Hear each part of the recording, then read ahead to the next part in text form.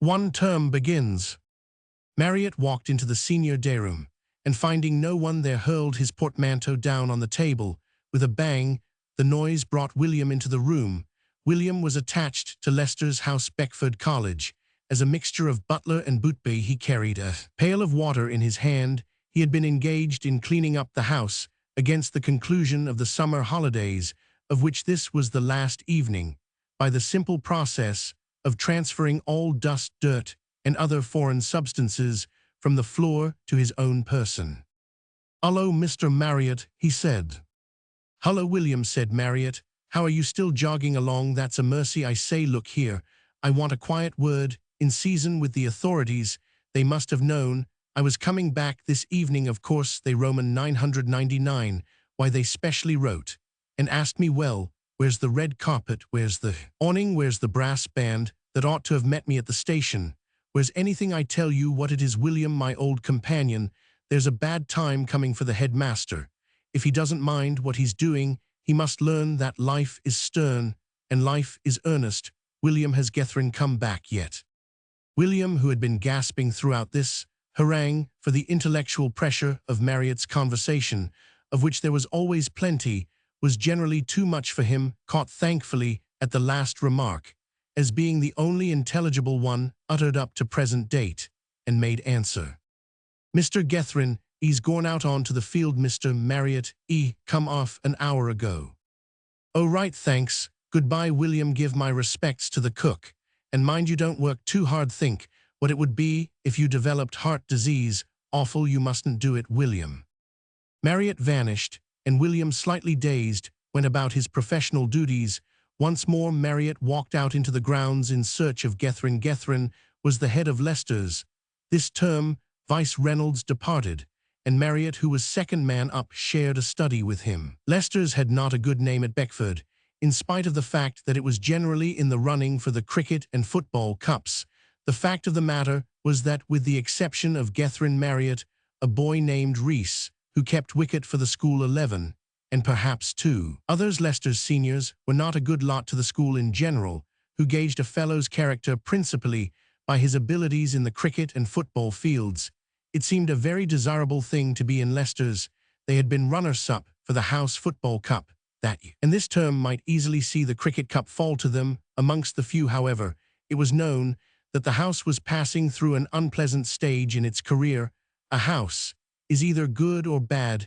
It is seldom that it can combine the advantages of both systems. Leicester's was bad. This was due partly to a succession of bad head prefects, and partly to Leicester himself, who was well-meaning but weak. His spirit was willing, but his will was not spirited. When things went on that ought not to have gone on, he generally managed to avoid seeing them, and the things continued to go on altogether, unless Gethin's rule should act as a tonic. Leicester's was in a bad way. The powers that be, however, were relying on Gethin to effect some improvement. He was in the 6th, the first 15, and the first 11. Also, a backbone was included in his anatomy, and if he made up his mind to a thing, that thing generally happened. The Rev. James Beckett, the headmaster of Beckford, had formed a very fair estimate of Gethin's capabilities, and at the moment when Marriott was drawing the field for the missing one, that worthy was sitting in the headmaster's study with a cup in his right hand and a muffin half-eaten in his left, drinking in tea and wisdom simultaneously. The head was doing most of the talking. He had led up to the subject skillfully, and once reached, he did not leave it. The text of his discourse was the degeneracy of Leicester's. "Now you know Gethin, Another muffin, help yourself. You know Reynolds well. He was a capital boy in his way, capital, and I am sure we shall all miss him very much, but he was not a good head of a house. He was weak, much too weak, too easy-going. You must avoid that, Gethin Reynolds." And much more in the same vein, Gethin left the room half an hour later, full of muffins and good resolutions. He met Marriott at the Five Scots. "Where have you been to?" asked Marriott. "I've been looking for you all over the shop." "I and my friend, the headmaster," said Gethin, "have been having a quiet pot of tea between us." "Really? Was he affable?" "Distinctly affable." "You know," said Marriott confidentially, "he asked me in, but I told him it wasn't good enough. I said that if he would consent to make his tea with water that wasn't 2 degrees below lukewarm, and bring on his muffins cooked instead of raw, and supply some butter to eat with them, I might look him up now, and then otherwise it couldn't be done at the price. But what did he want you for really? He was ragging me about the house, quite right too, you know, there's no doubt about it, Lester's does want bucking up. We're going to get the cricket cup, said Marriott for the defence.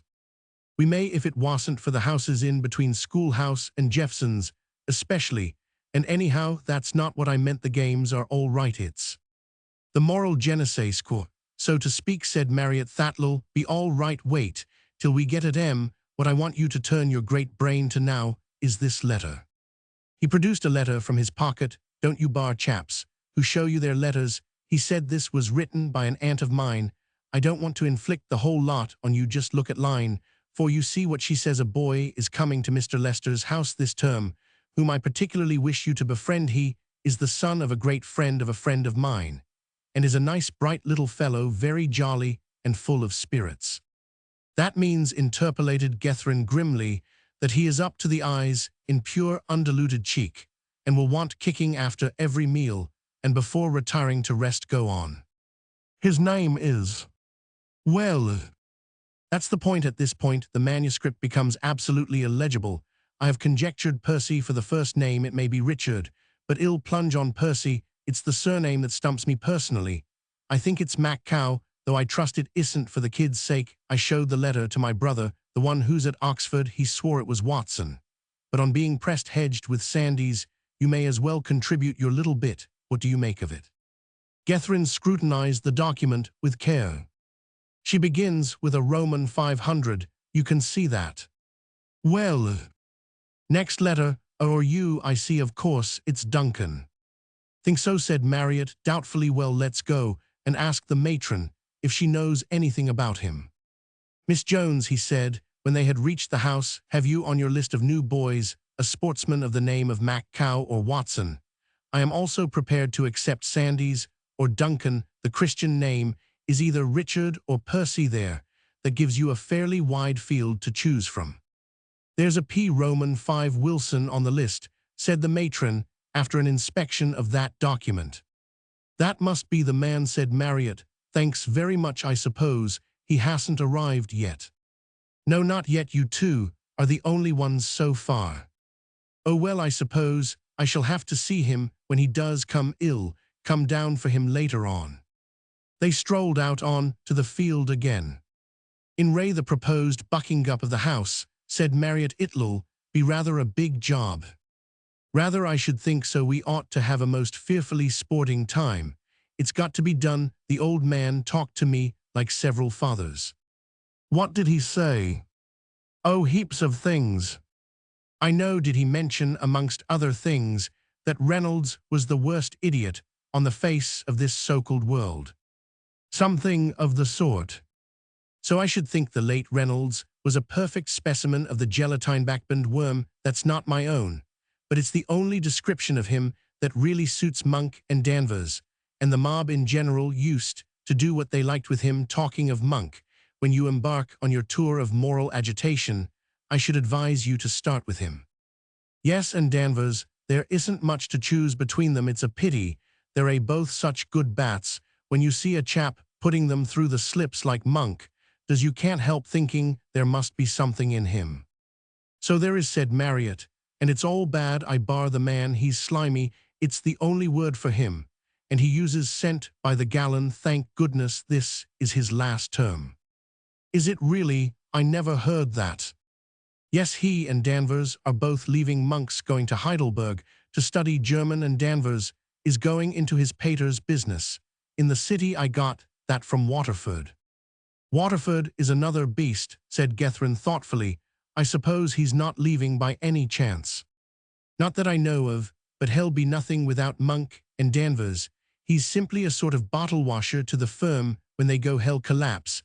Let's be strolling towards the house now. Shall we hullo our only Reese? Hullo, Reese.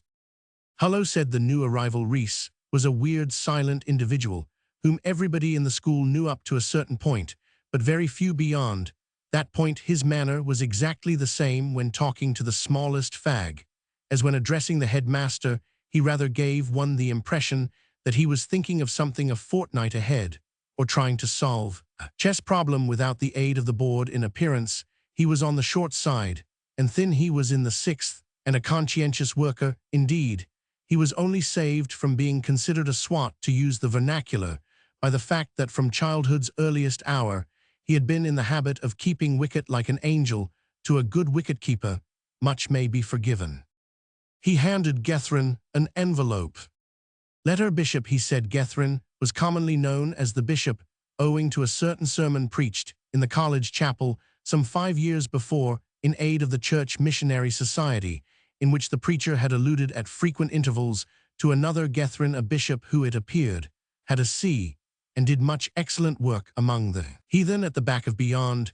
Gethrin's friends and acquaintances, who had been alternating between Ginger Gethrin's hair, being inclined to redness and sneg, a name which utterly baffles the philologist, had welcomed the new name warmly, and it had stuck ever since. And after all, there are considerably worse names by which one might be called. "What the dickens," he said, as he finished reading the letter. "Tell us the worst," said Marriott. "You must read it out now, out of common decency, after rousing our expectations like that." "All right, it isn't private, it's from an aunt of mine." "Seems to be a perfect glut of ants," said Marriott. "What views has your representative got to air? Is she springing any jolly little fellow full of spirits on this happy community?" "No, it's not that. It's only an uncle of mine who's coming down here. He's coming tomorrow, and I am to meet him. The uncanny part of it is that I've never heard of him before in my life." "That reminds me of a story I heard," began Reese slowly. Reese's observations were not frequent, but when they came, did so, for the most part, in anecdotal shape. Somebody was constantly doing something which reminded him of something he had heard somewhere from somebody. The unfortunate part of it was that he exuded these reminiscences at such a leisurely rate of speed that he was rarely known to succeed in finishing any of them. He resembled those serial stories which appear in papers destined at a moderate price to fill an obvious void, and which break off abruptly at the third chapter, owing to the premature decease of the said periodicals. On this occasion Marriott cut in with a few sage remarks on the subject of uncles. As a class, uncles, he said, are tricky. You never know where you've got 'em. You think they're going to come out strong with sovereign, and they make it a shilling without a blush. An uncle of mine once gave me a 3-penny bit. If it hadn't been that I didn't wish to hurt his feelings, I should have flung it at his feet. Also, I particularly wanted 3pence at the moment. Is your uncle likely to do his duty, Bishop?" "I tell you, I don't know the man. Never heard of him. I thought I knew every uncle on the list, but I can't place this one. However, I suppose I shall have to meet him." "Rather," said Marriott, as they went into the house. "We should always strive to be kind, even to the very humblest. On the off chance, you know, the unknown may have struck it rich in sheep or something out in Australia. Most uncles come from Australia. Or he may be the boss of some trust and wallowing in dollars. He may be anything. Let's go and brew, Bishop. Come on, Reese." "I don't mind watching you two chaps eat," said Gethrin, "but I can't join in myself.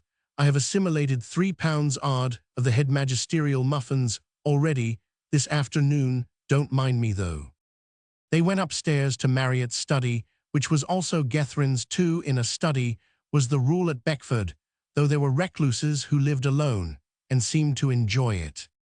When the festive board had ceased to groan, and the cake which Marriott's mother had expected to last a fortnight had been reduced to a mere wreck of its former self, the thought of his aunt's friend's son returned to Marriott, and he went down to investigate, returning shortly afterwards unaccompanied, but evidently full of news. "Well," said Gethrin, "hasn't he come?" "A little," said Marriott, "just a little. I went down to the fags' room, and when I opened the door, I noticed a certain weird stillness in the atmosphere. There is usually a row going on that you could cut with a knife. I looked about. The room was apparently empty. Then I observed a quaint object on the horizon. Do you know one Skinner by any chance?" "My dear chap," said Gethrin, "Skinner was a sort of juvenile Professor Moriarty, a Napoleon of crime. He reeked of crime. He reveled in his wicked deeds. If a dormitory prefect was kept awake at night by some diabolically ingenious contrivance for combining the minimum of risk with the maximum of noise, Then it was Skinner who had engineered the thing again, did a master playing. Nervously forward on a bad pitch at the nets, to Gosling the school fast bowler, received the ball gaspingly in the small ribs, and looked round to see whose was that raucous laugh which had greeted the performance. He would observe a couple of yards away Skinner deep in conversation with some friend of equally villainous aspect. In short, in a word, the only adequate word, he was Skinner. "Well," said Reese. Skinner, proceeded Marriott, was seated in a chair bleeding freely into a rather dirty pocket handkerchief. His usual genial smile was hampered by a cut lip, and his right eye was blacked in the most graceful and pleasing manner. I made tender inquiries, but could get nothing from him except grunts, so I departed, and just outside the door met young Lee and got the facts out of him. It appears that P. Roman 5 Wilson, my aunt's friend's son, entered the fag's room at 4:15 at 4:15 and a half. Punctually, Skinner was observed to be trying to rag him. Apparently, the great Percy has no sense of humor, for at 4:17 he got tired of it and hit Skinner crisply in the right eyeball, blacking the same as per illustration.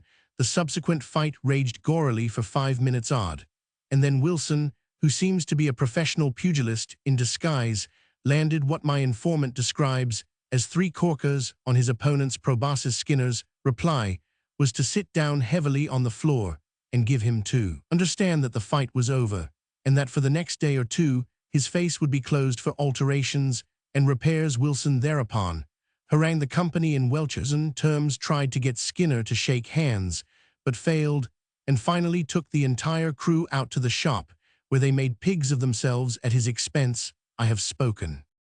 "And that's the kid you've got to look after," said Reese, after a pause.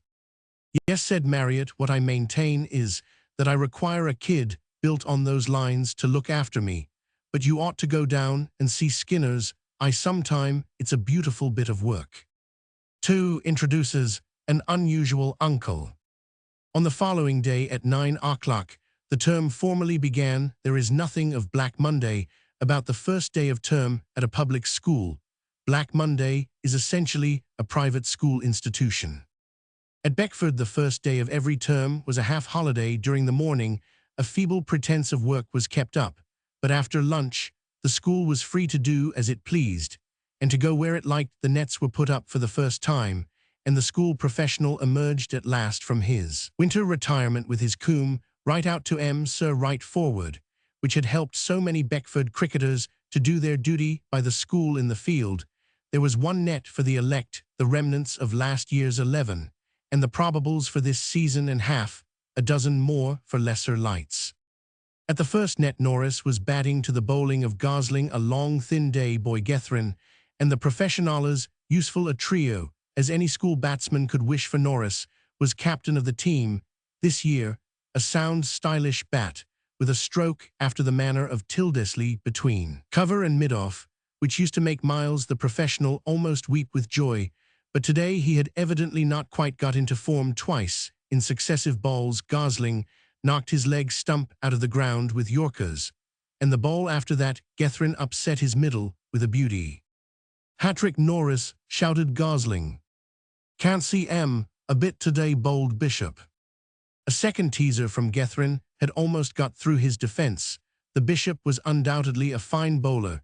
Without being quite so fast as Gosling, he nevertheless contrived to work up a very considerable speed when he wished to, and there was always something in every ball he bowled which made it necessary for the batsman to watch it. All the way in matches against other schools, it was generally Gosling who took the wickets. The batsmen were bothered by his pace, but when the Roman 1000, Roman 100, Roman 100, or the incogniti came down, bringing seasoned county men who knew what fast bowling really was, and rather preferred it on the whole to slow, then Gethrin was called upon. Most Beckfordians who did not play cricket on the first day of term went on the river, a few rode bicycles, or strolled out into the country in couples, but the majority, amongst whom on this occasion was Marriott, sallied to the water and hired boats. Marriott was one of the 6 old cricket colours. Others were Norris, Gosling, Gethrin, Reese, and Pringle of the schoolhouse, who formed the foundation of this year's 11. He was not an ornamental bat, but stood quite alone in the matter of tall hitting 20 minutes. Of Marriott, when in form, would often completely alter the course of a match. He had been given his colors in the previous year for making exactly 100 in 61 minutes against the Authentics. When the rest of the team had contributed 98, the Authentics made 184, so that the school just won, and the story of how there were 5 men out in the deep for him, and how he put the slow bowler over their heads and over the ropes 8 times in 3 overs had passed into a school legend. But today other things than cricket occupied his attention. He had run Wilson to earth and was engaged in making his acquaintance according to instructions received. "Are you Wilson?" he asked. P. Roman 5 Wilson. Wilson confirmed the charge. "My name's Marriott. Does that convey any significance to your young mind?" "Oh yes, my mater knows somebody who knows your aunt." "It is a true bill. And she said you would look after me. I know you won't have time, of course." "I expect I shall have time to give you all the looking after you'll require. It won't be much from all I've heard. Was all that true about you and young Skinner?" Wilson grinned. "I did have a bit of a row with a chap called Skinner," he admitted. "So Skinner seems to think," said Marriott. "What was it all about?"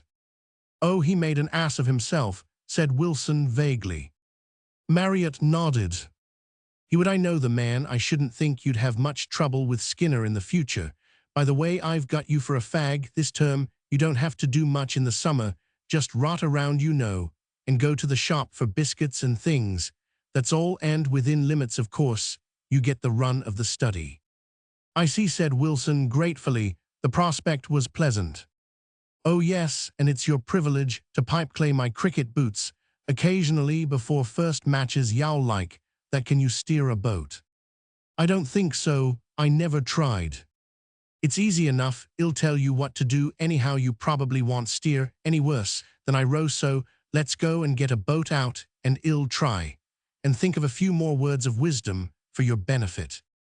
At the nets, Norris had finished his innings, and Pringle was batting in his stead. Gethrin had given up his ball to Baines, who bowled slow leg breaks, and was the most probable of the probables above mentioned. He went to where Norris was taking off his pads and began to talk to him. Norris was the head of Jeffson's house, and he and the bishop were very good friends in a casual sort of way. If they did not see one another for a couple of days, neither of them broke his heart. Whenever, on the other hand, they did meet, they were always glad and always had plenty to talk about. Most school friendships are of that description. "You were sending down some rather hot stuff," said Norris, as Gethrin sat down beside him and began to inspect Pringle's performance with a critical eye. "I did feel rather fit," said he, "but I don't think half those that got you would have taken wickets in a match. You aren't in form yet." "I tell you what it is, Bishop," said Norris, "I believe I am going to be a rank failure this season. Being captain does put one off." "Don't be an idiot, man. How can you possibly tell after one day's play at the nets?" "I don't know. I feel so beastly anxious. Somehow I feel as if I was personally responsible for every match lost. It was all right last year, when John Brown was captain. Good old John. Do you remember his running you out in the Charchester match?" "Don't," said Gethrin pathetically. "The only time I've ever felt as if I really was going to make that century. By Jove, see that drive. Pringle seems all right." "Yes, hell simply walk into his blue when he goes up to the varsity. What do you think of Baines?" "Ought to be rather useful on his wicket. Jeffson thinks he's good." "Mr. Jeffson looked after the school cricket." "Yes, I believe he rather fancies him," said Norris. "Says he ought to do some big things if we get any rain." "Hullo, Pringle, are you coming out? You'd better go in then, Bishop." "All right, thanks. Oh, by Jove, though, I forgot. I can't. I've got to go down to the station to meet an uncle of mine." "What's he coming up today for? Why didn't he wait till we'd got a match of sorts on?" "I don't know. The man's probably a lunatic. Anyhow, I shall have to go and meet him, and I shall just do it comfortably if I go and change now." "Oh, right you are, Sammy. Do you want a knock?"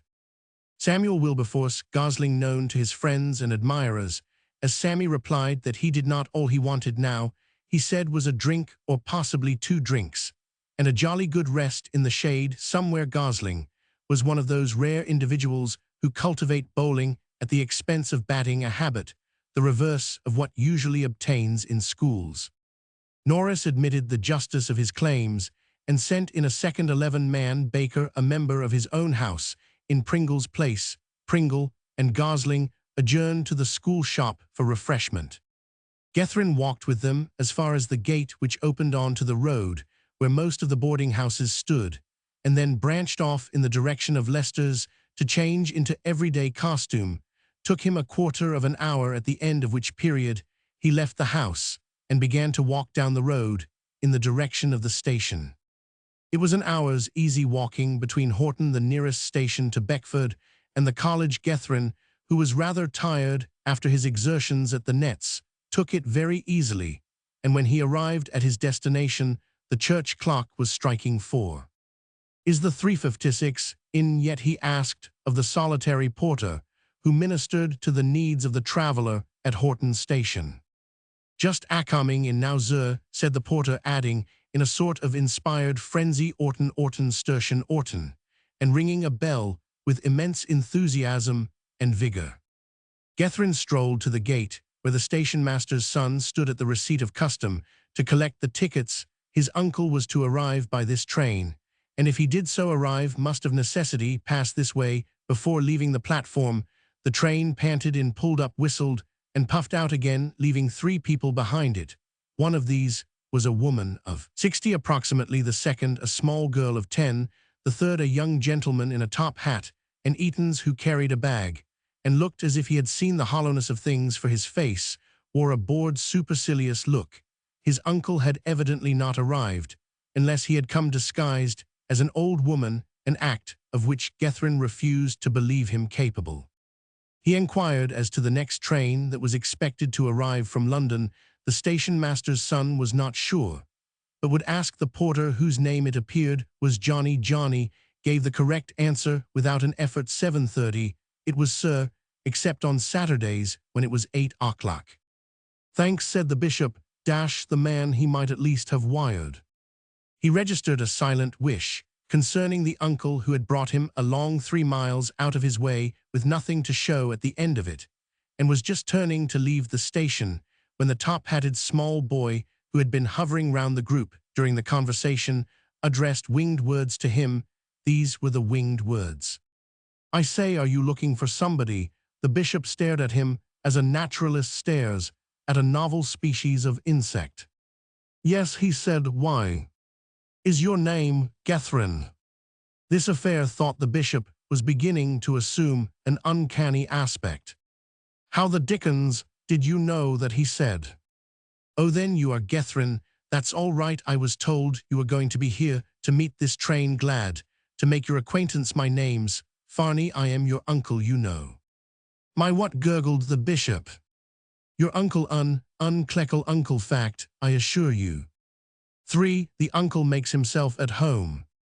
"But dash it," said Gethryn, when he had finished, gasping, "that must be rot."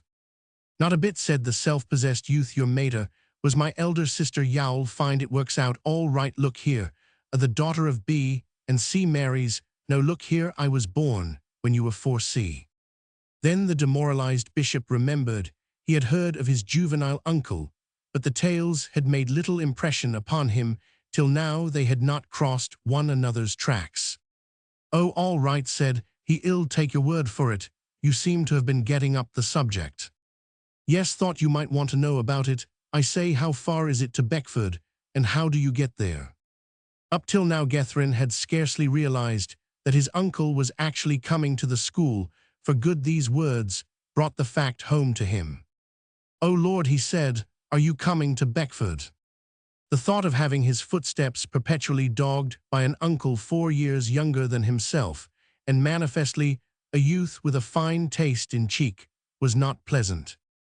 "Of course," said his uncle. "What did you think I was going to do? Camp out on the platform?" "What house are you in?" "Leicester's." The worst had happened. The bitter cup was full, the iron neatly inserted in Gethryn's soul. In his most pessimistic moments, he had never looked forward to the coming term so gloomily as he did now. His uncle noted his lack of enthusiasm and attributed it to anxiety on behalf of himself. "What's up?" he asked. "Isn't Lester's all right? Is Lester a beast?" "No, he's a perfectly decent sort of man. It's a good enough house. At least, it will be this term. I was only thinking of something." "I see. Well, how do you get to the place?" "Walk. It isn't far." "How far?" "3 miles. The porter said 4. "It may be 4. I never measured it." "Well, how the dickens do you think I'm going to walk 4 miles with luggage? I wish you wouldn't rot."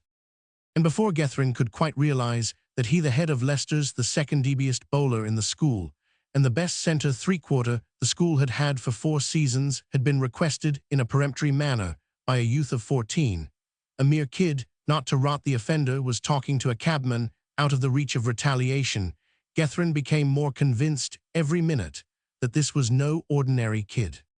"This man says," observed Farney, returning to Gethrin, "that he'll drive me up to the college for 7 bob, as it's a short 4 miles, and I've only got 2 boxes.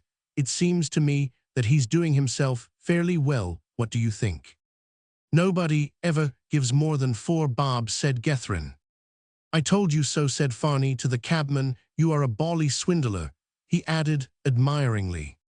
"Look 'ere," began the cabman in a pained voice. "Oh, dry up," said Farney. "Want a lift, Gethrin?" The words were spoken not so much as from equal to equal as in a tone of airy patronage, which made the bishop's blood boil, but as he intended to instill a few words of wisdom into his uncle's mind, he did not refuse the offer. The cabman, apparently accepting the situation as one of those slings and arrows of outrageous fortune which no man can hope to escape, settled down on the box, clicked up his horse, and drove on towards the college. "What sort of a hole is Beckford?" asked Farney, after the silence had lasted some time. "I find it good enough personally," said Gethrin. "If you'd let us know earlier that you were coming, we'd have had the place done up a bit for you." This, of course, was feeble, distinctly feeble, but the bishop was not feeling himself. The essay in sarcasm left the wood victim entirely uncrushed. He should have shrunk and withered up, or at the least have blushed. But he did nothing of the sort. He merely smiled in his supercilious way, until the bishop felt very much inclined to spring upon him and throw him out of the cab. There was another pause. "Farney," began Gethrin at last. Doesn't it strike you that, for a kid like you, you've got a good deal of edge on?" asked Gethrin. Farney affected a masterly counterstroke. He pretended not to be able to hear. He was sorry, but would the bishop mind repeating his remark? What he said, "Very sorry, but this cab's making such a row. I say, cabby, why don't you sign the pledge and save your money up to buy a new cab?" "Oh, sorry, I wasn't listening now. Inasmuch as the whole virtue of the wretched little kid like you argument lies in the crisp dispatch with which it is delivered," Gethrin began to find, on repeating his observation for the 3rd time, that there was not quite so much in it as he had thought. He prudently elected to change his style of attack. "It doesn't matter," he said wearily, as Farney opened his mouth to demand a 4th encore. "It wasn't anything important. Now look here, I just want to give you a few tips about what to do when you get to the coal. To start with, you'll have to take off that white tie you've got on. Black and dark blue are the only sorts allowed." "How about yours, then?" Gethrin was wearing a somewhat sweet thing in brown and yellow. "Mine happens to be a first 11 tie." "Oh, well, as a matter of fact, you know, I was going to take off my tie. I always do, especially at night. It's a sort of habit I've got into." "Not quite so much of your beastly cheek plays," said Gethrin. "Right-ho," said Farney cheerfully, and silence, broken only by the shrieking of the cab wheels, brooded once more over the cab. Then Gethrin, feeling that perhaps it would be a shame to jump too severely on a new boy on his first day at a large public school, began to think of something conciliatory to say. "Look here," he said, "y'all get on all right at Beckford. I expect y'all find Leicester's a fairly decent sort of house. Anyhow, you needn't be afraid you'll get bullied. There's none of that sort of thing at school nowadays." "Really?" "Yes, and there's another thing I ought to warn you about. Have you brought much money with you?" "'Bout £14, I fancy," said Farney carelessly.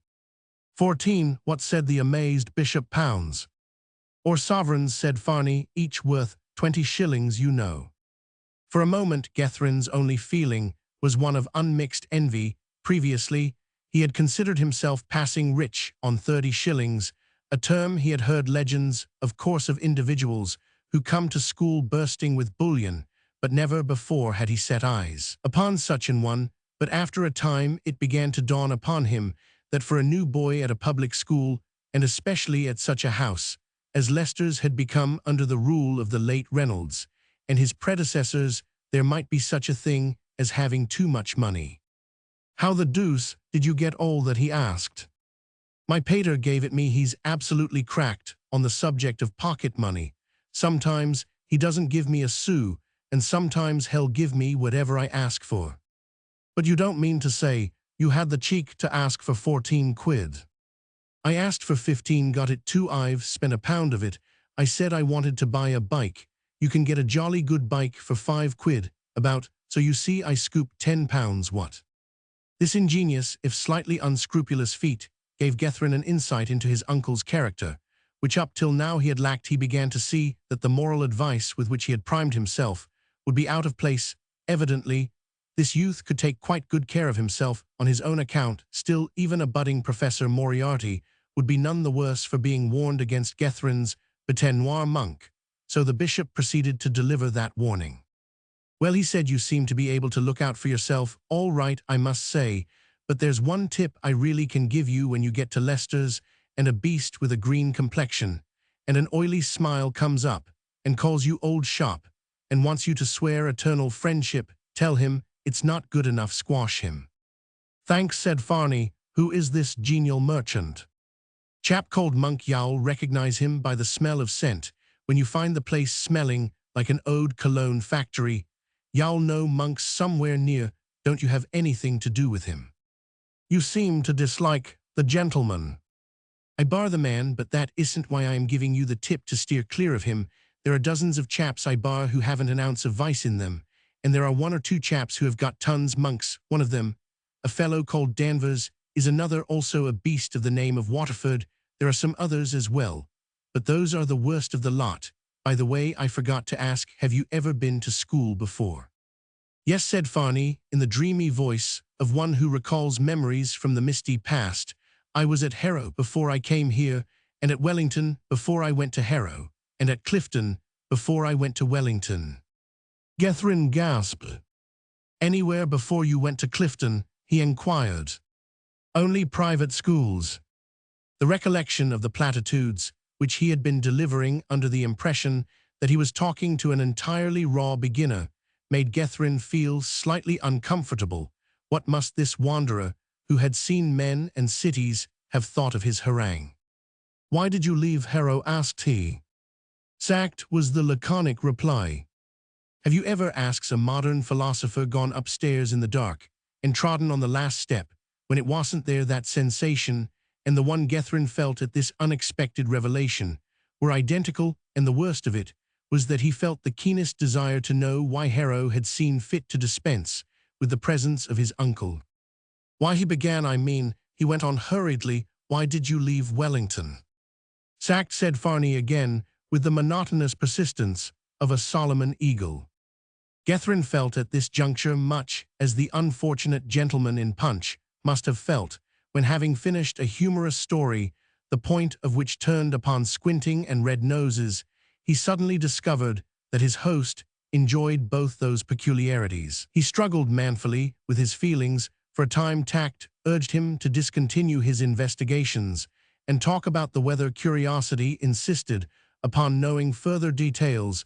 Just as the struggle was at its height, Farney came unexpectedly to the rescue. "It may interest you," he said, "to know that I was not sacked from Clifton." Gethrin, with some difficulty, refrained from thanking him for the information. "I never stop at a school long," said Farney. "If I don't get sacked, my father takes me away after a couple of terms.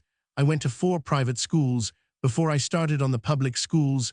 My pater took me away from the first 2 because he thought the drains were bad, the third because they wouldn't teach me shorthand, and the fourth because he didn't like the headmasters. I worked off those schools in a year and a half. Having finished this piece of autobiography, He relapsed into silence, leaving Gethryn to recollect various tales he had heard of his grandfather's eccentricity.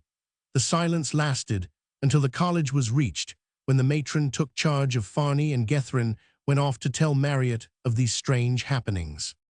Marriott was amused, nor did he attempt to conceal the fact when he had finished laughing, which was not for some time. He favored the bishop with a very sound piece of advice. "If I were you," he said, "I should try and hush this affair up. It's all fearfully funny, but I think you'd enjoy life more if nobody knew this kid was your uncle. To see the head of the house going about with a juvenile uncle in his wake might amuse the chaps rather, and you might find it harder to keep order. I won't let it out, and nobody else knows apparently. Go and square the kid. Oh, I say though, what's his name? If it's Gethryn you're done, unless you like to swear he's a cousin." "No, his name's Farney, thank goodness." "That's all right then, go and talk to him." Gethryn went to the junior study. Farney was holding forth to a knot of fags at one end of the room. His audience appeared to be amused at something. "I say, Farney," said the bishop, "half a second." Farney came out, and Gethryn proceeded to inform him that all things considered, and proud as he was of the relationship, it was not absolutely essential that he should tell everybody that he was his uncle. In fact, it would be rather better on the whole if he did not. Did he follow? Farney begged to observe that he did follow, but that to his sorrow, the warning came too late. "I'm very sorry," he said. "I hadn't the least idea you wanted the thing kept dark. How was I to know? I've just been telling it to some of the chaps, and they're awfully decent chaps. They seem to think it rather funny anyhow. I am not ashamed of the relationship, not yet at any rate." For a moment Gethryn seemed about to speak. He looked fixedly at his uncle, as he stood framed in the doorway, a cheerful column of cool, calm, concentrated cheek. Then, as if realizing that no words that he knew could do justice to the situation, he raised his foot in silence, and booted his own flesh and blood with marked emphasis, after which ceremony he went still, without a word, upstairs again. As for Farney, he returned to the junior day room, whistling down south in a soft but cheerful key, and solidified his growing popularity with doles of food from a hamper which he had brought with him. Finally, on retiring to bed, and being pressed by the rest of his dormitory for story, he embarked upon the history of a certain Pollock, and an individual referred to throughout as the Porro man, the former of whom caused the latter to be decapitated, and was ever afterwards haunted by his head, which appeared to him all day and every day, not excepting Sundays and bank holidays, in an upside-down position, and wearing a horrible grin. In the end, Pollock very sensibly committed suicide, with ghastly details, and the dormitory thanked Farney in a subdued and chastened manner, and tried with small success to go to sleep. In short, Farney's first evening at Beckford had been quite a triumph. For Pringle makes a sporting offer. Estimating it roughly, it takes a new boy at a public school about a week to find his legs and shed his skin of newness. The period is of course longer in the case of some and shorter in the case of others. Both Farney and Wilson had made themselves at home immediately. In the case of the latter, directly the Skinner episode had been noised abroad, and it was discovered, in addition, that he was a promising bat. Public opinion recognized that here was a youth out of the common run of new boys, and the lower fourth form in which he had been placed on arrival took him to its bosom. As an equal, Farney's case was exceptional. A career at Harrow, Clifton and Wellington, however short and abruptly terminated, gives one some sort of grip on the way public school life is conducted at an early date. Moreover, he gave signs of what almost amounted to genius in the indoor game department. Now success in the field is a good thing and undoubtedly makes for popularity, but if you desire to command the respect and admiration of your fellow beings to a degree stretched almost to the point of idolatry, make yourself proficient in the art of whiling away the hours of afternoon school. Before Farney's arrival, his form, the upper fourth, with the best intentions in the world, had not been skillful raggers. They had ragged in an intermittent, once-a-week sort of way. When, however, he came on the scene, he introduced a welcome element of science into the sport, as witness the following. Mr. Strudwick, the regular master of the form, happened on one occasion to be away for a couple of days, and a stopgap was put in his place. The name of the stopgap was Mr. Somerville Smith. He and Farney exchanged an unspoken declaration of war. Almost immediately the first round went in Mr. Smith's favor. He contrived to catch Farney in the act of performing some ingenious breach of the peace, and it being a Wednesday and a half-holiday, sent him into extra lesson on the following morning more by design than accident. Farney upset an ink pot. Mr. Smith observed icily that unless the stain was wiped away before the beginning of afternoon school, there would be trouble. Farney observed to himself that there would be trouble in any case, for he had hit upon the central idea for the most colossal rag that in his opinion ever was after morning school. He gathered the form around him and disclosed his idea. The floor of the form room, he pointed out, was some dozen inches below the level of the door. Would it not be a pleasant and profitable notion, he asked, to flood the floor with water to the depth of those dozen inches? On the wall outside the form room hung a row of buckets placed there in case of fire, and the lavatory was not too far off for practical purposes. Mr. Smith had bidden him wash the floor. It was obviously his duty to do so. The form thought so too for a solid hour 30. Weary but enthusiastic reprobates labored without ceasing, and by the time the bell rang all was prepared. The floor was one still silent pool. 2 caps and a few notebooks floated sluggishly on the surface, relieving the picture of any tendency to monotony. The form crept silently to their places along the desks. As Mr. Smith's footsteps were heard approaching, they began to beat vigorously upon the desks, with the result that Mr. Smith, quickening his pace, dashed into the form room at a hard gallop. The immediate results were absolutely satisfactory, and if matters subsequently, when Mr. Smith, having changed his clothes, returned with the headmaster, did get somewhat warm for the 30 criminals, they had the satisfying feeling that their duty had been done, and a hearty and unanimous vote of thanks was passed to Farney, from which it will be seen that Master Reginald Farney was managing to extract more or less enjoyment out of his life at Beckford. Another person who was enjoying life was Pringle of the schoolhouse. The keynote of Pringle's character was superiority.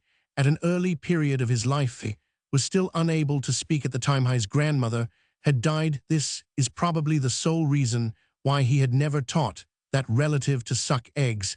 Had she lived, her education in that direction must have been taken in hand. Baffled in this, Pringle had turned his attention to the rest of the human race. He had a rooted conviction that he did everything a shade better than anybody else. This belief did not make him arrogant at all, and certainly not offensive, for he was exceedingly popular in the school, but still, there were people who thought that he might occasionally draw the line somewhere. Watson, the groundman, for example, thought so when Pringle primed him with advice on the subject of preparing a wicket, and Langdale, who had been captain of the team 5 years before, had thought so most decidedly, and had not hesitated to say so when Pringle, then in his first term and aged 12, had stood behind the first 11 net, and requested him peremptorily to keep em down, sir, keep em down. Indeed, the great man had very nearly had a fit on that occasion, and was wont afterwards to attribute to the effects of the shock, so received a sequence of 3 ducks, which befell him in the next 3 matches.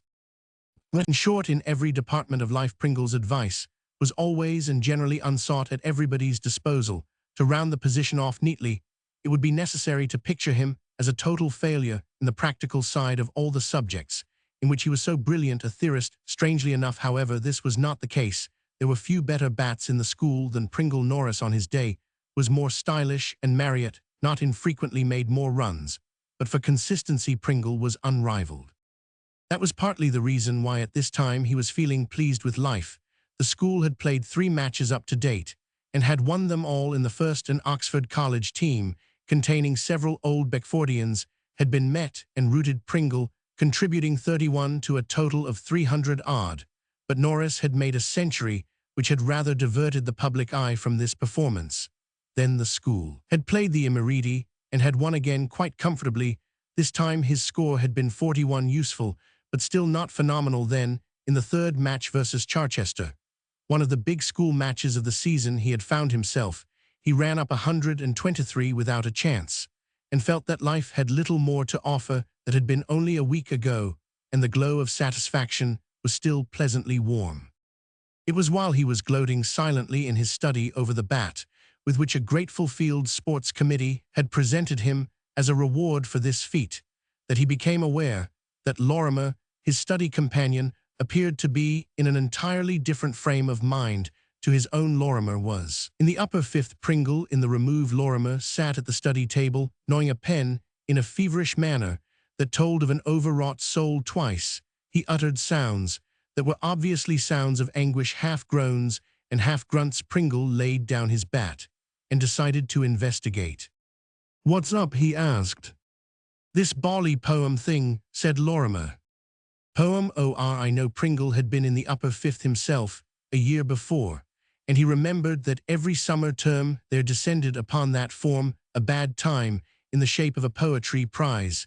A certain Indian potentate, the Roger of Seltzerpore, had paid a visit to the school some years back and had left behind him on his departure certain moneys in the local bank, which were to be devoted to providing the upper fifth with an annual prize for the best poem on a subject to be selected by the headmaster. Entrance was compulsory. The wily authorities knew very well that if it had not been, the entries for the prize would have been somewhat small. Why the upper fifth were so favored in preference to the sixth, or remove, is doubtful. Possibly it was felt that what with the Jones history, the Smith Latin verse, the Robinson Latin prose, and the de Crespigny Greek verse, and other trophies open only to members of the remove and sixth, those two forms had enough to keep them occupied. As it was, at any rate, to the upper fifth the prize was given, and every year 3 weeks after the commencement of the summer term the bad time arrived. "Can't you get on?" asked Pringle. "No." "What's the subject?" "Death of Dido." "Something to be got out of that, surely." "Wish you'd tell me what." "Heap of things." "Such as what? Can't see anything myself. I call it perfectly indecent, dragging the good lady out of her well-earned tomb at this time of day. I've looked her up in the Roman 599 of Antiquities, and it appears that she committed suicide some years ago. Body snatching, I call it. What do I want to know about her?" "What's Hecuba to him, or he to Hecuba?" murmured Pringle. "Hecuba," said Lorimer, looking puzzled. "What's Hecuba got to do with it?" "I was only quoting," said Pringle, with gentle superiority. "Well, I wish instead of quoting rot, you'd devote your energies to helping me with these beastly verses. How on earth shall I begin?" "You might adapt my quotation. What's Dido got to do with me, or I to do with Dido? I rather like that. Jam it down, then. You go on in a sort of ragtime meter, in the coon drum major style. Besides, you see, the beauty of it is that you administer a wholesome snub to the examiner right away, makes him sit up at once. Put it down." Lorimer bit off another quarter of an inch of his pen. "You needn't be an ass," he said shortly. "My dear chap," said Pringle, enjoying himself immensely, "what on earth is the good of my offering you suggestions? If you want, take them." Lorimer said nothing. He bit off another mouthful of penholder. "Well, anyway," resumed Pringle, "I can't see why you're so keen on the business. Put down anything. The beaks never make a fuss about these special exams." "It isn't the beaks I care about," said Lorimer in an injured tone of voice, as if someone had been insinuating that he had committed some crime. "Only my people are rather keen on my doing well in this exam." "Why this exam particularly?" "Oh, I don't know. My grandfather or someone was a bit of a pro at verse in his day, I believe, and they think it ought to run in the family." Pringle examined the situation in all its aspects. "Can't you get along?" he inquired at length. "Not an inch." "Pity. I wish we could swap places." "So do I, for some things. To start with, I shouldn't mind having made that century of yours against Charchester." Pringle beamed. The less hint that his fellowman was taking him at his own valuation always made him happy. "Thanks," he said. "No, but what I meant was that I wished I was in for this poetry prize. I bet I could turn out a rattling good screed.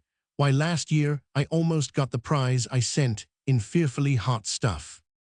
"Think so?" said Lorimer doubtfully, in answer to the rattling good screed passage of Pringle's speech. "Well, I wish you'd have a shot. You might as well." "What, really? How about the prize?" "Oh, hang the prize. We'll have to chance that." "I thought you were keen on getting it." "Oh no, second or third will do me all right and satisfy my people. They only want to know for certain that I've got the poetic afflatus all right. Will you take it on?" "All right. Thanks awfully." "I say, Lorimer," said Pringle after a pause. "Yes." Are your people coming down for the Arbs match? The Old Beckfordians match was the great function of the Beckford cricket season.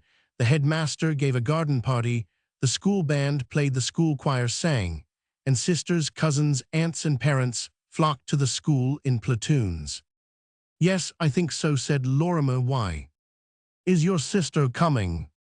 Oh, I don't know. A brother's utter lack of interest in his sister's actions is a weird and wonderful thing for an outsider to behold. Well, look here, I wish you'd get her to come. We could give them tea in here and have rather a good time, don't you think? All right, make her come. Look here, Pringle, I believe you're rather gone on, Mabel. This was Lorimer's vulgar way. Don't be an ass, said Pringle, with a laugh which should have been careless, but was in reality merely feeble. She's quite a kid. Miss Mabel Lorimer's exact age was 15. She had brown hair, blue eyes, and a smile which disclosed to view a dimple. There are worse things than a dimple, distinctly so indeed. When ladies of 15 possess dimples, mere man becomes. But as a piece of damp blotting paper, Pringle was 17 and a half, and consequently too old to take note of such frivolous attributes. But all the same, he had a sort of vague, sketchy impression that it would be pleasanter to run up a lively century against the Arbs with Miss Lorimer as a spectator than in her absence. He felt pleased that she was coming. I say about this poem, said Lorimer, dismissing a subject which manifestly bored him, and returning to one which was of vital interest, you're sure you can write fairly decent stuff. It's no good sending in stuff that'll turn the examiner's hair gray. Can you turn out something really decent? Pringle said nothing. He smiled gently, as who should observe I and Shakespeare. 5. Farney gets into trouble. It was perhaps only natural that Farney, having been warned so strongly of the inadvisability of having anything to do with Monk, should for that very reason be attracted to him. Nobody ever wants to do anything except what they are not allowed to do otherwise. There is no explaining the friendship that arose between them. Jack Monk was not an attractive individual. He had a slack mouth and a shifty eye, and his complexion was the sort which friends would have described as olive, enemies with more truth as dirty green. These defects would have mattered little, of course, in themselves. There's many a bilious countenance, so to speak, covers a warm heart. With Monk, however, appearances were not deceptive. He looked a bad lot, and he was one. It was on the second morning of term that the acquaintanceship began. Monk was coming downstairs from his study with Danvers, and Farney was leaving the fags' day room. See that kid, said Danvers. That's the chap I was telling you about, Gethron's uncle, you know. Not really. Let's cultivate him. I say, old chap, don't walk so fast. Farney, rightly concluding that the remark was addressed to him, turned and waited, and the three strolled over to the school buildings together. They would have made an interesting study for the observer of human nature. The two seniors, fancying that they had to deal with a small boy just arrived at his first school, and in the grip of that strange, lost feeling which attacks the best of new boys for a day or so after their arrival, and Farney, on the other hand, watching every move as perfectly composed, and at home as a youth should be, with the experience of 3 public schools to back him up. When they arrived at the school gates, Monk and Danvers turned to go in the direction of their form room, the remove leaving Farney at the door of the upper 4th. At this point, a small comedy took place. Monk, after feeling hastily in his pockets, requested Danvers to lend him 5 shillings until next Saturday. Danvers knew this request of old, and he knew the answer that was expected of him by replying that he was sorry, but he had not got the money. He gave Farney, who was still standing at the door, his cue to offer to supply the deficiency. Most new boys had grasped this fact from experience. You would have felt it an honor to oblige a senior with a small loan. As Farney made no signs of doing what was expected of him, Monk was obliged to resort to the somewhat cruder course of applying for the loan in person. He applied. Farney, with the utmost willingness, brought to light a handful of money, mostly gold. Monk's eye gleamed approval, and he stretched forth an itching palm. Danvers began to think that it would be rash to let a chance like this slip. Ordinarily, the tacit agreement between the pair was that only one should borrow at a time, lest confidence should be destroyed in the victim. But here was surely an exception, a special case, with a young gentleman so obviously a man of coin, as Farney, the rule might well be broken for once. While you're about it, Farney, old man, he said carelessly, you might let me have a bob or two. If you don't mind, 5 bob'll see me through to Saturday, all right. Do you mean tomorrow? Enquired Farney, looking up from his heap of gold. No, Saturday week, let you have it back by then, at the latest make a point of it. How would a quid do?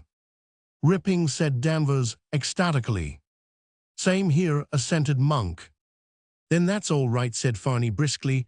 I thought perhaps you might have had enough. You've got a quid, I know, Monk, because I saw you haul one out at breakfast, and Danvers has got one too, because he offered to toss you for it in the study afterwards. And besides, I couldn't lend you anything in any case, because I've only got about 14 quid myself. With which parting shot, he retired wrapped in gentle thought into his form room, and from the noise which ensued immediately upon his arrival, the shrewd listener would have deduced quite correctly that he had organized and taken the leading part in a general rag. Monk and Danvers proceeded upon their way. You got rather left there, old chap, said Monk at length. I like that, replied the outraged Danvers. How about you then? It seemed to me you got rather left too. Monk compromised. Well, anyhow, he said, we shan't get much out of that kid. Little beast, said Danvers complainingly, and they went on into their form room in silence. I saw your younger relative in earnest conversation with friend Monk this morning, said Marriott later on in the day to Gethryn. I thought you were going to give him the tip in that direction. So I did, said the bishop wearily, but I can't always be looking after the little brute. He only does it out of sheer cussedness, because I've told him not to. It stands to reason that he can't like Monk. You remind me of the psalmist, and the wicked man's surname unknown, said Marriott. You can't see the good side of Monk. There isn't one. No, he's only got 2 sides, a bad side and a worse side, which he sticks on the strength of being fairly good at games. I wonder if he's going to get his first this season. He's not a bad bat. I don't think he will. He is a good bat, but there are heaps better in the place. I say, I think I shall give young Farney the tip once more, and let him take it or leave it. What do you think? Hell, leave it, said Marriott with conviction.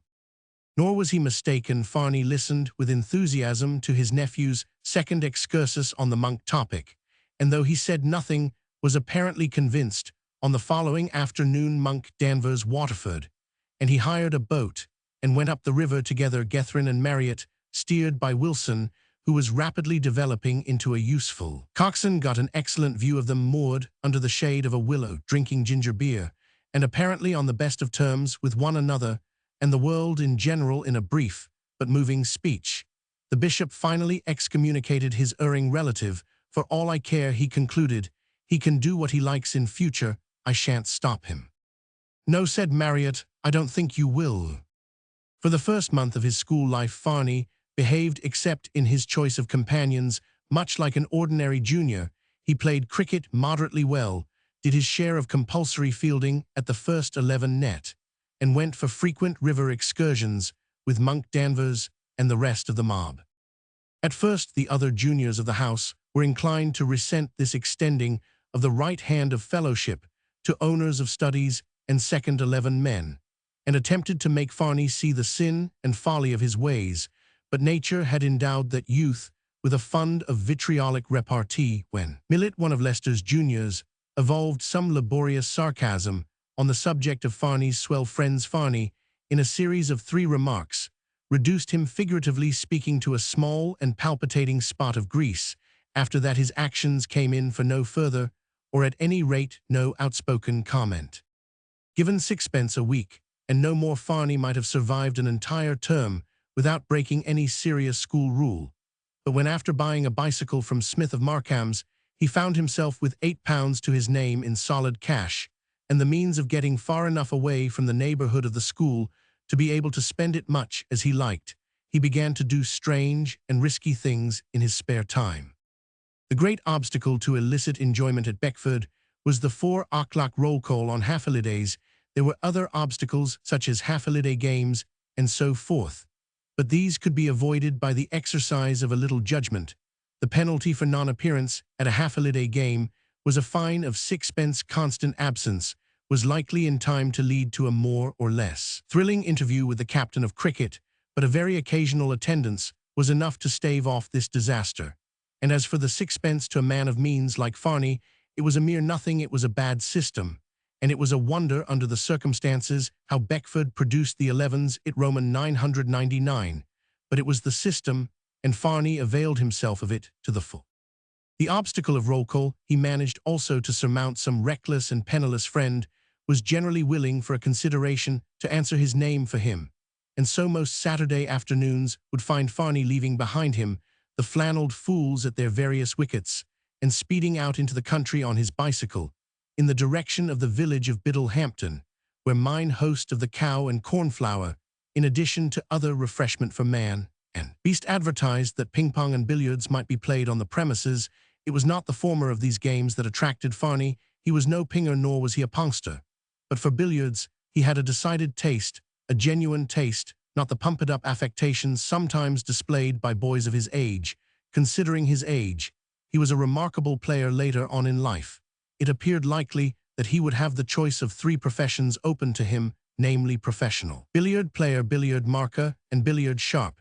At each of the 3 he showed distinct promise. He was not lured to the green cloth by Monk or Danvers. Indeed, if there had been any luring to be done, it is probable that he would have done it, and not they. Neither Monk nor Danvers was in his confidence in the matter. Billiards is not a cheap amusement.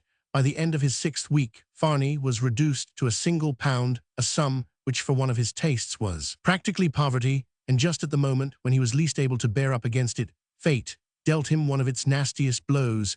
He was playing a 50-up against a friendly but unskillful farmer at the Cow and Cornflower. "Better look out," he said, as his opponent affected a somewhat rustic stroke. "You'll be cutting the cloth in a second."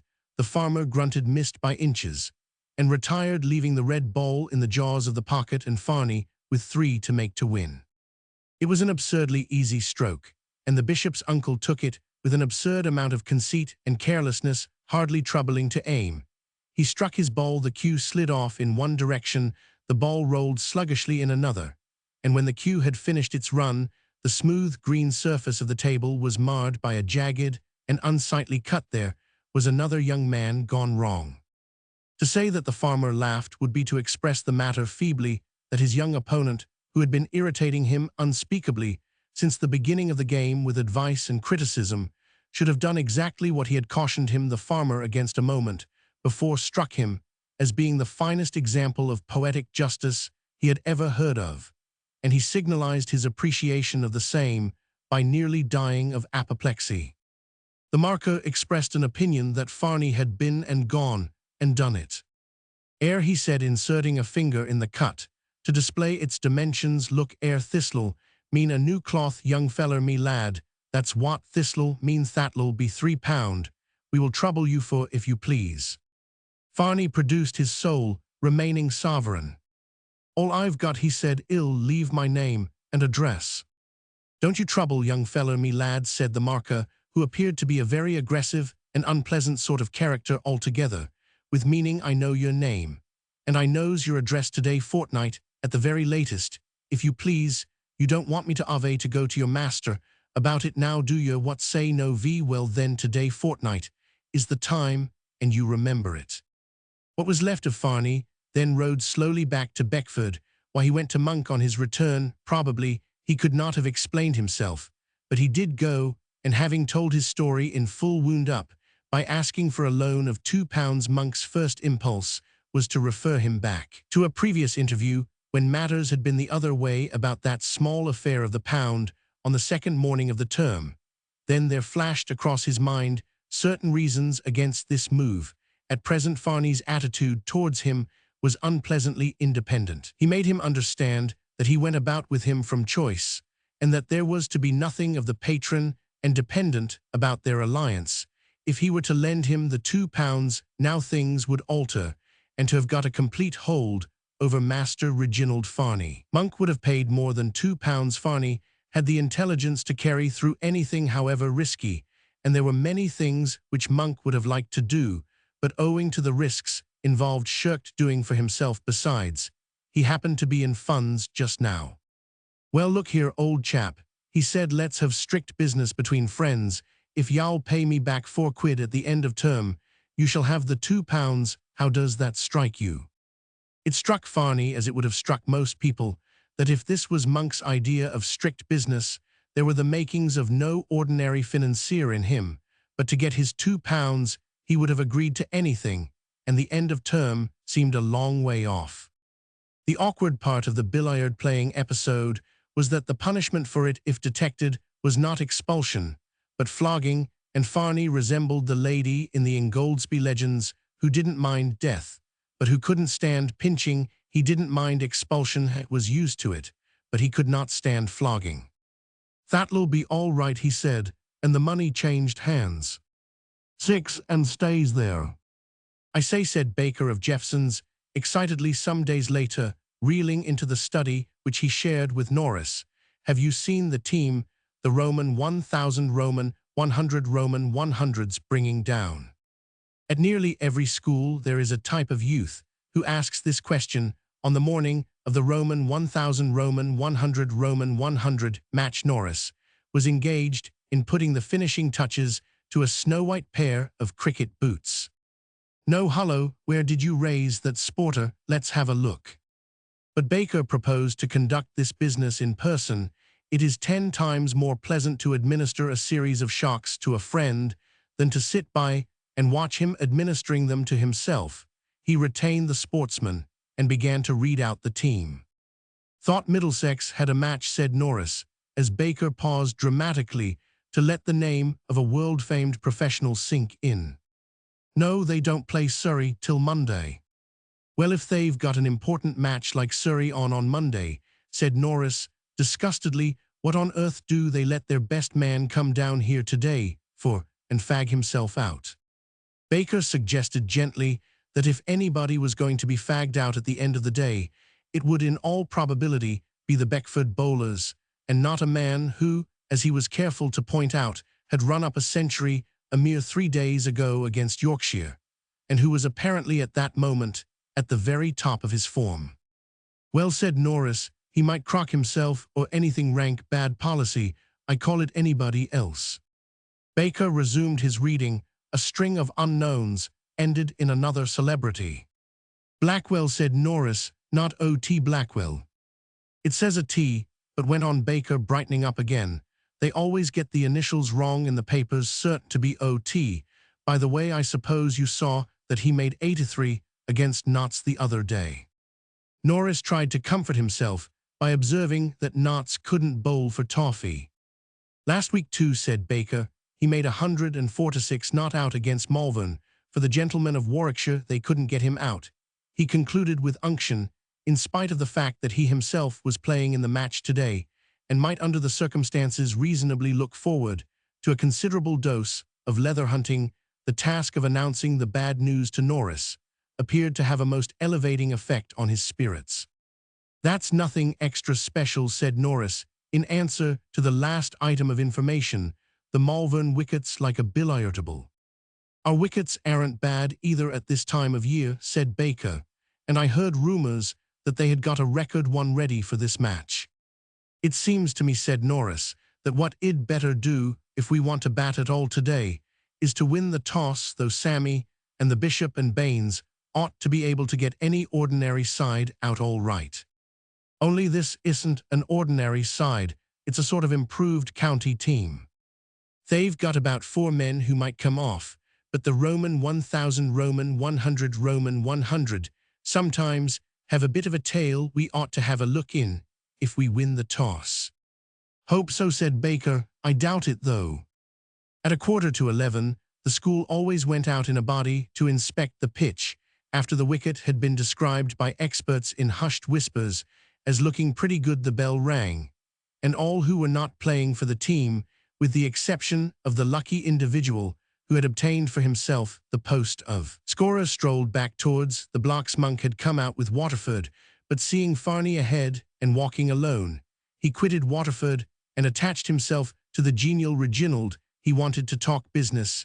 He had not found the speculation of the £2 a very profitable one. He had advanced the money under the impression that Farney, by accepting it, was practically selling his independence, and there were certain matters in which Monk was largely interested, connected with the breaking of bounds and the purchase of contraband goods, which he would have been exceedingly glad to have performed by deputy. He had fancied that Farney would have taken over these jobs as part of his debt, but he had mistaken his man on the very first occasion when he had attempted to put on the screw. Farney had flatly refused to have anything to do with what he proposed. He said that he was not Monk's Farga remark, which had the merit of being absolutely true. All this combined with a slight sinking of his own funds induced Monk to take steps towards recovering the loan. "I say, Farney, old chap." "Hello."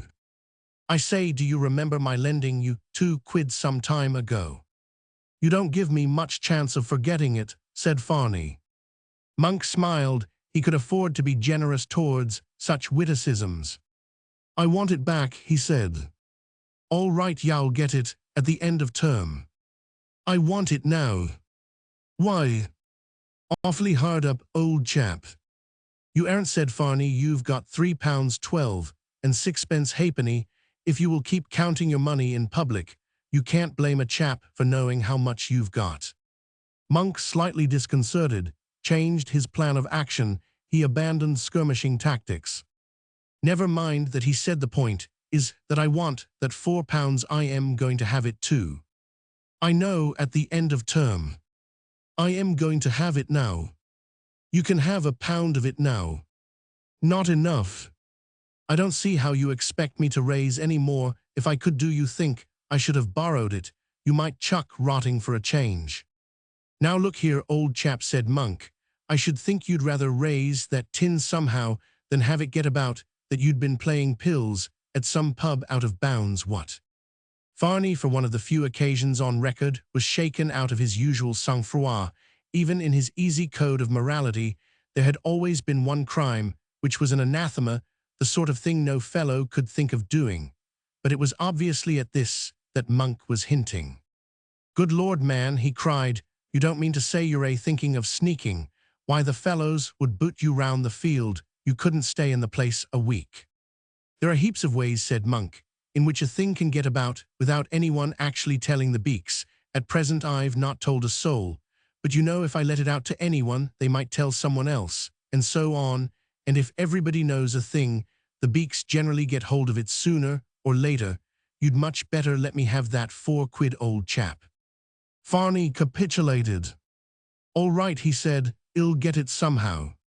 "Thanks awfully, old chap," said Monk. "So long." In all Beckford, there was only one person who was in the least degree likely to combine the two qualities necessary for the extraction of Farney from his difficulties. These qualities were, in the first place, ability, in the second place, willingness to advance him free of security. The £4 he required the person whom he had in his mind was Gethrin. He had reasoned the matter out step by step during the second half of morning school. Gethrin, though he had, as Farney knew, no overwhelming amount of affection for his uncle, might, in a case of great need, prove blood to be thicker, as per advertisement, than water. But he reflected he must represent himself as in danger of expulsion rather than flogging. He had an uneasy idea that if the bishop were to discover that all he stood to get was a flogging, he would remark with enthusiasm that, as far as he was concerned, the good work might go on. Expulsion was different. To save a member of his family from expulsion, he might think it worth while to pass round the hat amongst his wealthy acquaintances. If 4 plutocrats with 4 sovereigns were to combine, Farney, by their united efforts, would be saved. And he rather liked the notion of being turned into a sort of limited liability company, like the Duke of Plaza Toro, at £1 a share. It seemed to add a certain dignity to his position.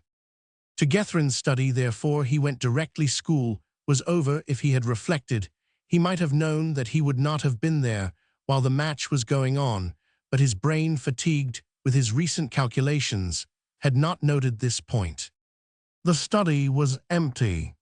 Most people, on finding themselves in a strange and empty room, are seized with a desire to explore the same and observe from internal evidence what manner of man is the owner. Nowhere does character come out so clearly as in the decoration of one's private den. Many a man at present respected by his associates, would stand forth unmasked. At his true worth could the world but look into his room, for there they would see that he was so lost to every sense of shame as to cover his books with brown paper, or deck his walls with oleographs presented with the Christmas numbers, both of which habits argue a frame of mind fit for murderers, stratagems, and spoils. Let no such man be trusted. The bishop's study, which Farney now proceeded to inspect, was not of this kind. It was a neat study arranged with not a little taste.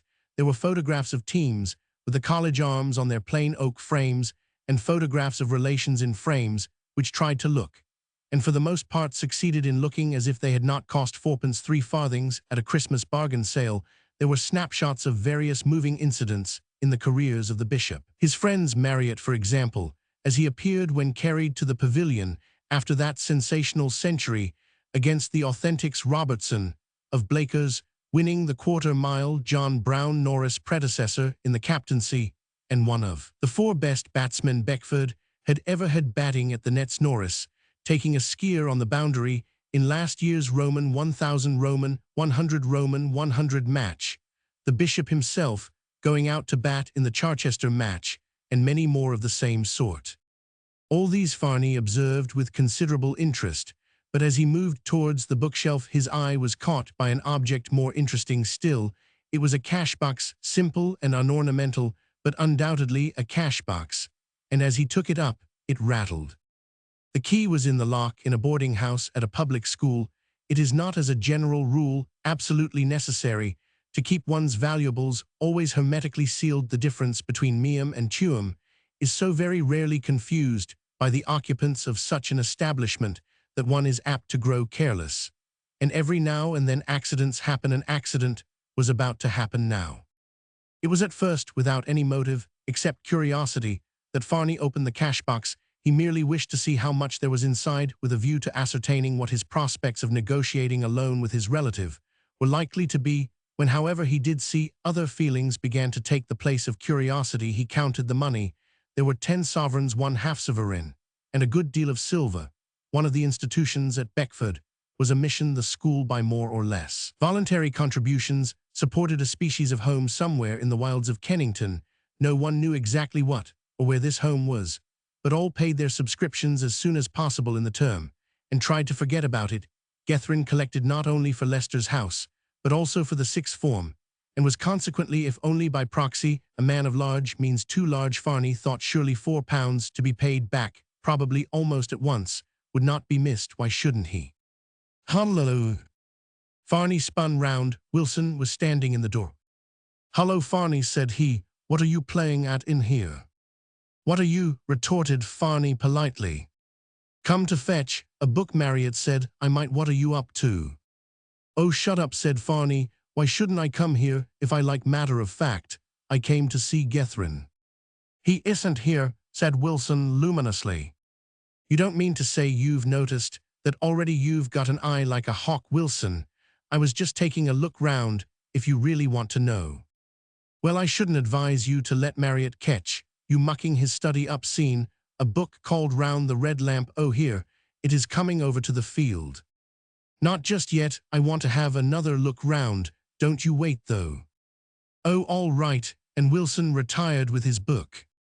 Now, though Wilson at present suspected nothing, not knowing of the existence of the cash-box, Farney felt that when the money came to be missed, and inquiries were made as to who had been in the study, and when he would recall the interview, 2 courses therefore remained open to him. He could leave the money altogether, or he could take it and leave himself, in other words, run away. In the first case, there would of course remain the chance that he might induce Gethrin to lend him the £4, but this had never been more than a forlorn hope, and in the light of the possibilities opened out by the cash-box, he thought no more of it. The real problem was, should he or should he not take the money from the cash-box? As he hesitated, the recollection of Monk's veiled threats came back to him, and he wavered no longer. He opened the box again, took out the contents, and dropped them into his pocket. While he was about it, he thought he might as well take all as only a part. Then he wrote 2 notes, one to the bishop he placed on top of the cash-box, the other he placed with 4 sovereigns on the table in Monk's study. Finally, He left the room, shut the door carefully behind him, and went to the yard at the back of the house, where he kept his bicycle. The workings of the human mind, and especially of the young human mind, are peculiar. It never occurred to Farney that a result equally profitable to himself, and decidedly more convenient for all concerned with the possible exception of Monk might have been arrived at if he had simply left the money in the box and run away without it. However, as the poet says, you can't think of everything. 7. The bishop goes for a ride. The Roman 1000 Roman 100 Roman 100 match opened auspiciously Norris. For the first time that season 1, the toss Tom Brown we read in a similar position, with the usual liberality of young hands, put his opponents in first. Norris was not so liberal. He may have been young, but he was not so young as that the sun was shining on as true a wicket as was ever prepared when he cried heads, and the coin, after rolling for some time in diminishing circles, came to a standstill with the dragon undermost, and Norris returned to the pavilion, and informed his gratified team that, all things considered, he rather thought that they would bat, and he would be obliged if Baker would get on his pads and come in first with him.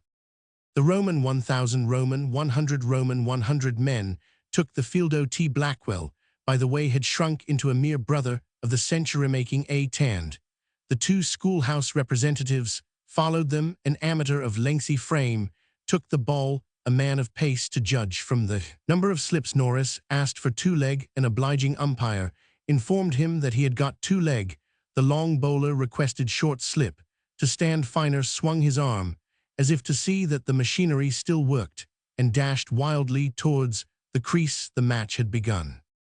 There are few pleasanter or more thrilling moments in one's school career than the first over of a big match. Pleasant, that is to say, if you are actually looking on. To have to listen to a match being started from the interior of a form room is of course maddening. You hear the sound of bat meeting ball, followed by distant clapping. Somebody has scored, but who and what? It may be a four, or it may be a mere single. More important still, it may be the other side batting. After all, some miscreant has possibly lifted your best bowler into the road.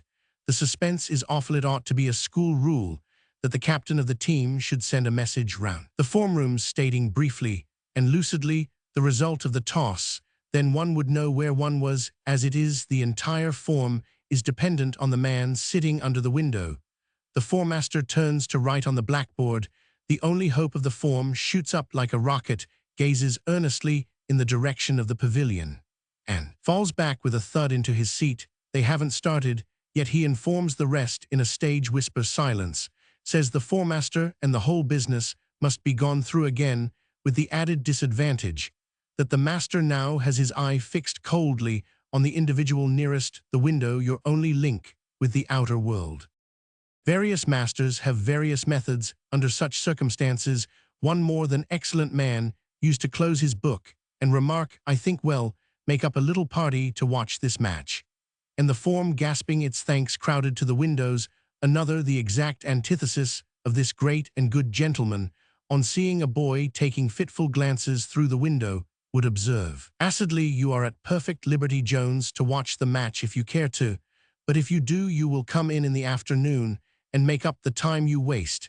And as all that could be seen from that particular window was one of the umpires and a couple of fieldsmen, Jones would reluctantly elect to reserve himself, and for the present to turn his attention to Euripides again. If you are one of the team and watch the match from the pavilion, you escape these trials, but there are others. In the first few overs of a school match, every ball looks to the spectators like taking a wicket. The fiendish ingenuity of the slow bowler and the lightning speed of the fast man at the other end make one feel positively Roman 99. When the first 10 has gone up on the scoring board, matters begin to right themselves. Today 10 went up quickly. The fast man's first ball was outside the off stump, and a half volley, and Norris, whatever the state of his nerves at the time, never forgot his forward drive. Before the bowler had recovered his balance, the ball was halfway to the ropes. The umpire waved a large hand towards the pavilion. The bowler looked annoyed, and the school inside the form rooms asked itself feverishly what had happened, and which side it was that was applauding. Having bowled his first ball too far up, the Roman 1000 Roman 100 Roman 100 man, on the principle of anything for a change, now put in a very short one. Norris, a new man, after that drive steered it through the slips, and again the umpire waved his hand. The rest of the over was more quiet. The last ball went for 4 byes, and then it was Baker's turn to face the slow man. Baker was a steady plodding bat.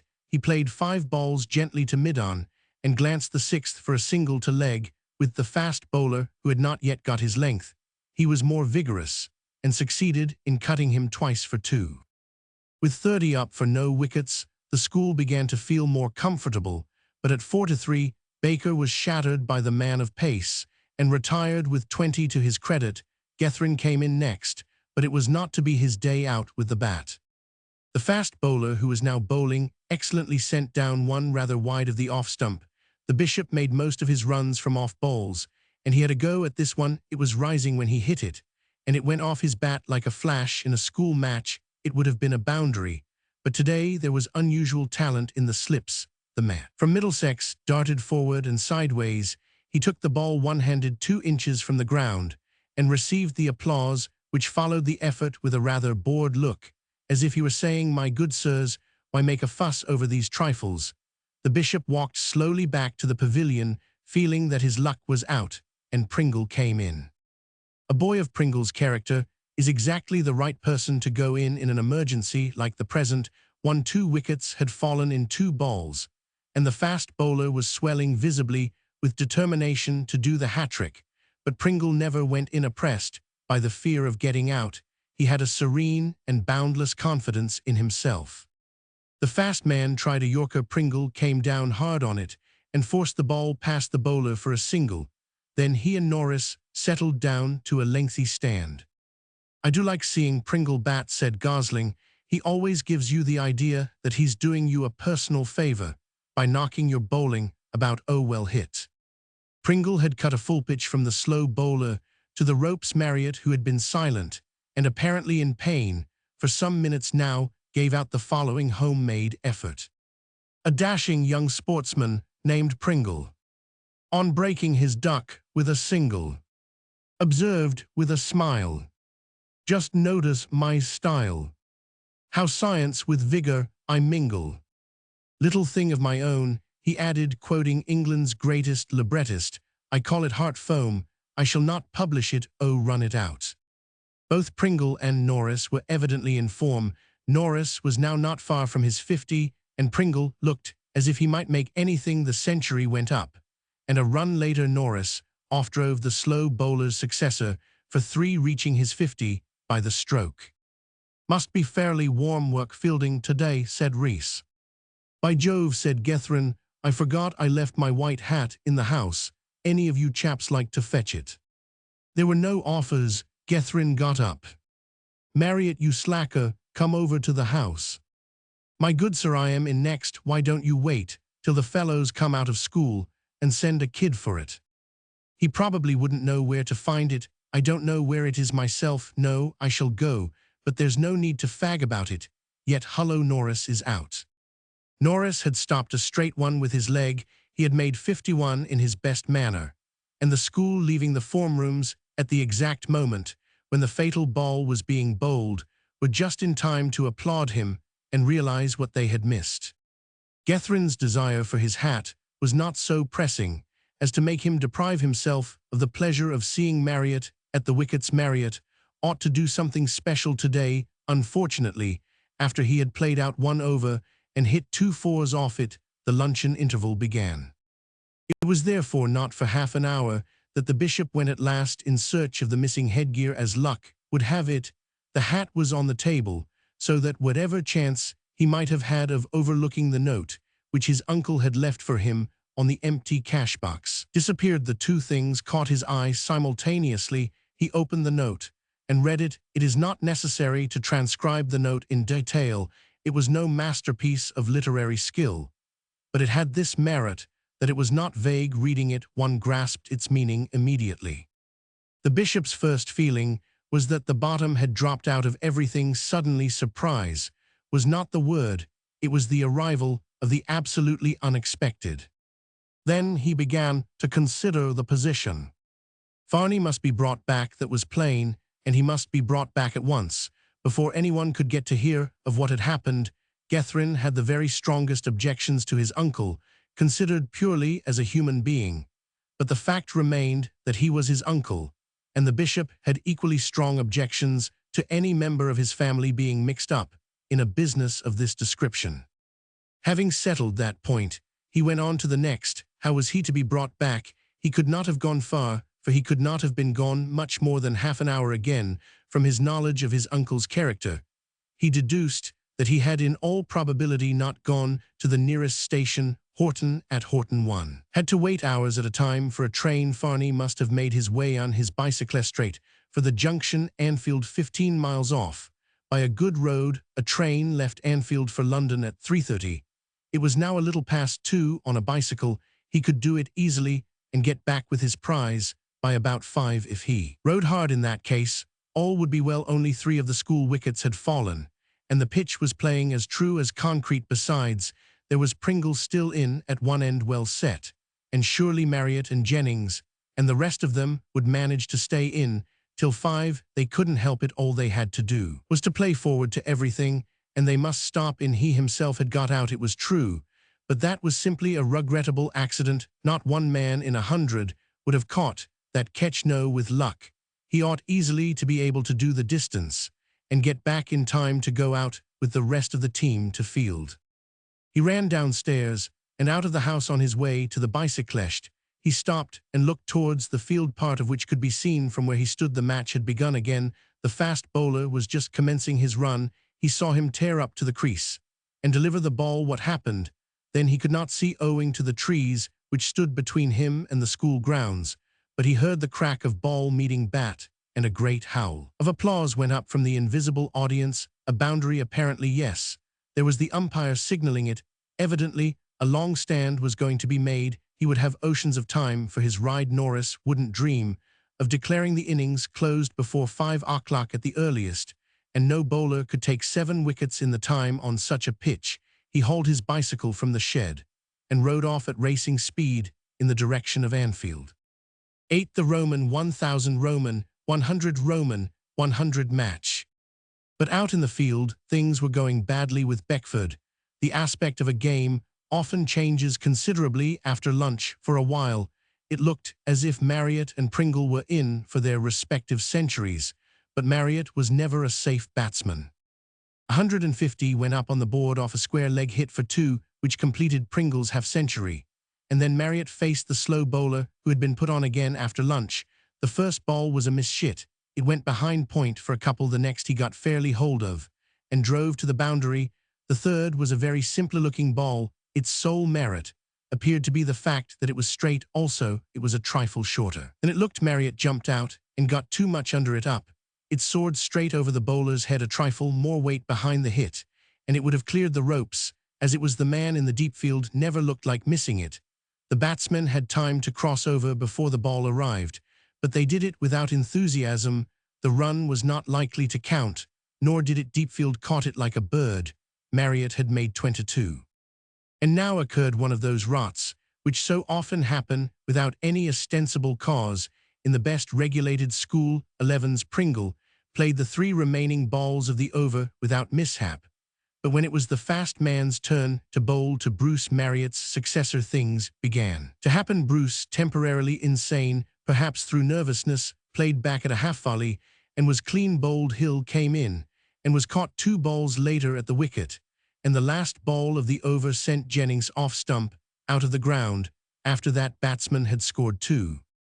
"I can always bowl like blazes after lunch," said the fast man to Pringle. "It's the lobster salad that does it. I think 4 for 100, and 57 had changed to 7 for 100, and 59 in the course of a single over. Gethrin's calculations, if he had only known, could have done now with a little revision. Gosling was the next man. He was followed, after a brief innings of 3 balls, which realized 8 runs by Baines. Baines, though abstaining from runs himself, helped Pringle to add 3 to the score, all in singles, and was then yorked by the slow man who meanly and treacherously sent down without the slightest warning a very fast one on the leg stump. Then Rees came in for the last wicket, and the rot stopped. Rees always went in last for the school, and the school in consequence always felt that there were possibilities to the very end of the innings. The lot of a last wicket man is somewhat trying, as at any moment his best innings may be nipped in the bud by the other man getting out.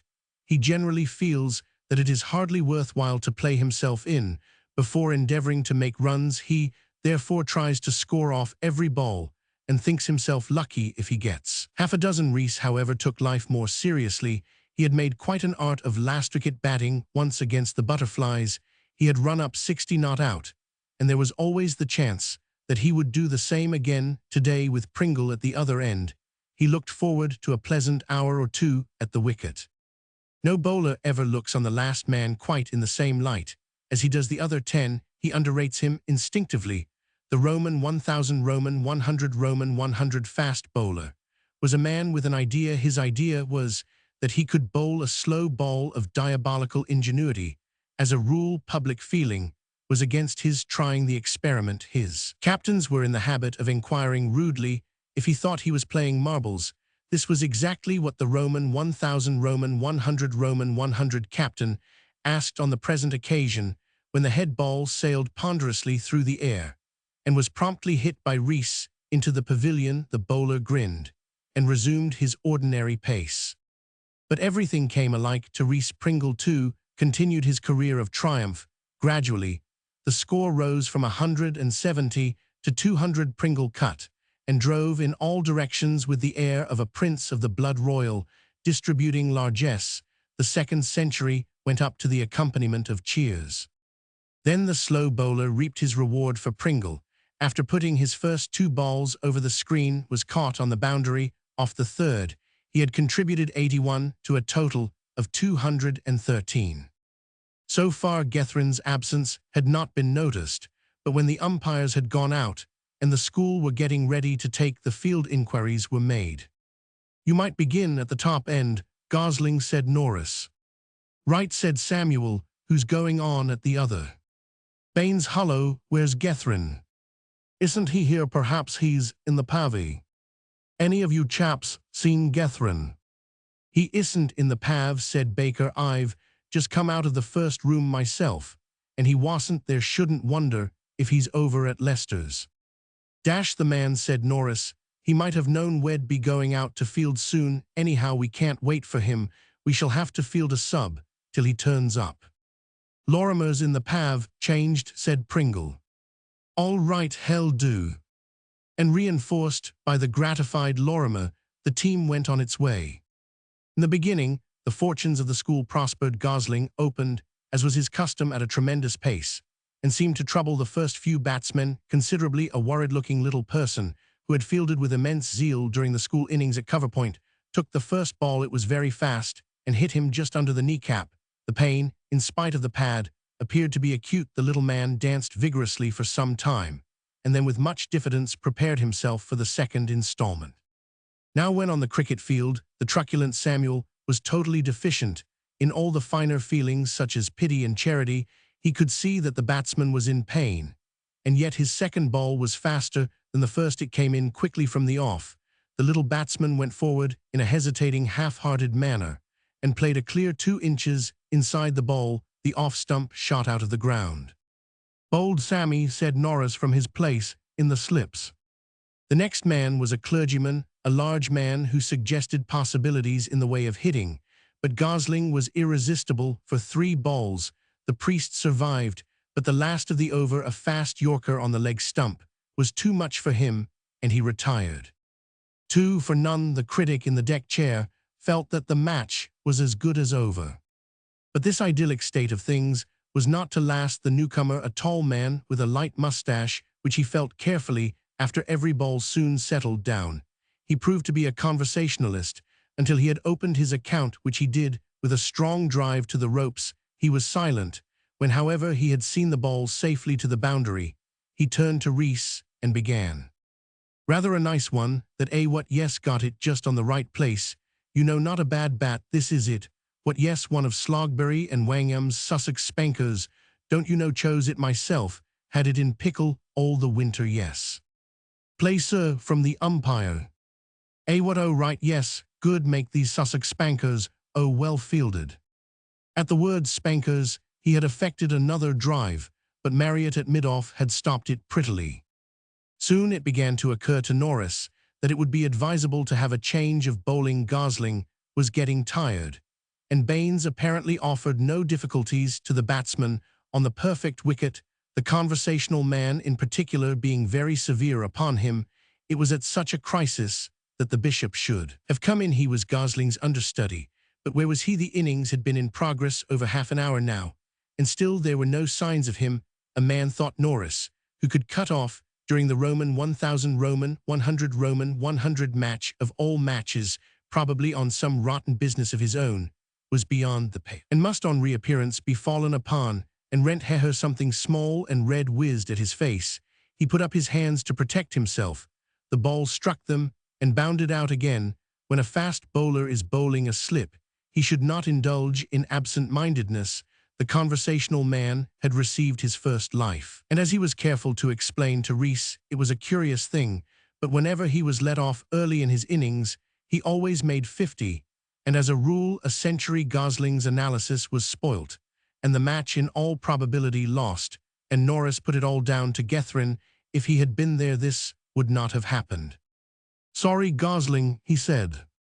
"All right," said Gosling, though thinking quite the reverse, and he walked back to bowl his next ball, conjuring up a beautiful vision in his mind. J. Douglas and Brond were fielding slip to him in the vision, while in the background Norris appeared in a cauldron of boiling oil. "Tut tut," said Baker facetiously to the raging captain. Baker's was essentially a flippant mind. Not even a moment of solemn agony, such as this, was sacred to him. Norris was icy and severe. "If you want to rot about, Baker," he said, "perhaps you'd better go and play stump cricket with the juniors."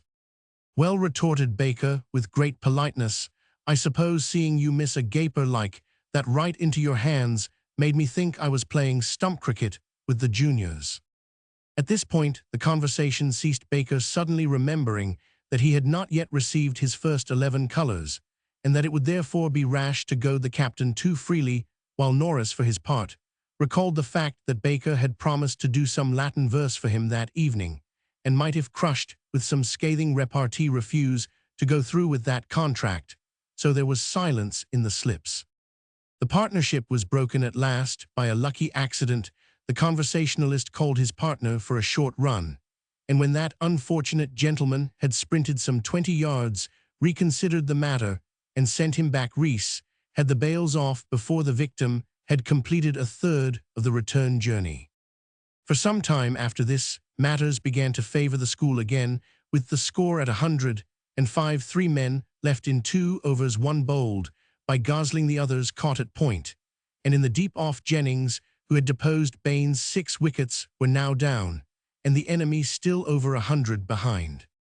But the Roman 1000 Roman 100 in its school matches has this peculiarity: however badly it may seem to stand there, is always something up its sleeve. In this case, it was a professional, a man indecently devoid of anything in the shape of nerves. He played the bowling with a stolid confidence, amounting almost to contempt, which struck a chill to the hearts of the school bowlers. It did worse. It induced them to bowl with the sole object of getting the conversationalist at the batting end, thus enabling the professional to pile up an unassuming but rapidly increasing score by means of threes and singles. As for the conversationalist, he had made 30 or more and wanted all the bowling he could get. "It's a very curious thing," he said to Rees as he faced Gosling after his partner had scored a 3 off the first ball of the over. "But some fellows simply detest fast bowling." Now he never finished the sentence. When he spoke again, it was to begin a new one. "How on earth did that happen?" he asked. "I think it bowled you," said Rees stolidly, picking up the 2 stumps which had been uprooted by Gosling's express.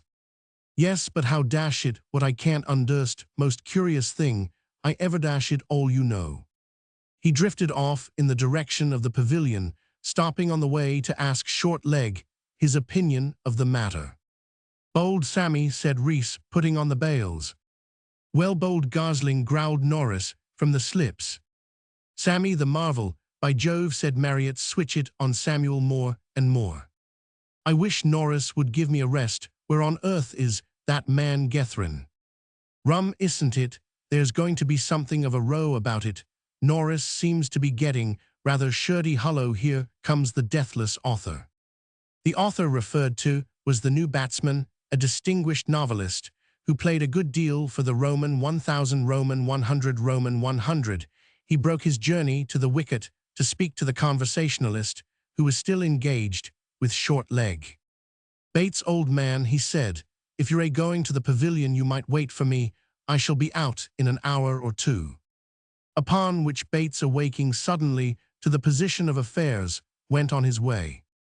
With the arrival of the deathless author, an unwelcome change came over the game. His cricket style resembled his literary style. Both was straightforward and vigorous. The first 2 balls he received from Gosling, he drove hard past cover point to the ropes. Gosling, who had been bowling unchanged since the innings began, was naturally feeling a little tired.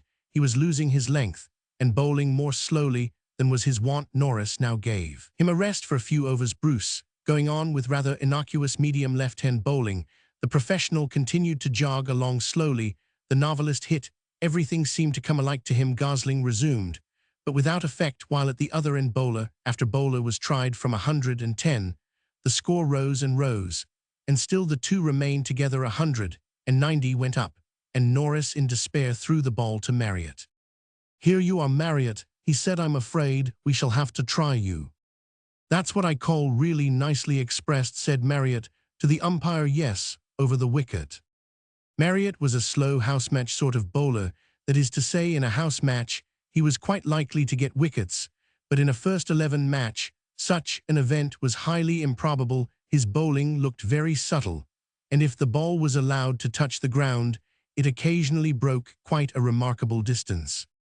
The forlorn hope succeeded. The professional, for the first time in his innings, took a risk. He slashed at a very mild ball, almost a wide on the off side.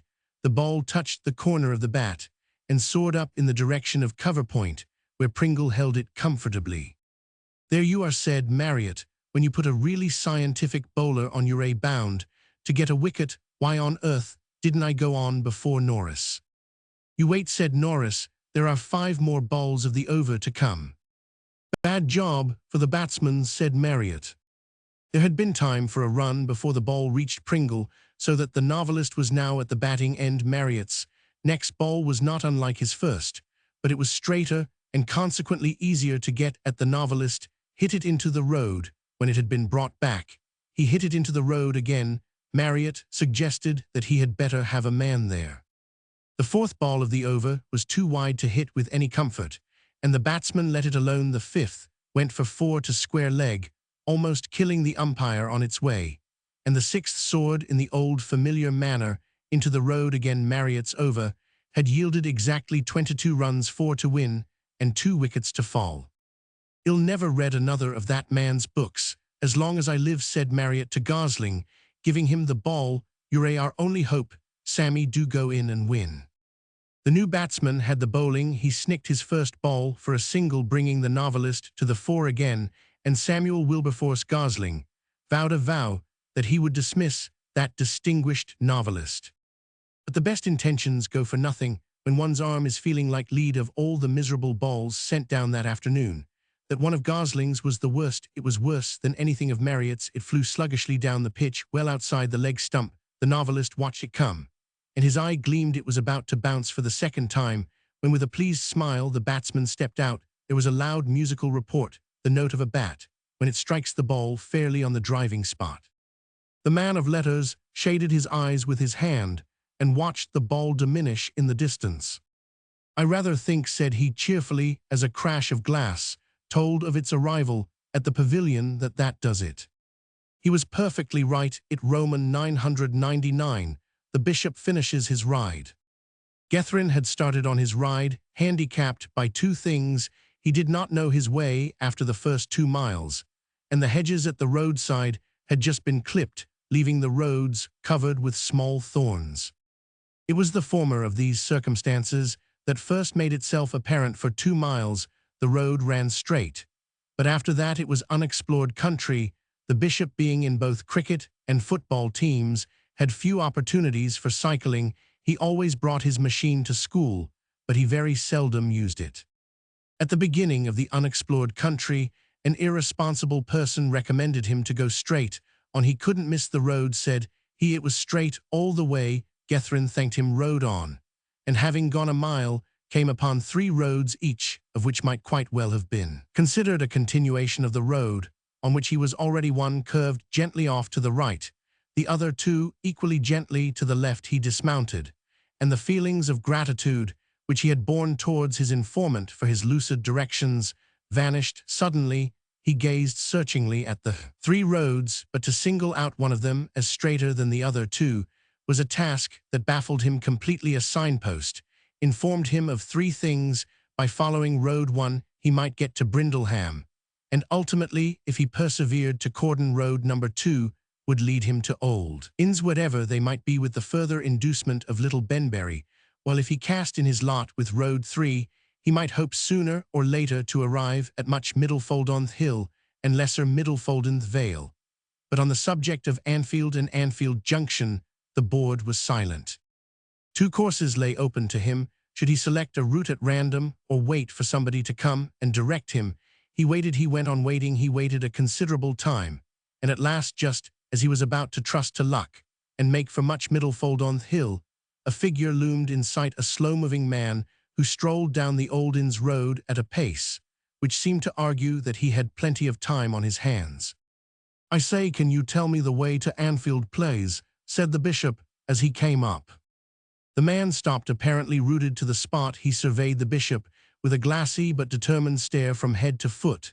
Then he looked earnestly at the bicycle, and finally, in perfect silence, began to inspect the bishop again. He said at length, "Can you tell me the way to Anfield?" "Anfield? Yes, how do I get there?" The man perpended, and when he replied, did so after the style of the late and great Ollendorff. "Old Inns," he said dreamily, waving a hand down the road by which he had come. "Be over there." "Yes, yes, I know," said Gethrin. "Was born at Old Inns. I was," continued the man, warming to his subject, "lived there 55 years. I have you go straight down the road, and you cam t Old Inns. Yes, that be the way t Old Inns." Gethrin nobly refrained from rending the speaker limb from limb. "I don't want to know the way to Old Inns," he said desperately. "Where I want to get is Anfield. Anfield, you know. Which way do I go?"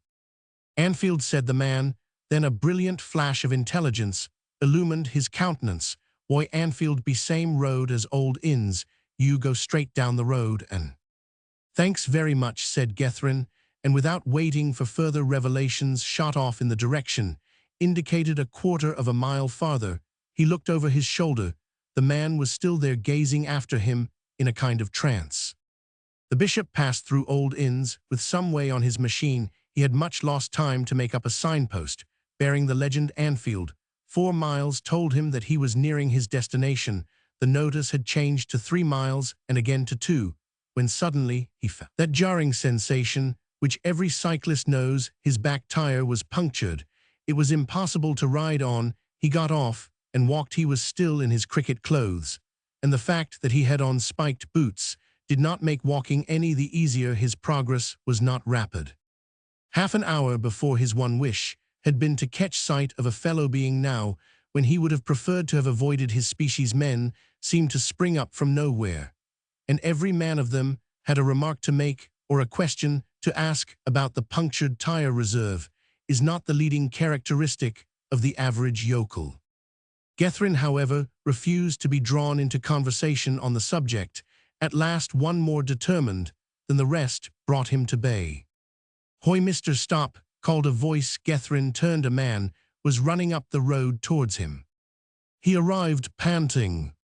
"What's up?" said the bishop. "You've got a puncture," said the man, pointing an accusing finger at the flattened tire. It was not worth while killing the brute. Probably he was acting from the best motives. "No," said Gethrin wearily, "it isn't a puncture. I always let the air out when I am riding. It looks so much better, don't you think? So why did they let you out? Goodbye." And feeling a little more comfortable after this outburst, he wheeled his bicycle on into Anfield High Street. Mines in the village of Anfield worked with extraordinary rapidity. The first person of whom he asked the way to the junction answered the riddle almost without thinking. He left his machine out in the road and went on to the platform.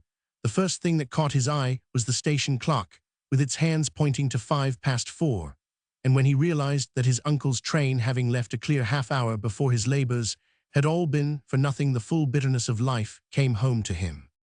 He was turning away from the station when he stopped. Something else had caught his eye. On a bench at the extreme end of the platform sat a youth, and a further scrutiny convinced the bishop of the fact that the youth was none other than Master Reginald Farney, late of Beckford.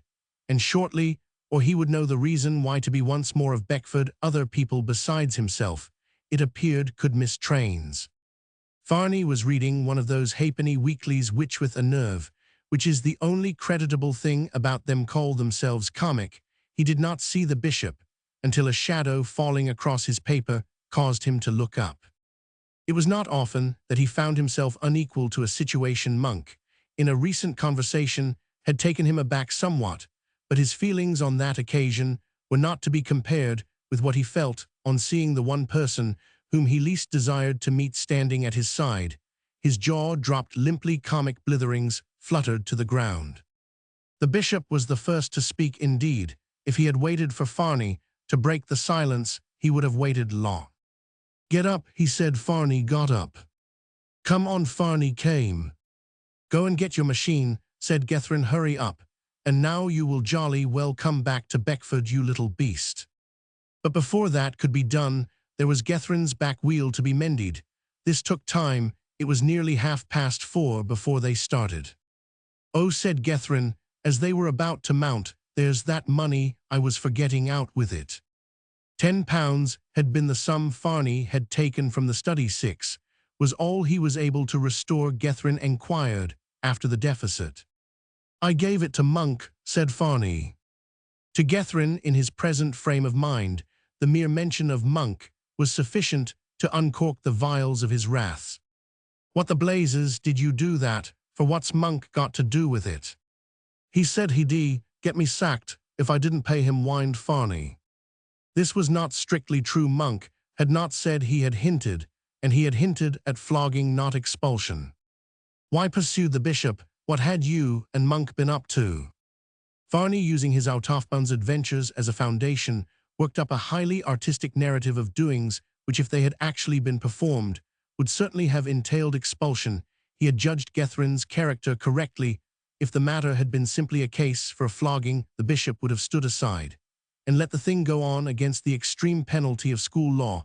He felt bound, as a matter of family duty, to shield his relative, and he saw a bad time coming for himself in the very near future. Either he must expose Farney, which he had resolved not to do, or he must refuse to explain his absence from the Roman 1000 Roman 100 Roman 100 match, for by now there was not the smallest chance of his being able to get back in time for the visitors' innings. As he rode on, he tried to imagine what would happen in consequence of that desertion, and he could not do it. His crime was, so far as he knew, absolutely without precedent in the school history.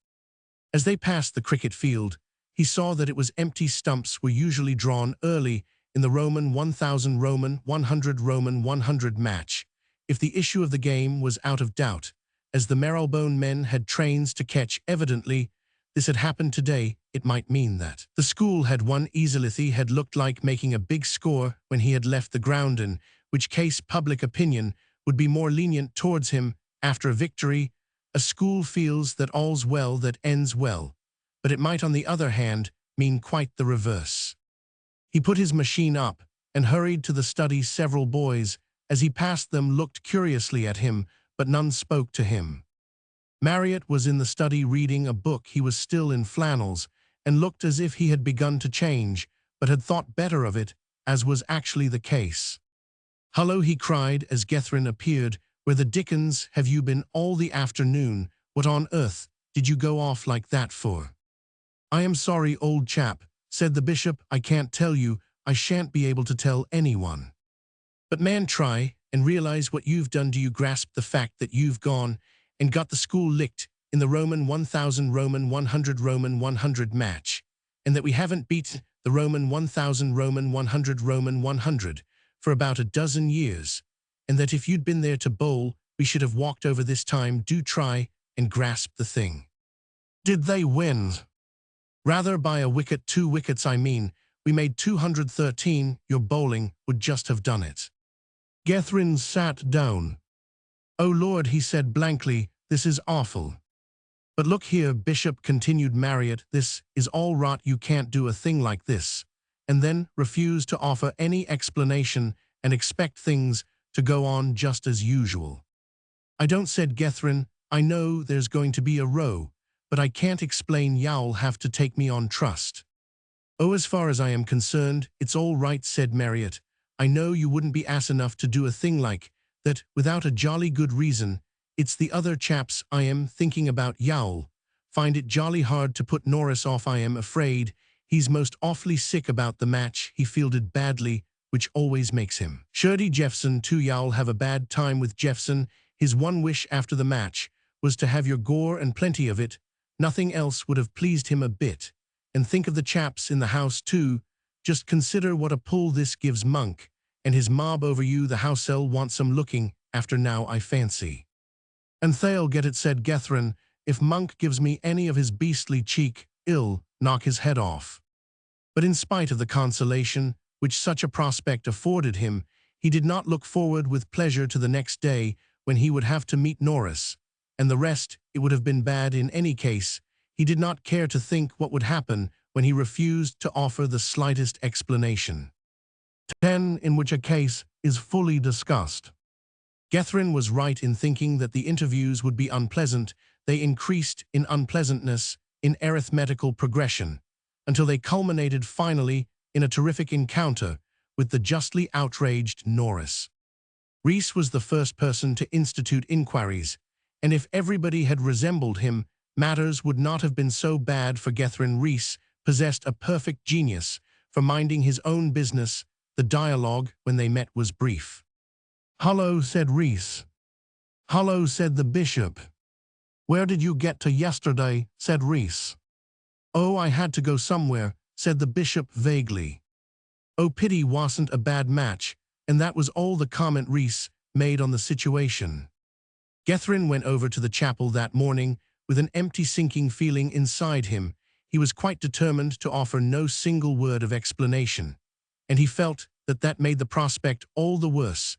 There was a vast uncertainty in his mind as to what was going to happen. Nobody could actually do anything to him. Of course, it would have been a decided relief to him if anybody had tried that line of action for moments occur when the only thing that can adequately soothe the wounded spirit is to hit straight from the shoulder at someone.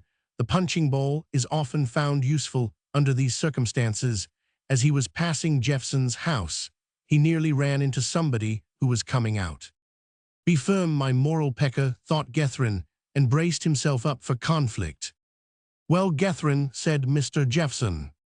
The question, well, especially when addressed by a master to a boy, is one of the few questions to which there is literally no answer. You can look sheepish, you can look defiant, or you can look surprised according to the state of your conscience, but anything in the way of verbal response is impossible.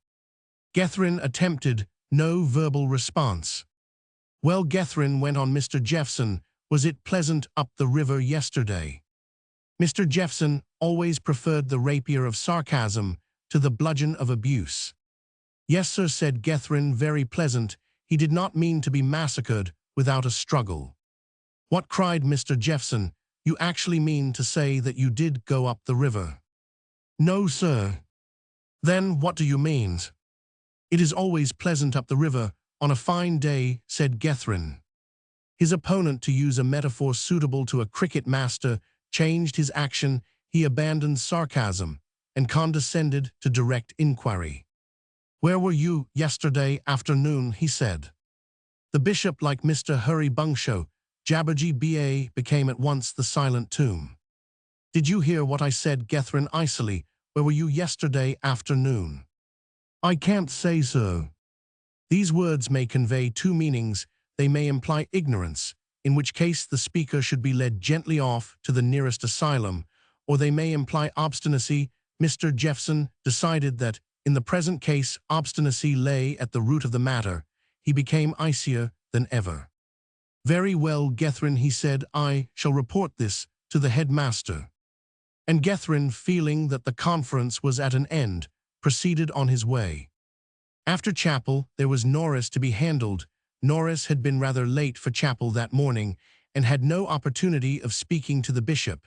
But after the service was over and the school streamed out of the building towards their respective houses, he waylaid him at the door and demanded an explanation. The bishop refused to give one Norris, whose temper never had a chance of reaching its accustomed tranquility, until he had consumed some breakfast, hated early morning. Chapleraved, the bishop was worried but firm. "Then you mean to say you don't mean to say I mean you don't intend to explain," said Norris, finally working round, for the 20th time, to his original text. "I can't explain." "You want you means." "Yes, I'll apologize if you like, but I won't explain."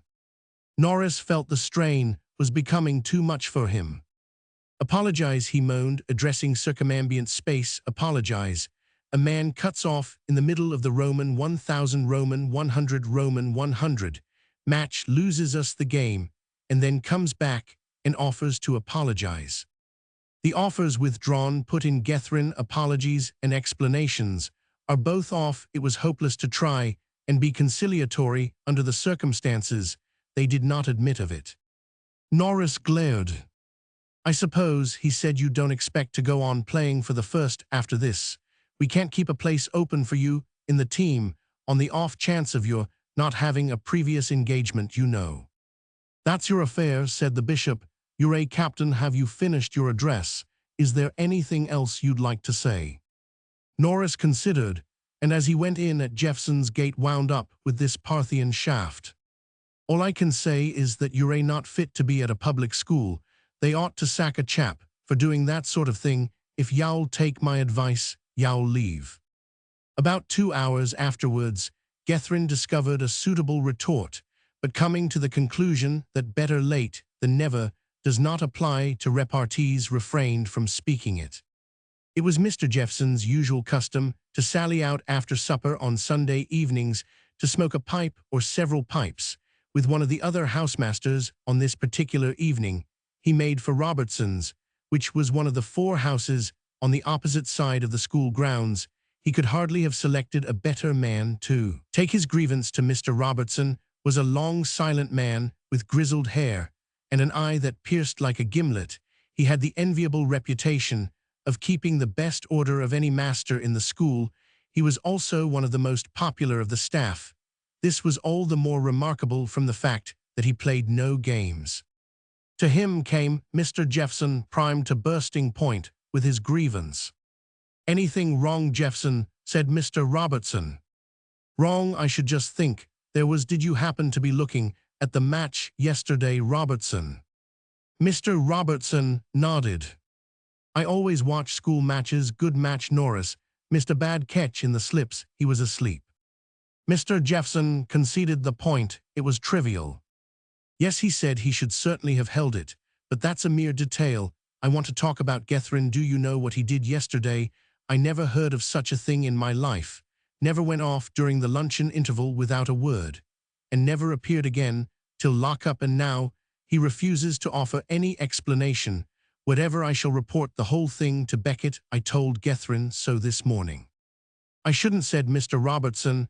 "I really think I shouldn't. Beckett finds the ordinary duties of a headmaster quite sufficient for his needs. This business is not in his province at all." "Not in his province, my dear sir. What is a headmaster, for if not to manage affairs of this sort?" Mr. Robertson smiled in a sphinx-like manner and answered after the fashion of Socrates with a question. "Let me ask you 2 things, Jeffson. You must proceed gingerly. Now, firstly, it is a headmaster's business to punish any breach of school rules, is it not?" "Well, and school prefects do not attend roll call and have no restrictions placed upon them in the matter of bounds." "No, well, then perhaps y'all tell me "What school rule Gethryn has broken," said Mr. Robertson.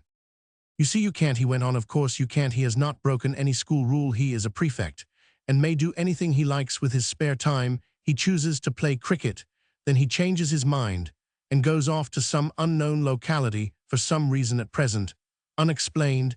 It is all perfectly legal, extremely quaint behavior on his part, I admit, but thoroughly legal." "Then nothing can be done," exclaimed Mr. Jeffson blankly. "But it's absurd. Something must be done. The thing can't be left. As it is, it's preposterous." "I should imagine," said Mr. Robertson, "from what small knowledge I possess of the human boy, that matters will be made decidedly unpleasant for the criminal." "Well, I know one thing. He won't play for the team again." "There is something very refreshing about your logic, Jeffson. Because a boy does not play in one match, you will not let him play in any of the others. Though you admit his absence weakens the team, however, I suppose that is unavoidable, mind you. I think it is a pity, of course. Gethryn has some explanation, if he would only favor us with it. Personally, I think rather highly of Gethryn. So does poor old Lester. He is the only head prefect Lester has had for the last half-dozen years, who knows even the rudiments of his business. But it's no use my preaching his virtues to you. You wouldn't listen. Take another cigar, and let's talk about the weather." Mr. Jeffson took the proffered weed, and the conversation, though it did not turn upon the suggested topic, ceased to have anything to do with Gethryn. The general opinion of the school was dead against the bishop.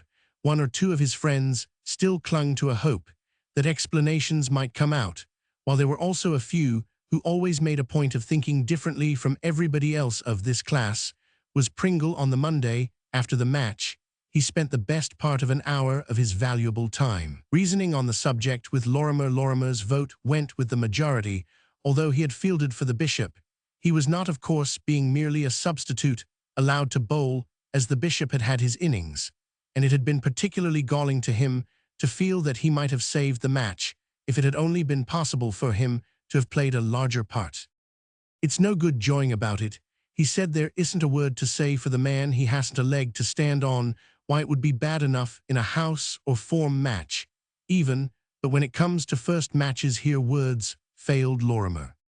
"Not at all," said Pringle, unmoved. "There are heaps of reasons, jolly good reasons, why he might have gone away." "Such as," said Lorimer.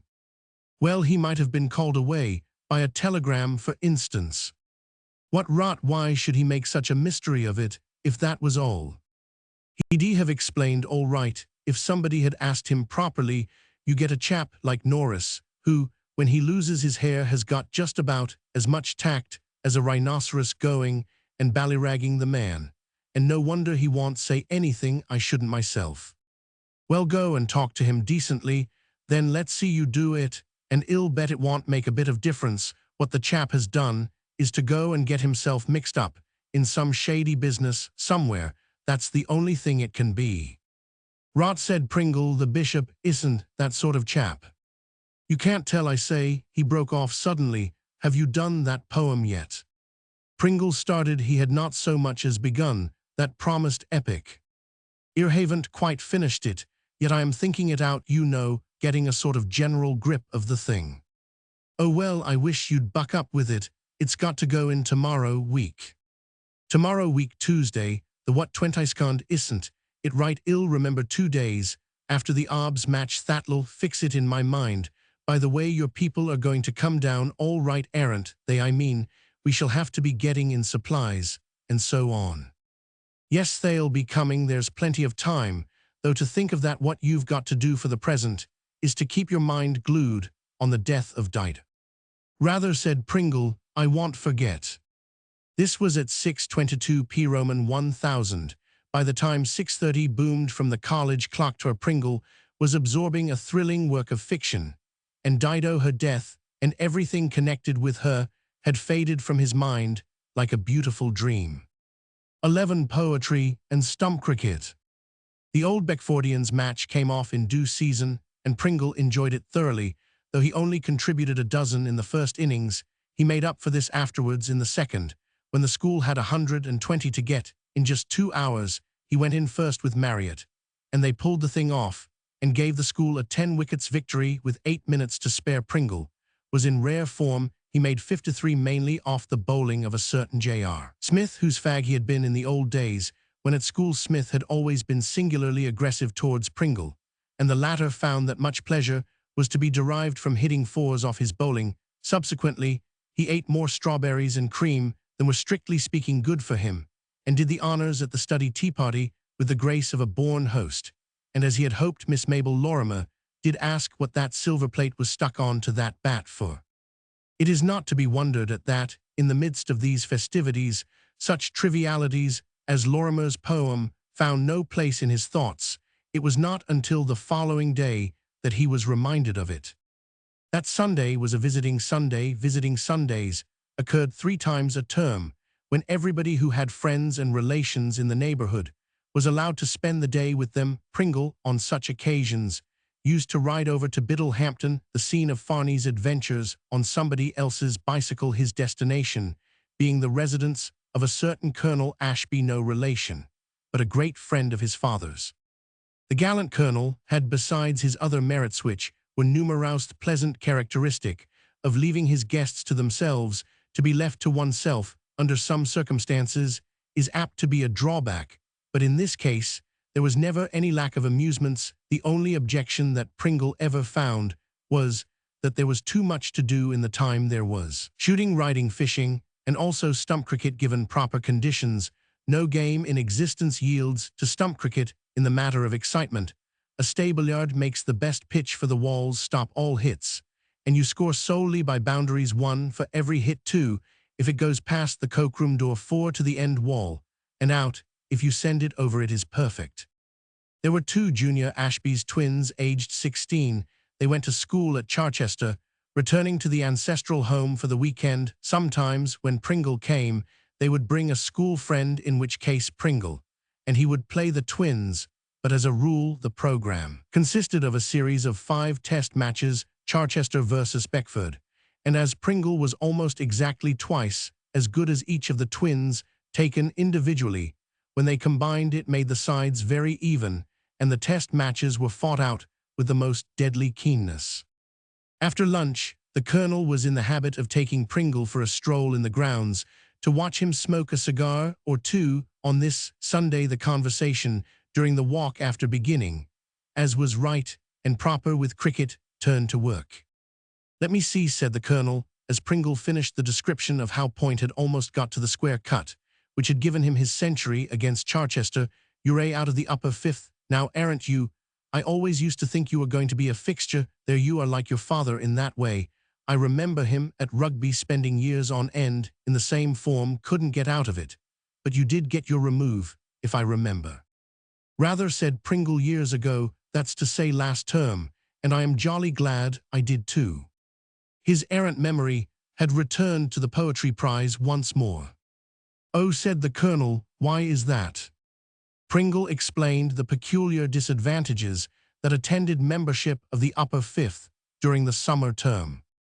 "I don't think a man ought to be allowed to spend his money in these special prizes," he concluded. "At any rate they ought to be 6th form affairs. It's hard enough having to do the ordinary work and keep up your cricket at the same time." "They are compulsory, then?" "Yes, Swindle I call it. The chap who shares my study at Beckford is in the upper 5th, and his hair's turning white under the strain. The worst of it is, too, that I've promised to help him, and I never seem to have any time to give to the thing. I could turn out a great poem if I had an hour or 2 to spare now and then." "What's the subject?" "Death of Dido this year. They are always jolly keen on deaths. Last year it was Cato, and the year before Julius Caesar. They seem to have very morbid minds. I think they might try something cheerful for a change." "Dido," said the colonel dreamily. "Death of Dido. Where have I heard either a story or a poem or a riddle or something in some way connected with the death of Dido? It was years ago, but I distinctly remember having heard somebody mention the occurrence. Oh well, it will come back presently, I dare say." It did come back presently.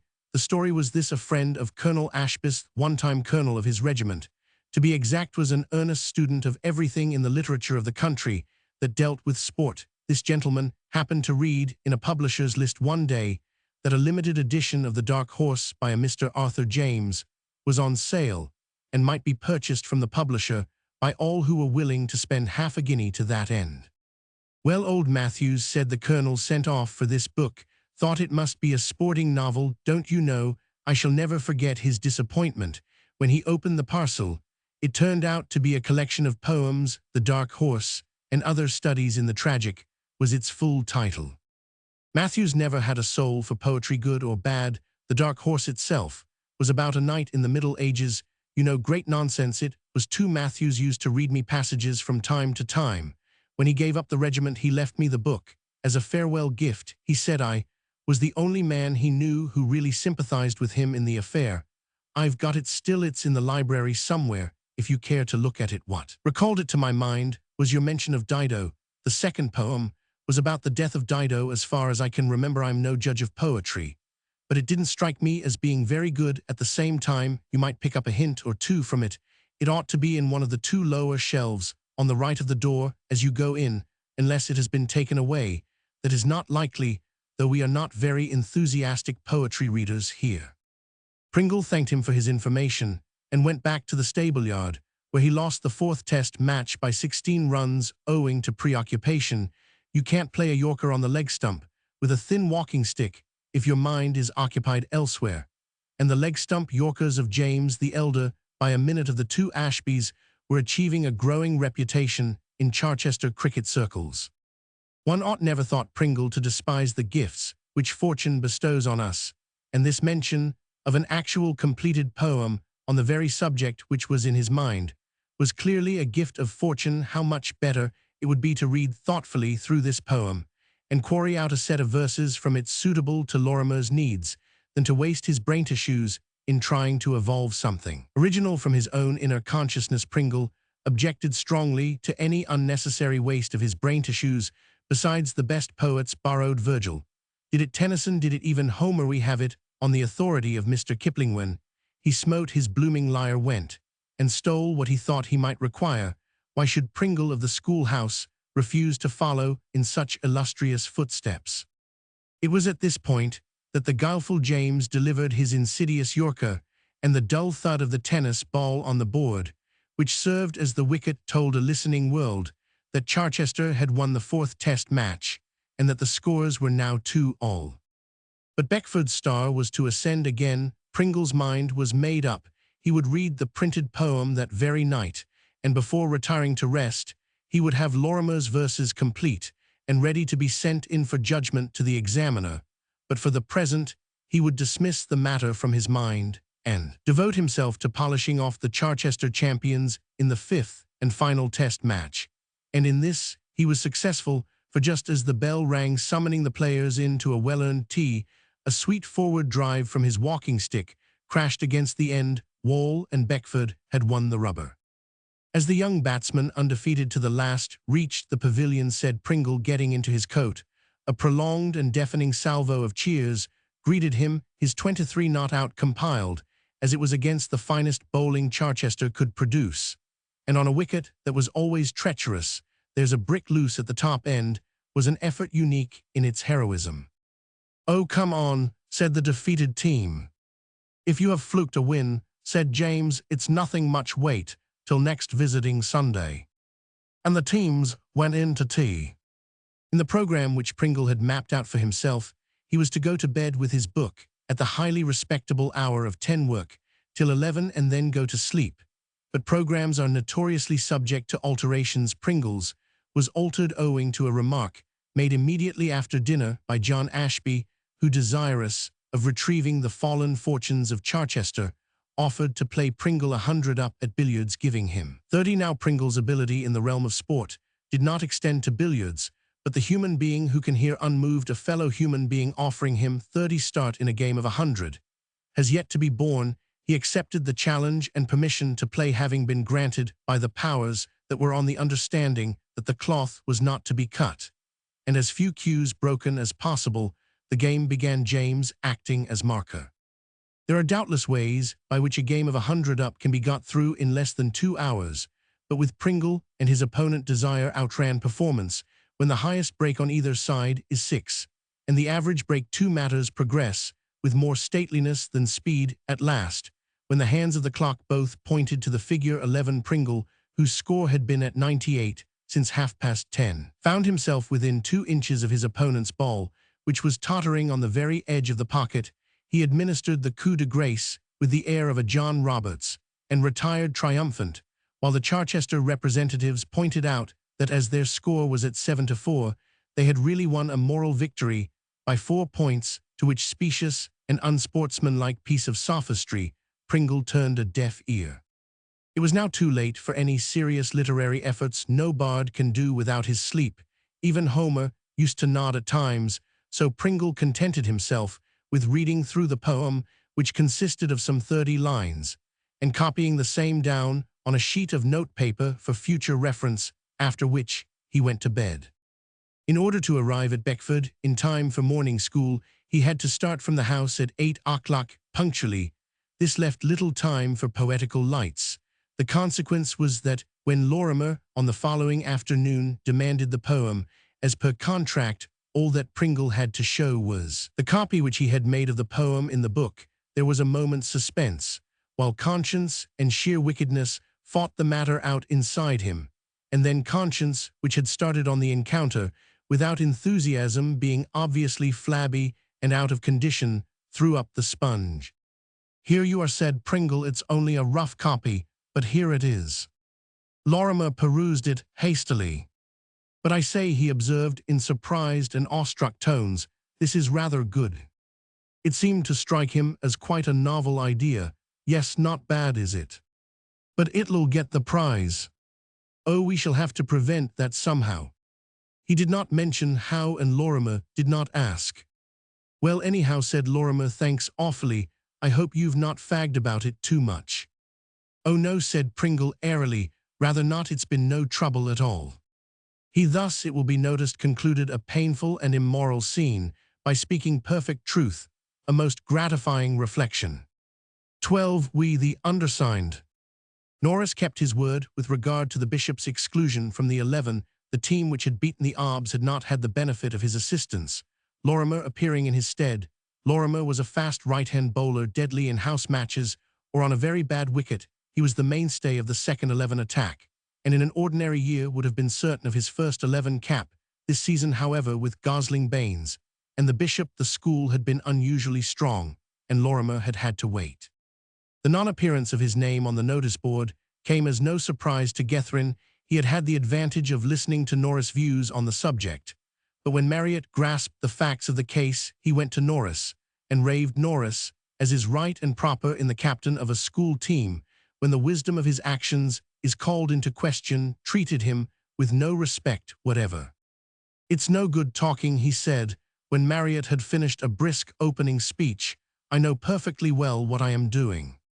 "Then there's no excuse for you at all," said Marriott. "If you were mad or delirious, I could understand it." "Come and have an ice," said Norris. "Ice," snorted Marriott. "What's the good of standing there babbling about ices? Do you know, we haven't beaten the Arbs for 4 years. We shall beat them this year." "Not without Gethryn." "We certainly shan't beat them with Gethryn, because he's not going to play a chap who chooses the day of the Roman 1000 Roman 100 match to go off for the afternoon, and then refuses to explain, can consider himself jolly well chucked, until further notice. Feel ready for that ice yet." "Don't be an ass." "Well, if ever you do get any ice, take my tip, and tie it carefully round your head in a handkerchief. Then perhaps you'll be able to see why Gethryn isn't playing against the Arbs on Saturday." And Marriott went off raging, and did not recover until late in the afternoon, when he made 83 in an hour for Leicester's house in a scratch game. There were only 3 of the 11 houses whose occupants seriously expected to see the House Cricket Cup on the mantelpiece of their dining room at the end of the season. These were the schoolhouse Jeffsons and Leicesters. In view of Pringle's sensational feats throughout the term, the knowing ones thought that the cup would go to the schoolhouse, with Leicester's runners-up. The various members of the first 11 were pretty evenly distributed throughout the 3 houses. Leicester's had Gethryn Rees and Marriott Jeffsons, relied on Norris Bruce, and Baker, the schoolhouse trump card, was Pringle with Lorimer and Baines to do the bowling, and Hill of the first 11, and Kynaston and Langdale of the second to back him up in the batting department. Both the other first 11 men were day boys. The presence of Gosling in any of the House 11s, however weak on paper, would have lent additional interest to the fight for the cup, for in house matches, where every team has more or less of a tail, one really good fast bowler can make a surprising amount of difference to a side. There was a great deal of interest in the school about the House Cup. The keenest of all games at big schools are generally the house matches when Beckford met Charchester, or any of the 4 schools which it played at cricket, and football keenness reached its highest pitch. But next to these came the house matches. Now that he no longer played for the 11, the bishop was able to give his whole mind to training the house team in the way it should go. Exclusion from the first 11 meant also that he could no longer, unless possessed of an amount of sang-froid so colossal as almost to amount to genius, put in an appearance. At the first 11 net, under these circumstances, Leicester's net summoned him like Mr. Philmay's lady. When she was ejected with perfect justice by a barman, he went somewhere where he would be respected to the house. Then he devoted himself, and scratch games and before breakfast fieldouts became the order of the day. House fielding before breakfast is one of the things which cannot be classed under the head of the lighter side of cricket. You get up in the small hours, dragged from a comfortable bed by some sportsman who you feel carries enthusiasm to a point where it ceases to be a virtue, and becomes a nuisance. You get into flannels, and still half asleep stagger off to the field, where a hired ruffian hits you up catches which bite like serpents and sting like adders. From time to time, he adds insult to injury by shouting, "Get to M, get to M," a remark which finds but one parallel in the language, the keep moving of the football captain. Altogether, there are many more pleasant occupations than early morning fieldouts, and it requires a considerable amount of keenness to carry the victim through them without hopelessly souring his nature, and causing him to foster uncharitable thoughts towards his house captain. J. Monk of Leicester's found this increased activity decidedly uncongenial. He had no real patriotism in him. He played cricket well, but he played entirely for himself. If, for instance, he happened to make 50 in a match, and it happened fairly frequently, vastly preferred that the rest of the side should make 10 between them than that there should be any more half-centuries on the score sheet, even at the expense of losing the match. It was not likely, therefore, that he would take kindly to this mortification of the flesh, the sole object of which was to make everybody as conspicuous as everybody else besides. In the matter of fielding, he considered that he had nothing to learn which, as Euclid would say, was absurd. Fielding is one of the things which is never perfect. Monk, moreover, had another reason for disliking the fieldouts. Gethrin, as captain of the house team, was naturally master of the ceremonies, and Monk objected to Gethrin for this dislike.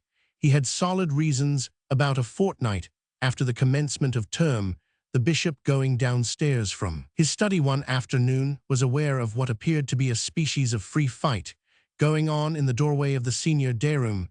The senior day-room was where the rowdy element of the house collected the individuals who were too old to be fags and too low down in the school to own studies.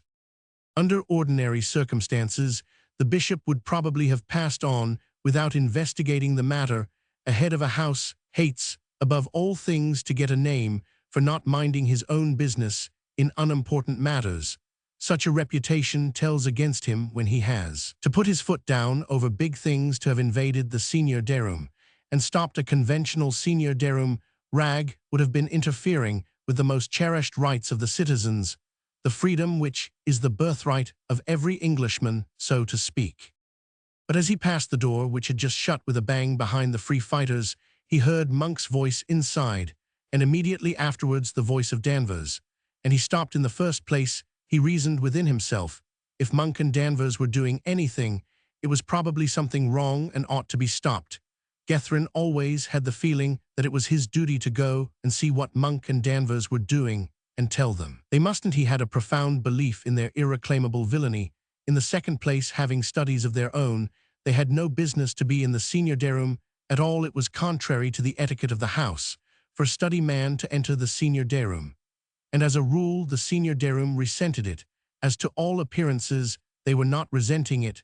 Now the obvious conclusion was that something was going on which ought to cease.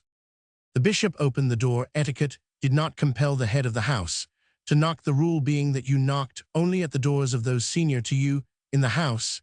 He was consequently enabled to witness a tableau which, if warning had been received of his coming, would possibly have broken up before he entered. In the center of the group was Wilson, leaning over the study table, not so much as if he liked so leaning, as because he was held in that position by Danvers. In the background stood Monk, armed with a walking stick. Round the walls were various ornaments of the senior day room, in attitudes of expectant attention, being evidently content to play the part of friends and retainers, leaving the leading parts in the hands of Monk and his colleague. "Hullo," said the bishop, "what's going on?" "It's all right, old chap," said Monk, grinning genially. "We're only having an execution." "What's the row?" said the bishop. "What's Wilson been doing?" "Nothing," broke in that youth, who had wriggled free from Danvers' clutches. "I haven't done a thing, Gethryn. These beasts lugged me out of the junior day room without saying what for or anything." The bishop began to look dangerous. This had all the outward aspect of a case of bullying under Reynolds' leadership. Leicester's had gone in rather extensively for bullying, and the bishop had waited hungrily for a chance of catching somebody actively engaged in the sport, so that he might drop heavily on that person and make life unpleasant for him. "Well," he said, turning to Monk, "let's have it. What was it all about, and what have you got to do with it?" Monk began to shuffle. "Oh, it was nothing much," he said. "Then what are you doing with the stick?" pursued the bishop relentlessly. "Young Wilson cheeked Perkins," said Monk. Murmurs of approval from the senior day room. Perkins was one of the ornaments referred to above. "How?" asked Gethryn. Wilson dashed into the conversation again. "Perkins told me to go and get him some grub from the shop. I was doing some work, so I couldn't. Besides, I am not his fag. If Perkins wants to go for me, why doesn't he do it himself, and not get about 100 fellows to help him?" "Exactly," said the bishop. "A very sensible suggestion. Perkins fall upon Wilson and slay him. Ill see fair play. Go ahead." "No," said Perkins uneasily. He was a small, weedy-looking youth, not built for fighting, except by proxy, and he remembered the episode of Wilson and Skinner. "Then the thing's finished," said Gethryn. "Wilson walks over. We needn't detain you, Wilson." Wilson departed with all the honors of war, and the bishop turned to Monk. "Now perhaps y'all tell me," he said, "what the deuce you and Danvers are doing here." "Well, hang it all, old chap." The bishop begged that Monk would not call him old chap. "I'll call you sir, if you like," said Monk. A gleam of hope appeared in the bishop's eye. Monk was going to give him the opportunity he had long sighed for. In cold blood, he could attack no one, not even Monk. But if he was going to be rude, that altered matters. "What business have you in the day room?" he said. "You've got studies of your own." "If it comes to that," said Monk, "so have you. We've got as much business here as you. What the deuce are you doing here?" Taken by itself, taken neat as it were, this repartee might have been insufficient to act as a casus belli, but by a merciful dispensation of Providence, the senior day room elected to laugh at the remark, and to laugh loudly. Monk also laughed not, however, for long. The next moment, the bishop had darted in, knocked his feet from under him, and dragged him to the door. Captain Kettle himself could not have done it more neatly. "Now," said the bishop, "we can discuss the point." Monk got up looking greener than usual and began to dust his clothes. "Don't talk rot," he said. "I can't fight a prefect." This, of course, the bishop had known all along what he had intended to do if Monk had kept up his end. He had not decided when he embarked upon the engagement. The head of a house cannot fight by battles with his inferiors without the loss of a good deal of his painfully acquired dignity, but Gethryn knew Monk, and he had felt justified in risking it. He improved the shining hour with an excursus on the subject of bullying, dispensed a few general threats, and left the room. Monk had perhaps not unnaturally not forgot the incident, and now that public opinion ran strongly against Gethryn on account of his Roman 1000 Roman 100 Roman, 100 match maneuvers. He acted a mass meeting of the mob, was cold in his study. It was unanimously voted that fieldouts in the morning were undesirable, and that it would be judicious if the team were to strike now, as the mob included in their numbers 8 of the house, 11 their opinions on the subject carried weight. "Look here," said Waterford, struck with a brilliant idea. "I tell you what we'll do, let's sign a round robin refusing to play in the house matches, unless Gethryn resigns the captaincy and the fieldouts stop." "We may as well sign in alphabetical order," said Monk, prudently, "it'll make it safer." The idea took the mob's fancy. The round robin was drawn up and signed. "Now if we could only get Reese," suggested Danvers. "It's no good asking Marriott, but Reese might sign." "Let's have a shot at any rate," said Monk. And a deputation, consisting of Danvers, Waterford, and Monk, duly waited upon Reese in his study and broached the project to him. 13 Leicester's house team goes into a second edition. Reese was working when the deputation entered. He looked up inquiringly, but if he was pleased to see his visitors, he managed to conceal the fact. "Oh, I say, Reese," began Monk, who had constituted himself spokesman to the expedition, "are you busy?" "Yes," said Reese, simply going on with his writing. This might have discouraged some people, but nature had equipped Monk with a tough skin, which hints never pierced. He dropped into a chair, crossed his legs, and coughed. Danvers and Waterford leaned in picturesque attitudes against the door and mantelpiece. There was a silence for a minute, during which Reese continued to write unmoved. "Take a seat, Monk," he said at last without looking up. "Oh, thanks, I have," said Monk. "I say, Reese, we wanted to speak to you." "Go ahead then," said Reese. "I can listen and write at the same time. I am doing this prose against time. It's about Gethryn." "What's Gethryn been doing?" "Oh, I don't know, nothing special. It's about his being captain of the house team. The chaps seem to think he ought to resign." "Which chaps?" inquired Reese, laying down his pen and turning round in his chair.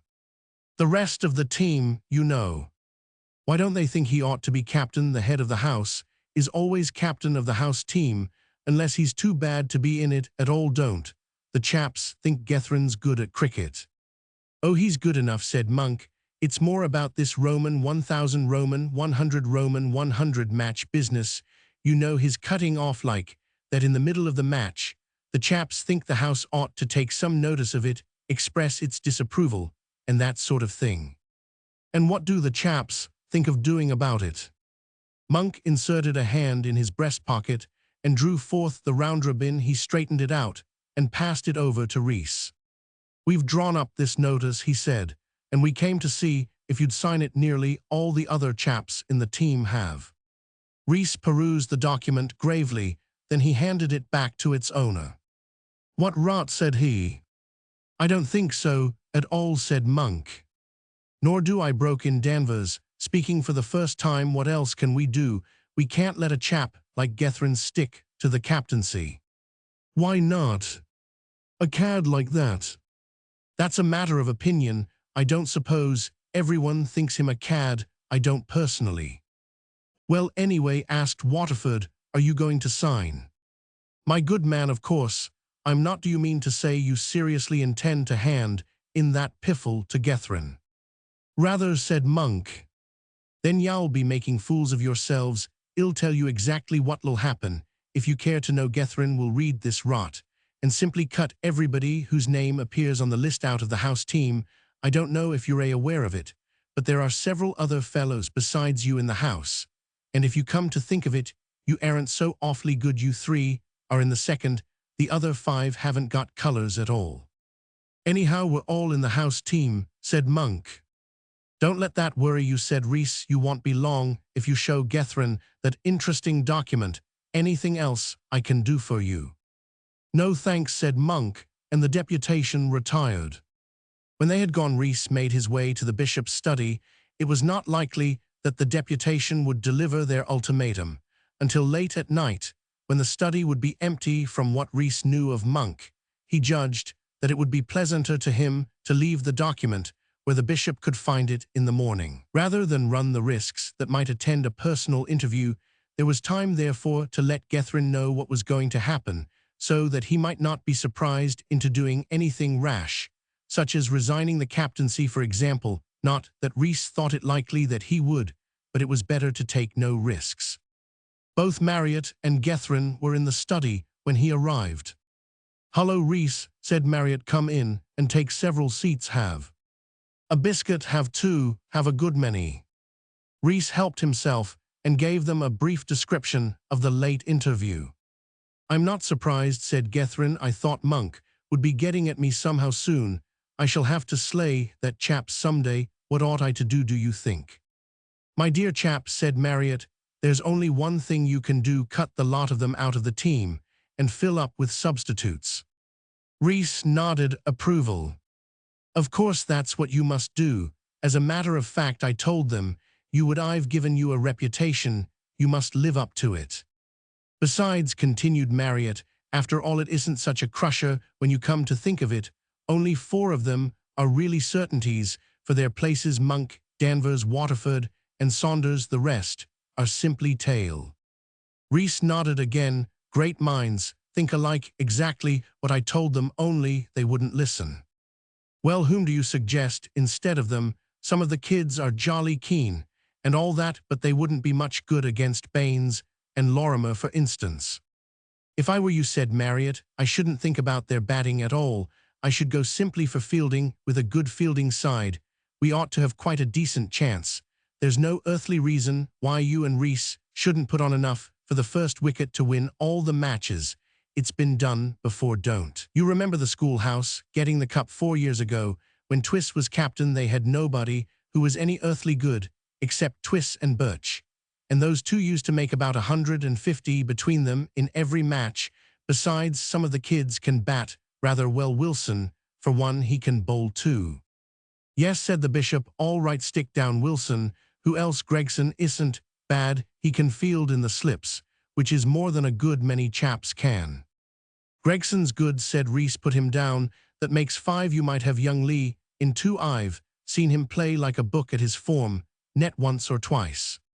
Lee 6-5 more wanted. Where's a house list here? We are now Adams, Bond, Brown, Burgess. Burgess has his points. Shall I stick him down?" "Not presume to dictate," said Marriott, "but Adams is streets better than Burgess as a field, and just as good a bat." "Why, when have you seen him?" "In a scratch game between his form and another. He was carding all over the shop, made 30-something. "Well, have both of them in then. Plenty of room. This is the team so far: Wilson, Gregson, Lee, Adams, and Burgess, with Marriott, Rhys, and Gethryn. Jolly hot stuff. It is 2, by Jove. Well, simply walk the tankard. Now for the last places. I vote we each select a man, and nobody's allowed to appeal against the other's decision.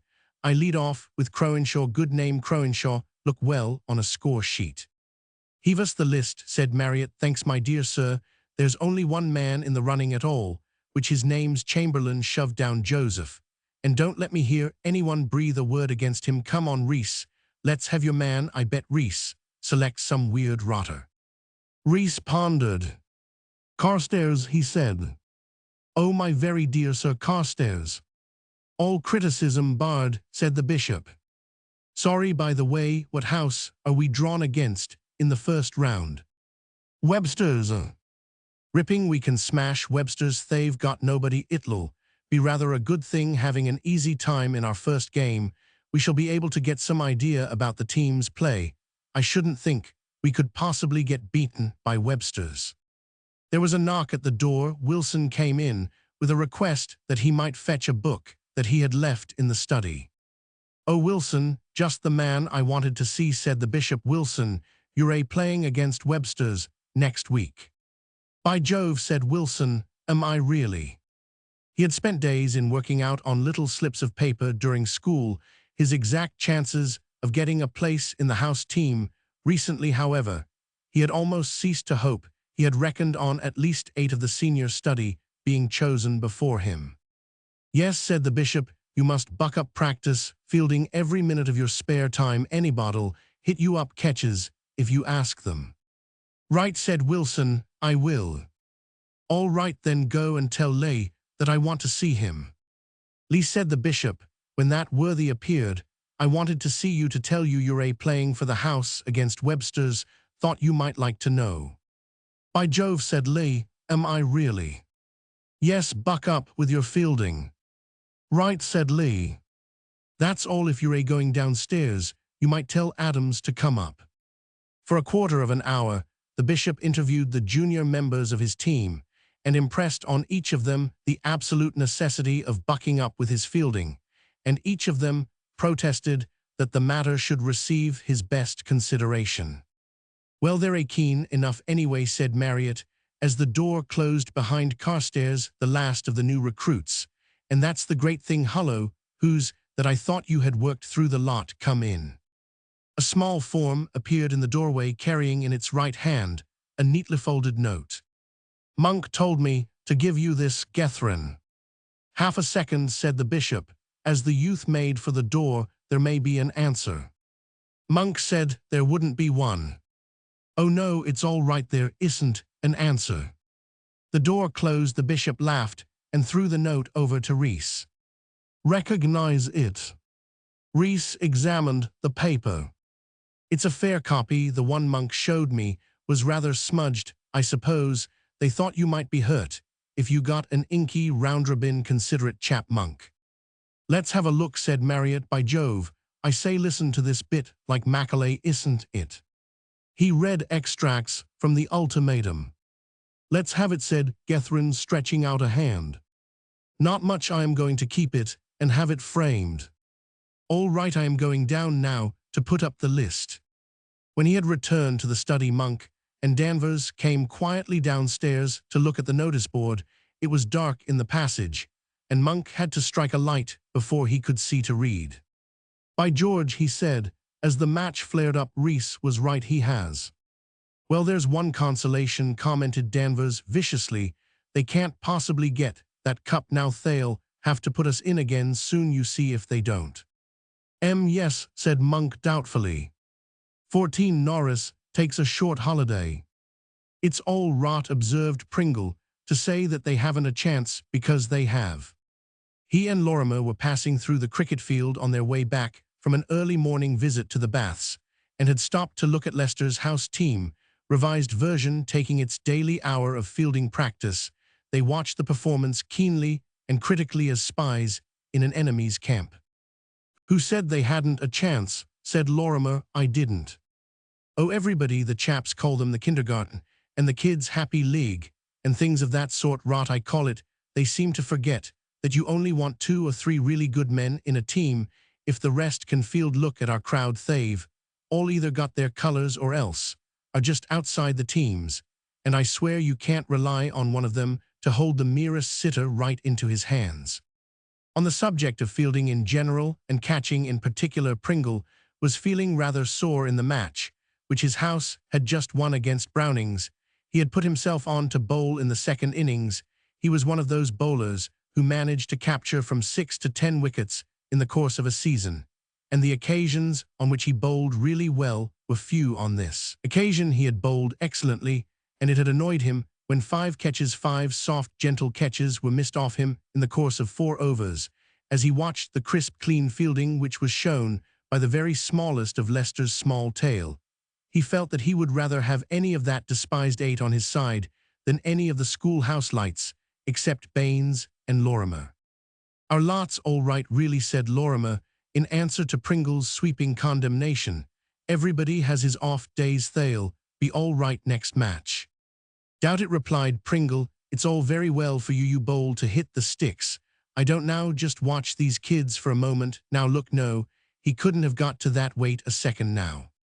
Gethren had skied one into the deep. Wilson, Burgess, and Carstairs all started for it. Burgess called the bishop. The other 2 stopped dead. Burgess ran on and made the catch.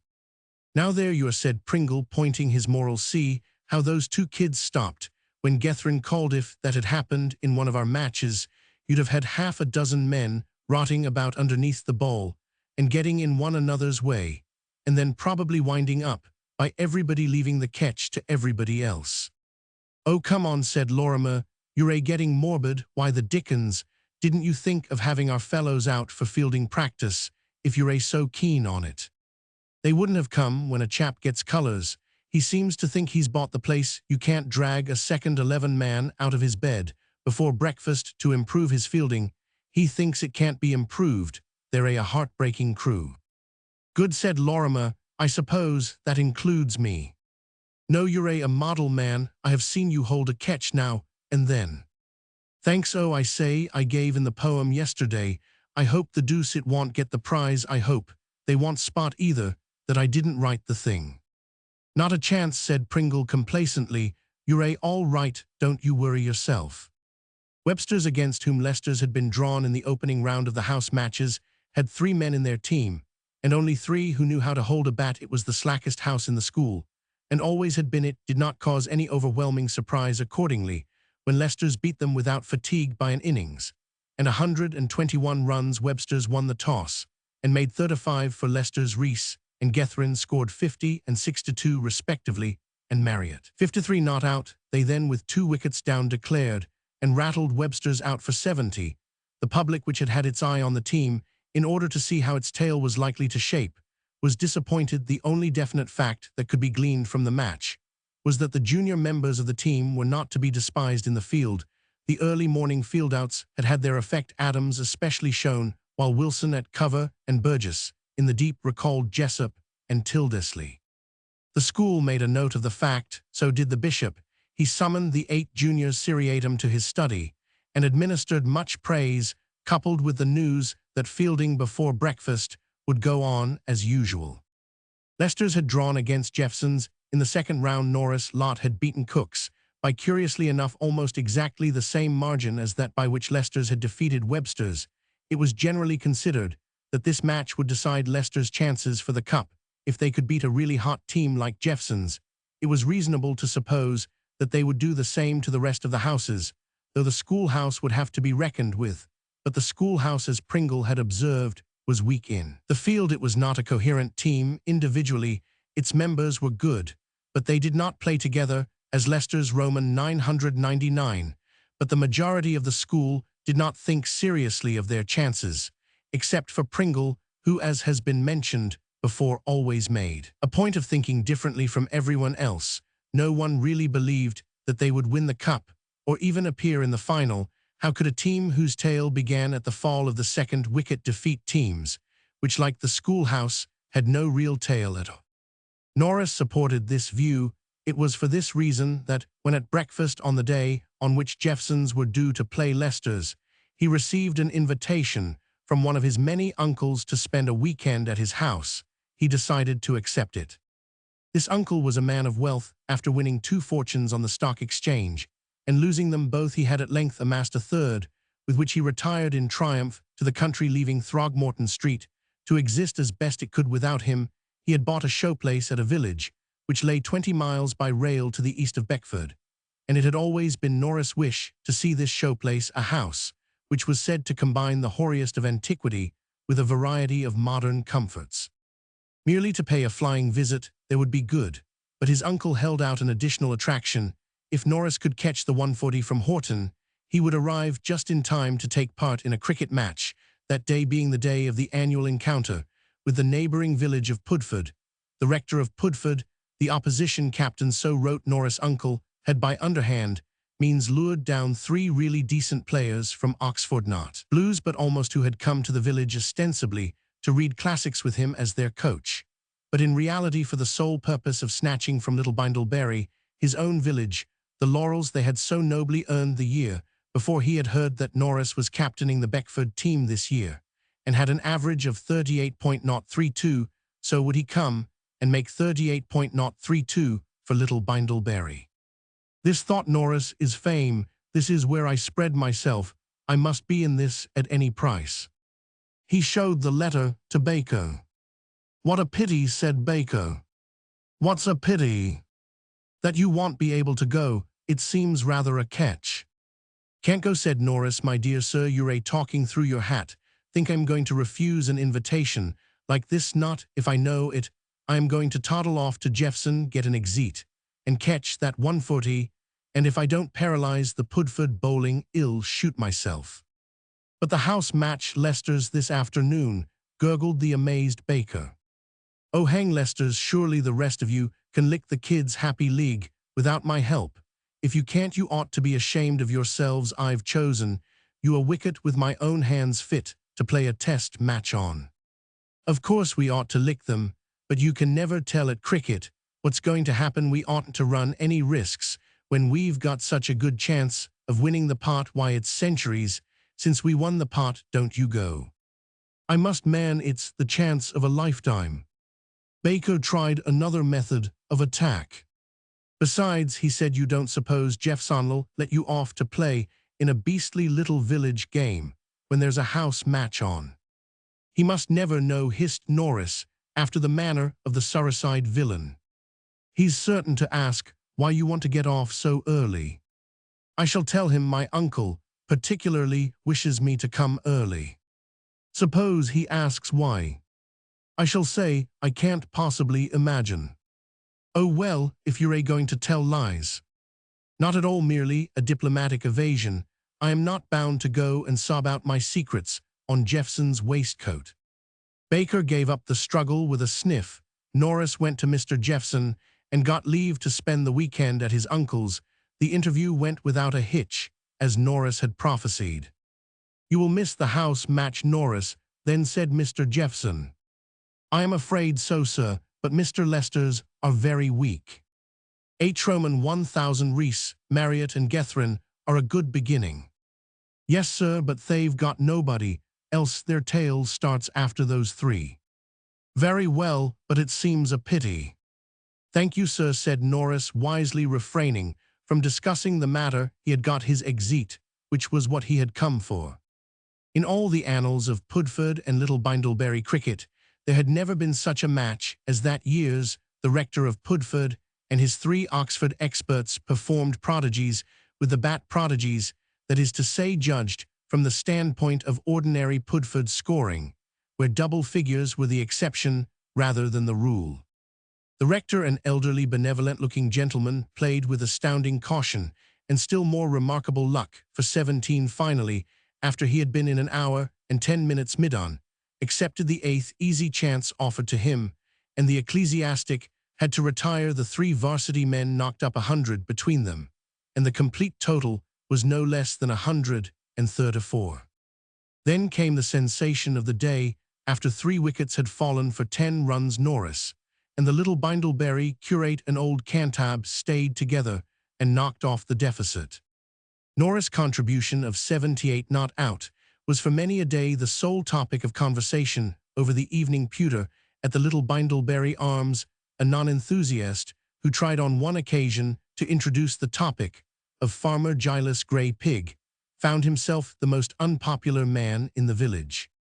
On the Monday morning, Norris returned to Jeffson's with pride in his heart and a sovereign in his pocket, the latter the gift of his excellent uncle.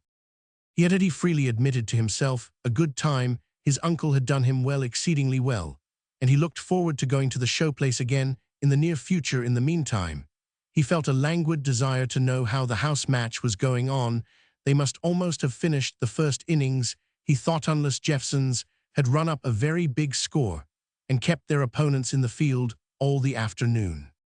"Hullo, Baker," he said, tramping breezily into the study. "I've had the time of a lifetime. Great, simply no other word for it. How's the match getting on?" Baker looked up from the book he was reading. "What match?" he inquired coldly.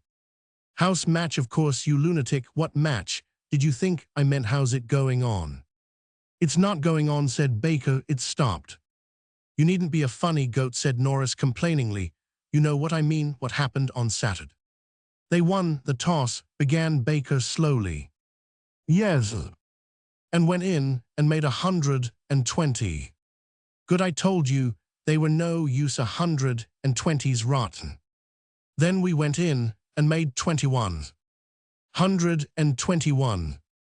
No, just a simple 21, without any trimmings of any sort. But man, how on earth did it happen? Gethrin took 8 for 9. Does that seem to make it any clearer? 8 for 9, rot. show you the score sheet if you care to see it in the second innings.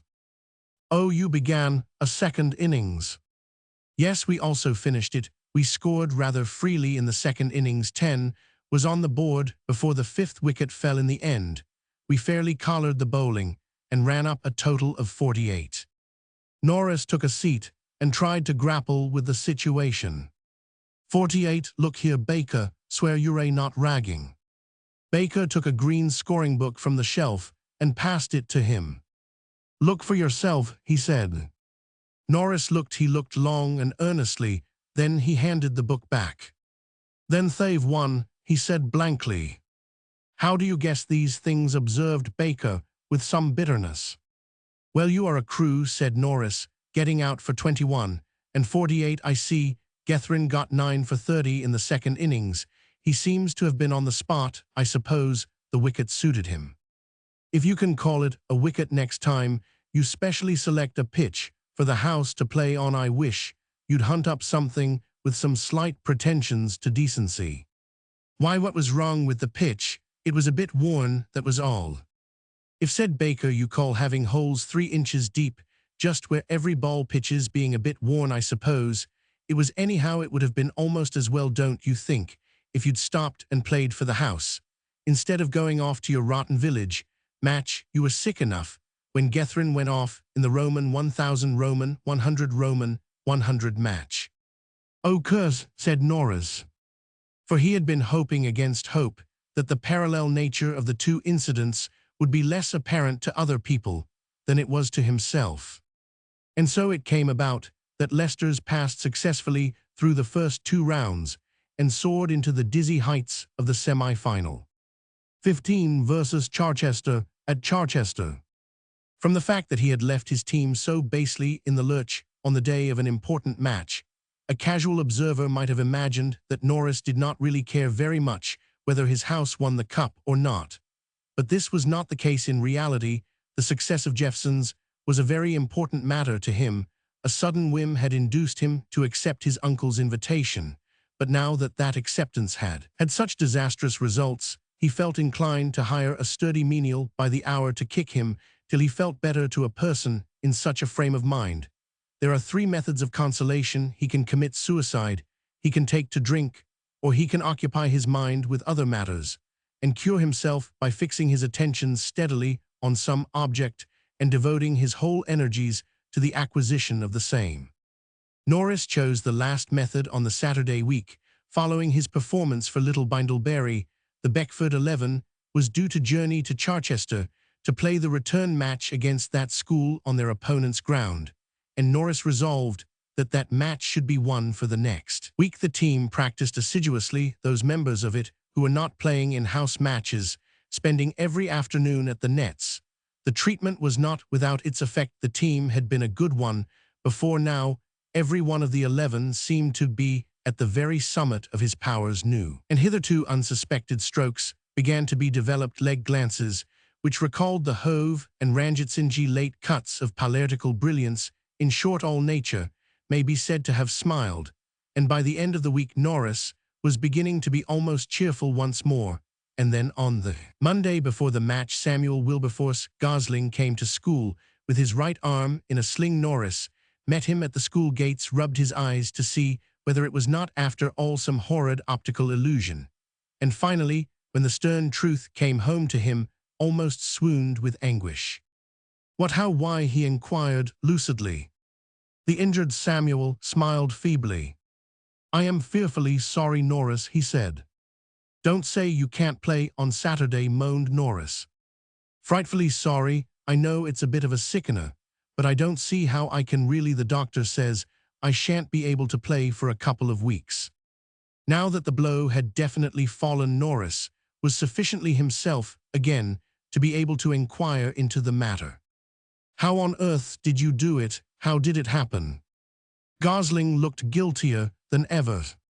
It was on Saturday evening, he said. We were ragging about at home a bit, you know, and my young sister wanted me to send her down a few balls. Somebody had given her a composition bean and a bat, and she's been awfully keen on the game ever since she got them. I think it's simply sickening The way girls want to do everything we do, said Norris, disgustedly. Gosling spoke for the defense. Well, she's only 13, you can't blame the kid, seemed to me a jolly healthy symptom, laudable ambition, and that sort of thing. Well, I sent down one or two, she played him like a book, bit inclined to pull all girls, or so I put in a long hop on the off, and she let go at it like Jessup, she's got a rattling stroke in Midon's direction. Well, the bean came whizzing back, rather wide on the right, I doubled across too. Bring off a beefy candy bee, and the bally thing took me right on the tips of the fingers. Those composition balls hurt like blazes. I can tell you smashed my second finger simply into hash, and I couldn't grip a ball now to save my life, much less bowl. I am awfully sorry, it's a shocking nuisance. Norris agreed with him. It was more than a nuisance, it was a staggerer now that Gethryn no longer figured for the first 11. Gosling was the school's one hope. Baines was good on his wicket, but the wickets he liked were the sea-of mud variety, and this summer fine weather had set in early and continued. Lorimer was also useful, but not to be mentioned in the same breath as the great Samuel. The former was good, the latter would be good in a year or so. His proper sphere of action was the tail. If the first pair of bowlers could dismiss 5 good batsmen, Lorimer's fast straight deliveries usually accounted for the rest, but there had to be somebody to pave the way for him. He was essentially a change bowler. It is hardly to be wondered at that Norris very soon began to think wistfully of the bishop, who was just now doing such great things with the ball, wasting his sweetness on the desert air of the house matches. Would it be consistent with his dignity to invite him back into the team? It was a nice point. With some persons there might be a risk, but Gethryn, as he knew perfectly well, was not the sort of fellow to rub in the undeniable fact that the school team could not get along without him. He had half decided to ask him to play against Charchester when Gosling suggested the very same thing. Why don't you have Gethryn in again? He said. You've stood him out against the Arbs and the Masters. Surely that's enough, especially as he's miles the best bowler in the school. Bar yourself. Not a bit. He can give me points. You take my tip and put him in again. Think he'd play if I put him down, because you know I am dashed if I am going to do any grovelling and that sort of thing. Certain to, I should think. Anyhow, it's worth trying. Pringle, on being consulted, gave the same opinion, and Norris was convinced. The list went up that afternoon, and for the first time since the Roman 1000 Roman 100 Roman 100 match, Gethryn's name appeared in its usual place. Norris is learning wisdom in his old age, said Marriott to the bishop as they walked over to the house that evening. Leicester's were in the middle of their semi-final and looked like winning it. I was just wondering what to do about it, said Gethryn. What would you do? Play, do you think? Play, my dear man. What else did you propose to do? You weren't thinking of refusing. I was. But man, that's rank treason. If you're put down to play for the school, you must play. There's no question about it. If Norris knocked you down with one hand and put you up on the board with the other, you'd have to play all the same. You mustn't have any feelings. Where the school is concerned, nobody's ever refused to play in a first match. It's one of the things you can't do. Norris hasn't given you much of a time lately, I admit. Still, you must lump that excuse sermon. I hope it's done you good. Very well, ill play. It's rather rot, though. No, it's all right, really. It's only that you've got into a groove. You're so used to doing the heavy martyr that the sudden change has knocked you out. Rather come and have an ice before the shop shuts. So Gethryn came once more into the team and travelled down to Charchester with the others, and at this point, a painful alternative faces me. I have to choose between truth and inclination. I should like to say that the bishop eclipsed himself and broke all previous records in the Charchester match. By the rules of the dramatic, nothing else is possible but truth, though it crush me, and truth compels me to admit that his performance was in reality distinctly mediocre. One of his weak points as a bowler was that he was at sea when opposed to a left-hander. Many bowlers have this failing. Some strange power seems to compel them to bowl solely on the leg side, and nothing but long hops and full pitches. It was so in the case of Gethryn. Charchester won the toss and batted first on a perfect wicket. The first pair of batsmen were the captain, a great bat, who had scored 7-3 not out against Beckford in the previous match, and a left-handed fiend Banus leg breaks were useless on a wicket, which from the hardness of it might have been constructed of asphalt, and the rubbish the bishop rolled up to the left-handed artiste. It was painful to witness. At 4 o'clock the match had started at 11:30. Charchester captain reached his century, and was almost immediately stumped off Baines. The bishop bowled the next man first bowl, the one bright spot in his afternoon's performance. Then came another long stand against which the Beckford bowling raged in vain. At 5 o'clock Charchester, by that time having made 241 for 2 wickets, the left-hander ran into 3 figures, and the captain promptly declared the innings closed. Beckford's only chance was to play for a draw, and in this they succeeded. When stumps were drawn at 7:15, the score was 103 and 5 wickets were down. The bishop had the satisfaction of being not out with 28 to his credit, but nothing less than a century would have been sufficient to soothe him after his shocking bowling performance. Pringle, who during the luncheon interval had encountered his young friends the Ashbys, and had been duly taunted by them on the subject of leather hunting, was top scorer with 41. Norris, I regret to say, only made 3, running himself out in his second over, as the misfortune could not by any stretch of imagination be laid at anybody else's door but his own. He was decidedly savage. The team returned to Beckford, rather footsore, very disgusted, and abnormally silent. Norris sulked by himself at one end of the saloon carriage, and the bishop sulked by himself at the other end, and even Marriott forbore to treat the situation lightly. It was a mournful homecoming, no cheering wildly as the brake drove to the college from Horton, no shouting of the school song in various keys as they passed through the big gates, simply silence. And except when putting him on to bowl, or taking him off, or moving him in the field, Norris had not spoken a word to the bishop the whole afternoon.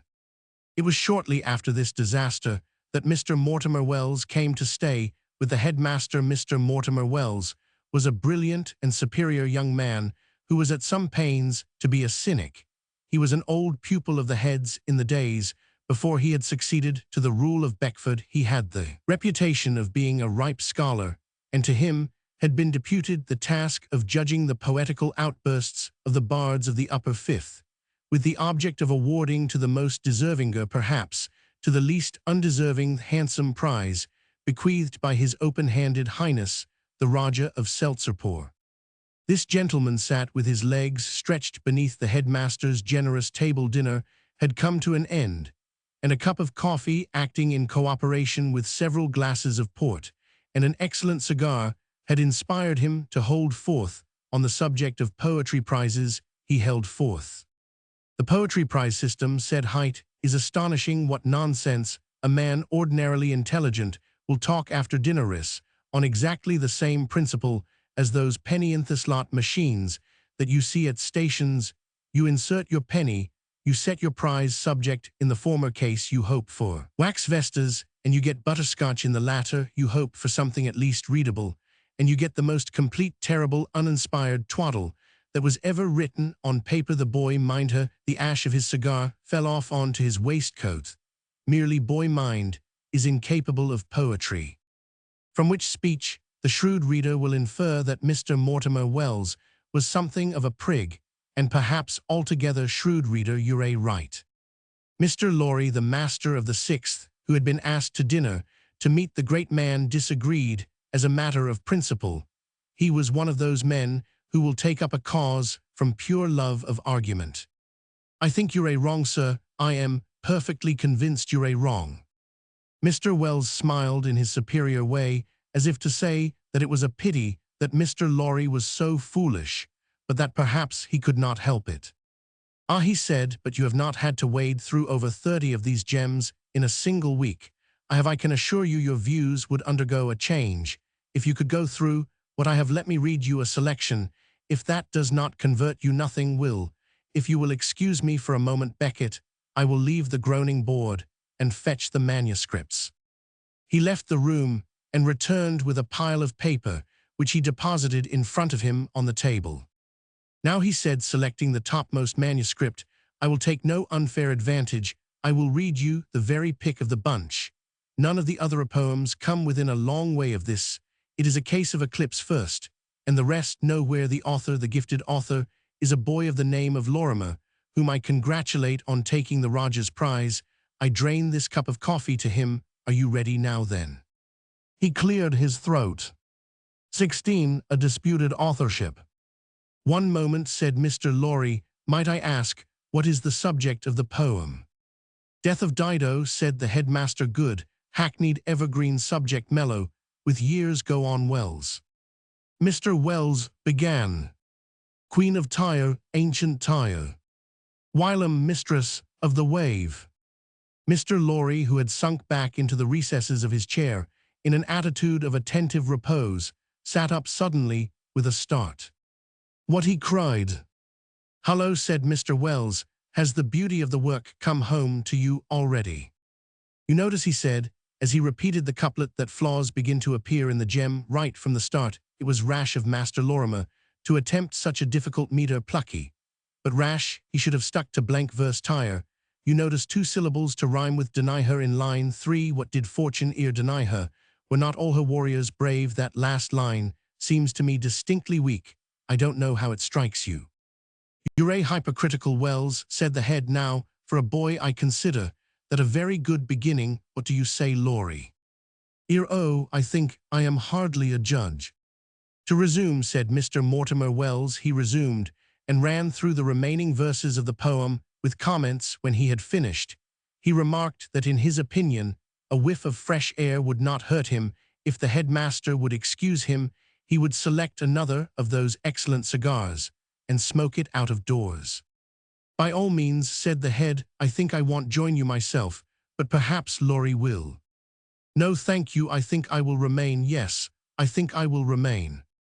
Mr. Wells walked jauntily out of the room. When the door had shut, Mr. Lorry coughed nervously. Another cigar, Lorry? No, thank you, I want to ask you a question. What is your candid opinion of those verses Mr. Wells was reading just now? The headmaster laughed. I don't think Wells treated them quite fairly, in my opinion. They were distinctly promising for a boy in the upper 5th. You understand? Yes, on the whole, they showed distinct promise. They were mine, said Mr. Lorry. Yours? I don't understand. How were they yours? I wrote them, every word of them. You wrote them, but my dear Lorry, I don't wonder that you're surprised. For my own part, one, am amazed, simply amazed, how the boy, I don't even remember his name, contrived to get hold of them. I have not the slightest conception, but that he did so contrive is certain. The poem is word for word, literally word for word, the same as one which I wrote when I was at Cambridge. You don't say so? Yes, it can hardly be a coincidence. Hardly, said the head. Are you certain of this? Perfectly certain. I am not eager to claim the authorship, I can assure you, especially after Mr. Wells' very outspoken criticisms. But there is nothing else to be done. The poem appeared more than a dozen years ago in a small book called The Dark Horse. Something in the White Melville style, I suppose. No, said Mr. Lorry sharply. No, certainly not. They were serious poems, tragical most of them. I had them collected and published them at my own expense, very much at my own expense.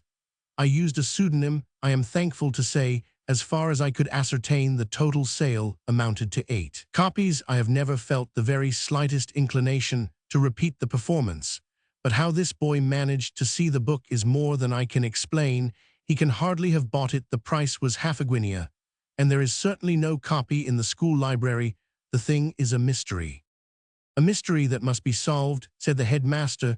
The fact remains that he did see the book, and it is very serious. Wholesale plagiarism of this description should be kept for the school magazine. It should not be allowed to spread to poetry prizes. I must see Lorimer about this tomorrow. Perhaps he can throw some light upon the matter.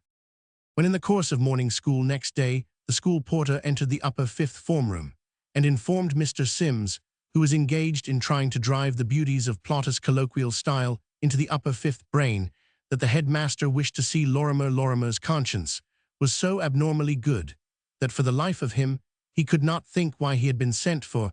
As far as he could remember, there was no possible way in which the authorities could get at him. If he had been in the habit of smoking out of bounds in lonely fields and deserted barns, he might have felt uneasy.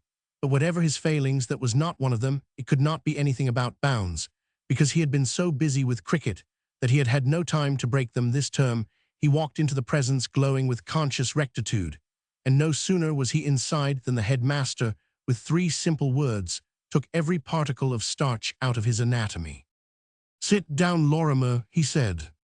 There are many ways of inviting a person to seat himself. The genial take, a pew of one's equal inspires confidence. The raucous sit down in front of the frenzied pit, when you stand up to get a better view of the stage, is not so pleasant, but worst of all is the icy sit down of the annoyed headmaster. In his mouth, the words take to themselves new and sinister meanings. They seem to accuse you of nameless crimes, and to warn you that anything you may say will be used against you as evidence. "Why have I sent for you, Lorimer?" A nasty question that, and a very favorite one of the Rev. Mr. Beckett, headmaster of Beckford. In 9 cases out of 10, the person addressed, paralyzed with nervousness, would give himself away upon the instant and confess everything. Lorimer, however, was saved by the fact that he had nothing to confess. He stifled an inclination to reply, because the woodpecker would peck her, or words to that effect, and maintained a pallid silence. "Have you ever heard of a book called The Dark Horse, Lorimer?" Lorimer began to feel that the conversation was too deep for him.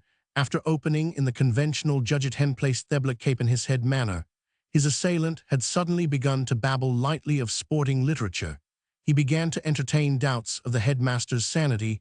It would not have added greatly to his mystification if the head had gone on to insist that he was the Emperor of Peru and worked solely by electricity. The headmaster, for his part, was also surprised. He had worked for dismay, conscious guilt, confessions, and the like instead of blank amazement. He, too, began to have his doubts. Had Mr. Lorry been mistaken? It was not likely, but it was barely possible, in which case the interview had better be brought to an abrupt stop. Until he had made inquiries, the situation was at a deadlock. Fortunately, at this point, 12:30 struck, and the bell rang for the end of morning school. The situation was saved, and the tension relaxed. "You may go, Lorimer," said the head. "I will send for you later." He swept out of the room, and Lorimer raced over to the house to inform Pringle that the headmaster had run suddenly mad, and should by rights be equipped with a strait-waistcoat. "You never saw such a man," he said. "Hold me out of school in the middle of a Plautus lesson, dumps me down in a chair, and then asks me if I've read some weird sporting novel or other." "Sporting novel, my dear man?" "Well, it sounded like it from the title." "The title, oh. What's up?" Pringle had leaped to his feet, as if he had suddenly discovered that he was sitting on something red-hot. His normal air of superior calm had vanished. He was breathless with excitement. A sudden idea had struck him with the force of a bullet. "What was the title?" he asked you. "If you'd read the book of," he demanded incoherently. "The Derby Winner." Pringle sat down again, relieved. "Oh, are you certain?" "No, of course it wasn't that. I was only ragging. The real title was The Dark Horse. Hullo, what's up now? Have you got him too?" "What's up? I'll tell you. We're done for. Absolutely pipped. That's what's the matter." "Hang it, man, do give us a chance. Why can't you explain, instead of sitting there talking like that? Why are we done? What have we done anyway?" "The poem, of course, the prize poem. I forgot. I never told you. I hadn't time to write anything of my own, so I cribbed it straight out of a book called The Dark Horse. Now do you see?" Lorimer saw. He grasped the whole unpainted beauty of the situation in a flash, and for some moments it rendered him totally unfit for intellectual conversation. When he did speak, his observation was brief, but it teemed with condensed meaning. It was the conversational parallel to the ox in the teacup. "My aunt," he said. "There'll be a row about this," said Pringle. "What am I to say when he has me in this afternoon?" He said he would let the whole thing out. No good trying to hush it up. He may let us down easy if you're honest about it. It relieved Lorimer to hear Pringle talk about us. It meant that he was not to be left to bear the assault alone, which, considering that the whole trouble was strictly speaking Pringle's fault, was only just. But how am I to explain? I can't reel off a long yarn, all about how you did it all, and so on. It would be too low.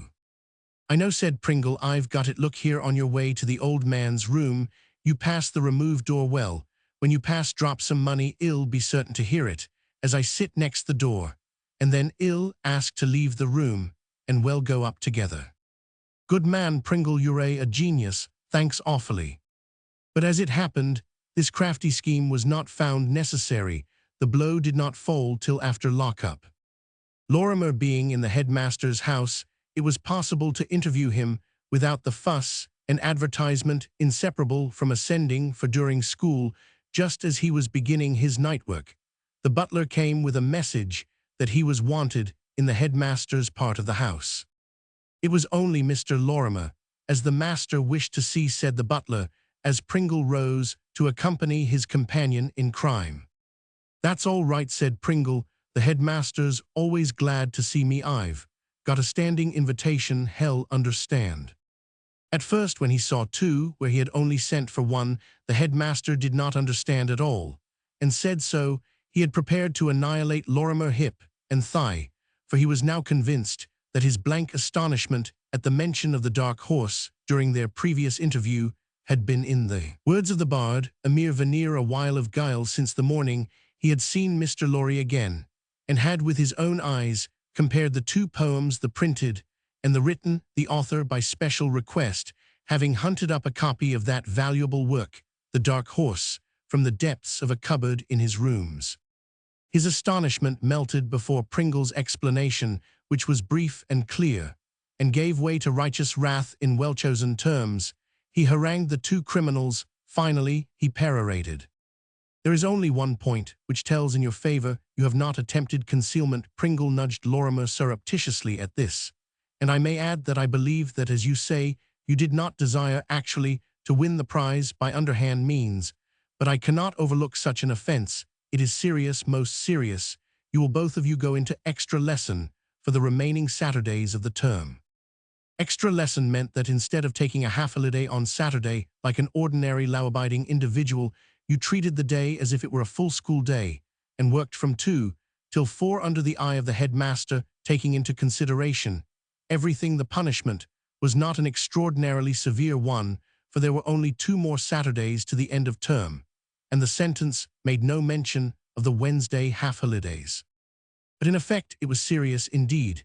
It meant that neither Pringle nor Lorimer would be able to play in the final house match against Leicester's, which was fixed to begin on the next Saturday at 2 o'clock. Among the rules governing the house matches was one to the effect that no house might start a match with less than 11 men, nor might the 11 be changed during the progress of the match, a rule framed by the headmaster, not wholly without an eye to emergencies like the present. Thank goodness, said Pringle, that there aren't any more first matches. It's bad enough, though, by Jove, as it is. I suppose it's occurred to you that this cuts us out of playing in the final. Lorimer said the point had not escaped his notice. I wish, he observed with simple pathos, that I'd got the Roger of Seltzer poor here. Now I'd strangle him. I wonder if the old man realizes that he's done his own house out of the cup. Wouldn't care if he Roman 999. Still, it's a sickening nuisance. Leicester's are a cert now. Absolute cert, said Lorimer. Baines can't do all the bowling, especially on a hard wicket, and there's nobody else as for our batting and fielding. Don't, said Pringle gloomily, it's too awful. On the following Saturday Leicester's ran up a total in their first innings, which put the issue out of doubt, and finished off the game on the Monday by beating the schoolhouse by 6 wickets. 17. The winter term. It was the first day of the winter term. The bishop, as he came back by express, could not help feeling that after all, life, considered as an institution, had its points. Things had mended steadily. During the last weeks of the term, he had kept up his end as head of the house perfectly. The internal affairs of Leicester's were going as smoothly as oil, and there was the cricket cup to live up to. Nothing pulls a house together more than beating all comers in the field, especially against odds, as Leicester's had done. And then Monk and Danvers had left, that had set the finishing touch to a good term's work. The mob were no longer a power in the land. Waterford remained, but a subdued, benevolent Waterford with a wonderful respect for law and order. Yes, as far as the house was concerned, Gethryn felt no apprehensions as regarded the school at large. Things were bound to come right in time. A school has very little memory, and in the present case, the bishop, being second man in the 15, had unusual opportunities of righting himself in the eyes of the multitude. In the winter term, cricket is forgotten. Football is the only game that counts. And to round off the whole thing, when he entered his study, he found a letter on the table. It was from Farney, and revealed two curious and interesting facts. Firstly, he had left, and Beckford was to know him no more. Second, Lithers was even more remarkable, possessed a conscience. Dear Gethryn, ran the letter, I am writing to tell you my father is sending me to a school in France, so I shall not come back to Beckford. I am sorry about the Roman 1000 Roman 100 Roman 100 match, and I enclose the £4 you lent me.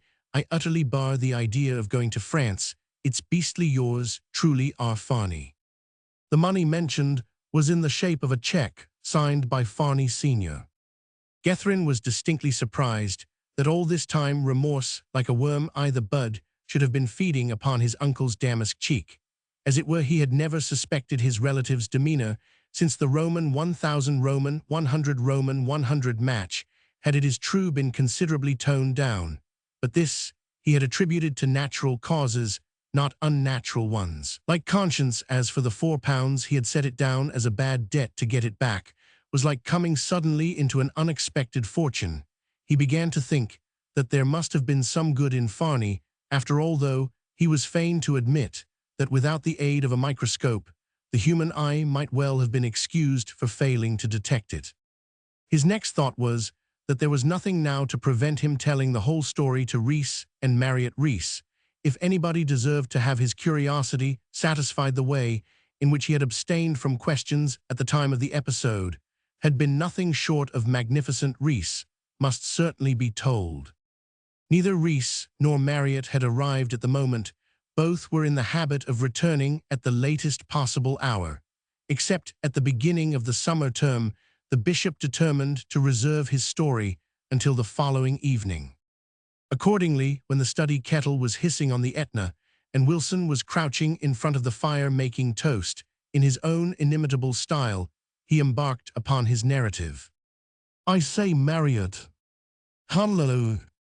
Do you notice a subtle change in me this term? Does my expressive purple eye gleam more brightly than of yore? It does exactly. So I feel awfully bucked up. You know, that kid Farney has left. I thought I missed his merry prattle. What's happened to him? Gone to a school in France somewhere. Jolly for France. Awfully, but the point is that now he's gone, I can tell you about that Roman 1000 Roman 100 Roman 100 match affair. I know you want to hear what really did happen that afternoon. Marriott pointed significantly at Wilson, whose back was turned. Oh, that's all right, said Gethryn. Wilson. Yes. You mustn't listen, try, and think you're a piece of furniture, see, and if you do happen to overhear anything, you needn't go gassing about it. Follow. All right, said Wilson, and Gethryn told his tale. Jove, he said, as he finished, that's a relief. It's something to have got that off my chest. I do bar keeping a secret. But I say, said Marriott. Well, it was beastly good of you to do it, and that sort of thing, I suppose. I see that, all right, but my dear man, what a rotten thing to do. A kid like that, a little beast, who simply cried out for sacking. Well, at any rate, it's over now. You needn't jump on me. I acted from the best motives. That's what my grandfather Farney's pater, you know, always used to say when he got at me for anything in the happy days of my childhood. Don't sit there looking like a beastly churchwarden, you ass. Buck up and take an intelligent interest in things.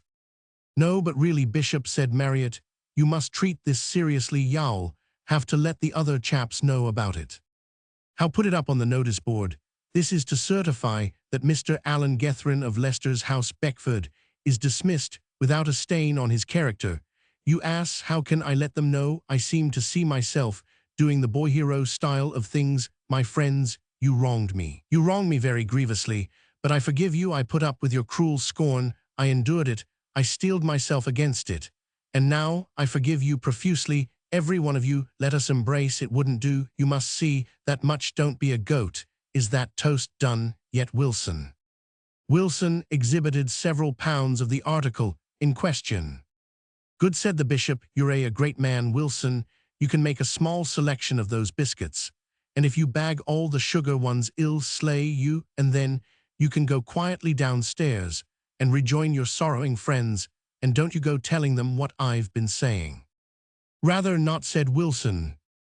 He made his small selection and retired. The bishop turned to Marriott again. I shall tell Reese, because he deserves it, and I rather think I shall tell Gosling and Pringle, nobody else, though what's the good of it, everybody'll forget the whole thing by next season. How about Norris, asked Marriott.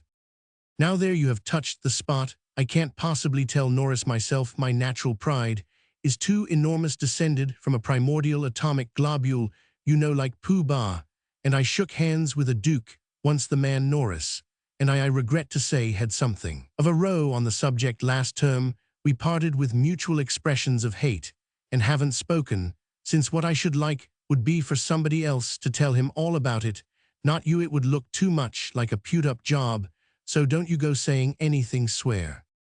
Why not? Because you mustn't swear. Let me hear you swear by the bones of your ancestors. All right, I call it awful rot, though. Can't be helped, painful, but necessary. Now, I am going to tell Reese, though I don't expect he'll remember anything about it. Reese never remembers anything beyond his last meal. Idiot, said Marriott after him, as the door closed. I don't know, though, he added to himself. And pouring himself out another cup of tea, he pondered deeply over the matter. Reese heard the news without emotion.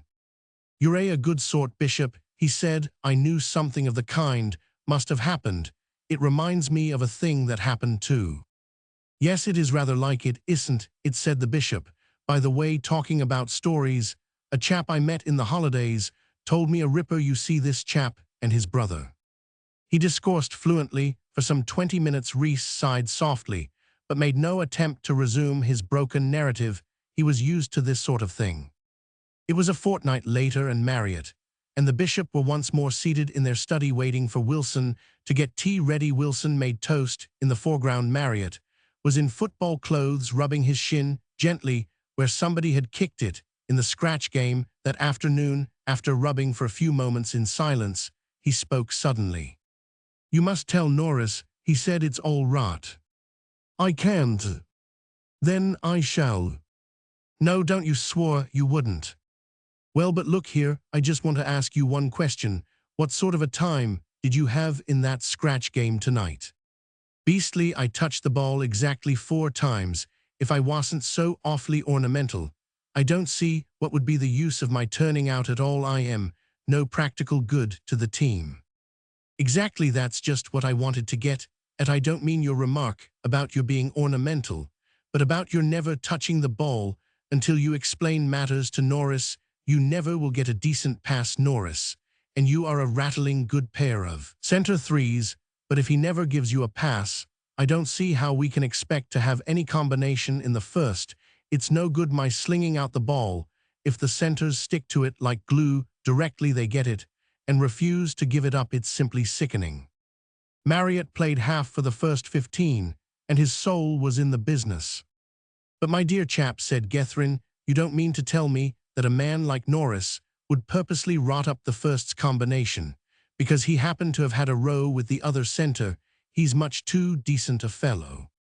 No, I don't mean that. Exactly what he does is this. I've watched him. He gets the ball, he runs with it till his man is on him, and then he thinks of passing. You're backing him up. He sees you and says to himself, I can't pass to that cad. Meaning me. Meaning you. Thanks awfully. Don't mention it. I am merely quoting his thoughts as deduced by me. He says I can't pass to that well individual. If you prefer it, where's somebody else? So he hesitates and gets tackled, or else slings the ball wildly out to somebody who can't possibly get to it. It's simply infernal. And we play the Nomads tomorrow too. Something must be done.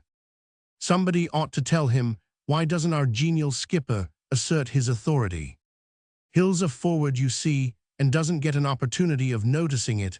I can't tell him, of course. I've not got my colors. You'll assert for them. Hope so anyway, I've not got them yet. And Norris has, so I can't very well go slanging him to Hill's sort of thing. Rude, people would call side. Well, I'll look out tomorrow, and if it's as bad as you think, I'll speak to Hill. It's a beastly thing to have to do. Beastly, agreed Marriott. It's got to be done, though we can't go through the season without any combination in the three-quarter line, just to spare Norris feelings. It's a pity, though, said the bishop, because Norris is a ripping good sort of chap. Really, I wish we hadn't had that bust up last term. 18. The bishop scores. At this point, Wilson finished the toast and went out. As he went, he thought over what he had just heard. Marriott and Gethryn frequently talked the most important school politics before him, for they had discovered at an early date that he was a youth of discretion who could be trusted not to reveal state secrets, but matters now seemed to demand such revelation. It was a serious thing to do, but there was nobody else to do it, and it obviously must be done so by a simple process of reasoning. He ought to do it. Half an hour had to elapse before the bell rang for lockup. There was plenty of time to do the whole thing and get back to the house before the door was closed. He took his cap and trotted off to Jeffson's. Norris was alone in his study when Wilson knocked at the door. He seemed surprised to see his visitor. He knew Wilson well by sight, he being captain of the first 11, and Wilson a distinctly promising junior bat. But this was the first time he had ever exchanged a word of conversation with him. "Hello," he said, putting down his book. "Oh, I say, Norris," began Wilson nervously. "Can I speak to you for a minute?" "All right, go ahead." After 2 false starts, Wilson at last managed to get the thread of his story. He did not mention Marriott's remarks on football subjects, but confined himself to the story of Farney and the bicycle ride, as he had heard it from Gethryn on the second evening of the term. "So that's how it was, you see," he concluded. There was a long silence. Wilson sat nervously on the edge of his chair, and Norris stared thoughtfully into the fire. "So shall I tell him it's all right?" asked Wilson at last. "Tell who what's all right?" asked Norris politely. "Oh, Gethryn, you know," replied Wilson, slightly disconcerted. He had had a sort of idea that Norris would have rushed out of the room, sprinted over to Lester's, and flung himself on the bishop's bosom in an agony of remorse. He appeared to be taking things altogether too coolly. "No," said Norris, "don't tell him anything. I shall have lots of chances of speaking to him myself, if I want to. It isn't as if we were never going to meet again. You'd better cut now. There's the bell just going. Good night." "Good night, Norris." "Oh, and I say," said Norris, as Wilson opened the door, "I meant to tell you some time ago, if you buck up next cricket season, it's quite possible that y'all get colors of some sort. You might bear that in mind." "I will," said Wilson fervently. "Good night, Norris. Thanks awfully." The Nomads brought down a reasonably hot team against Beckford. As a general rule, for the school had a reputation in the football world. They were a big lot this year. Their forwards looked capable. And when, after the school fullback had returned the ball into touch on the halfway line, the lineout had resulted in a handball and a scrum, they proved that appearances were not deceptive. They broke through in a solid mass. Beckford forwards never somehow seemed to get together properly. In the first scrum of a big match and rushed the ball down the field. Norris fell on it. Another hastily formed scrum, and the Nomads' front rank was off again 10 yards nearer the school line. There was another Holt Granger, the Beckford fullback, whose speciality was the stopping of rushes, had curled himself neatly round the ball. Then the school forwards awoke to a sense of their responsibilities. It was time they did, for Beckford was now penned up well within its own 25 line, and the Nomad halves were appealing pathetically to their forwards to let that ball out for goodness sake. But the forwards fancied a combined rush was the thing to play for a full minute. They pushed the school pack towards their line, and then some rash enthusiast kicked a shade too hard. The ball dribbled out of the scrum on the school side, and Marriott punted into touch. "You must let it out, you men," said the aggrieved halfbacks. Marriott's kick had not brought much relief. the visitors were still inside the Beckford 25 line, and now that their forwards had realized the sin and folly of trying to rush the ball through matters became decidedly warm for the school outsides. Norris and Gethrin in the center, and Granger at back, performed prodigies of tackling the wing three-quarter, hovered nervously about feeling that their time might come at any moment. The nomad attack was concentrated on the extreme right.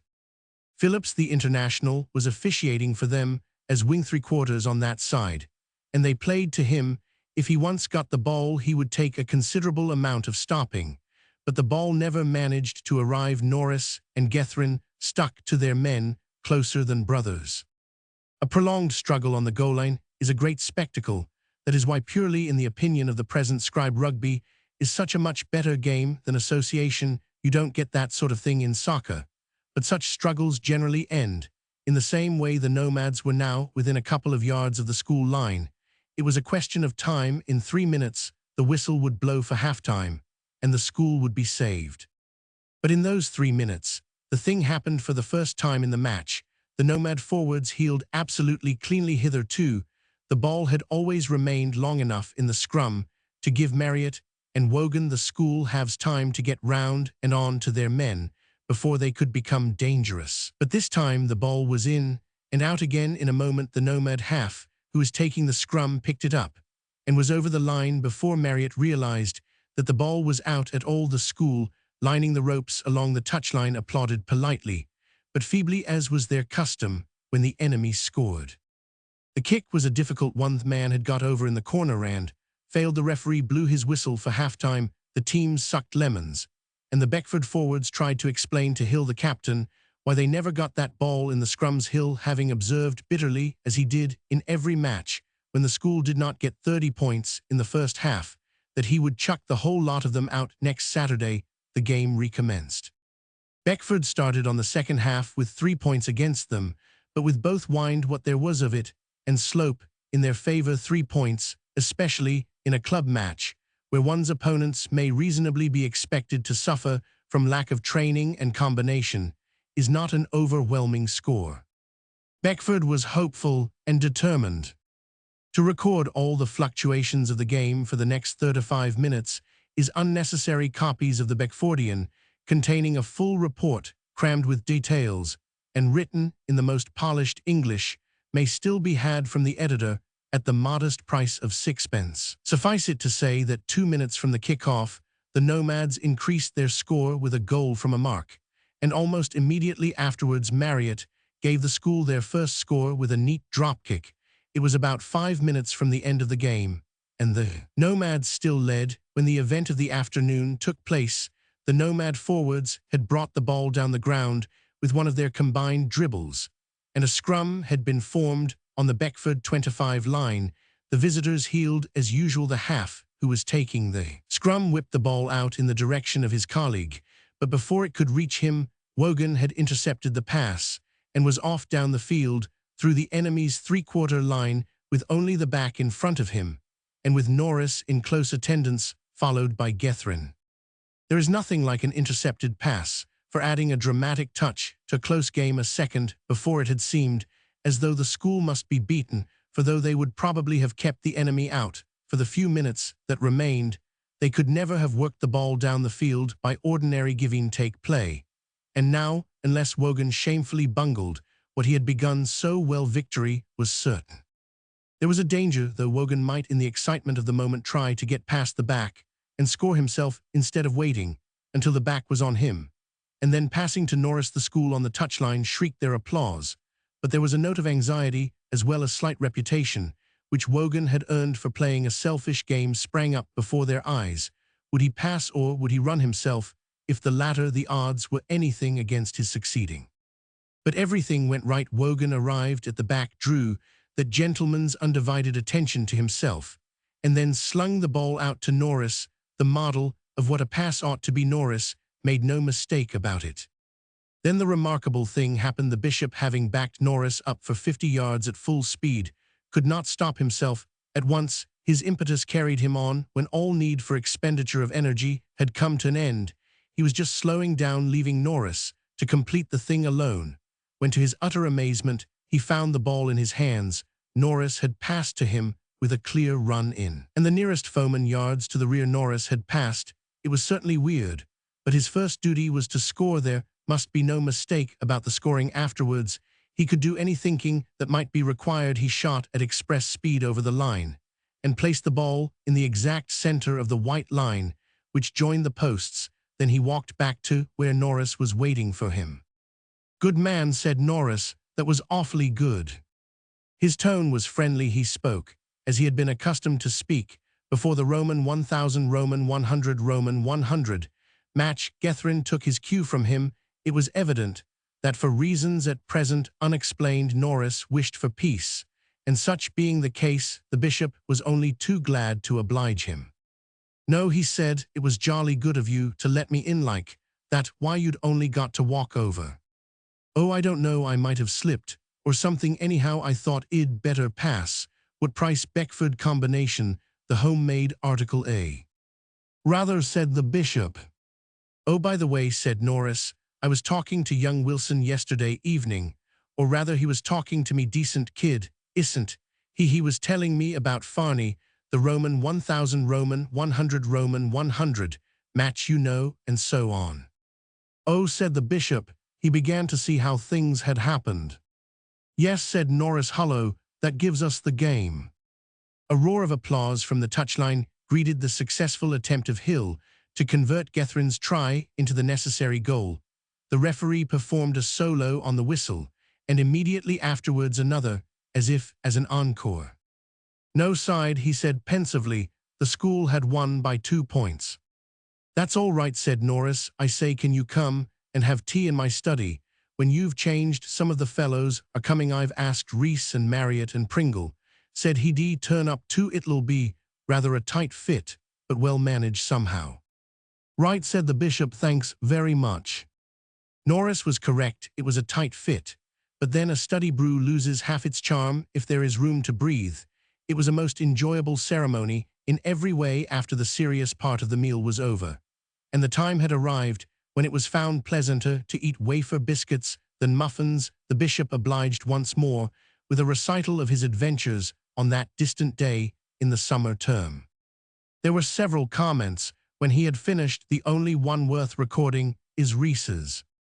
Reese said it distinctly reminded him of a thing which had happened to a friend of a chap his brother had known at Sandhurst.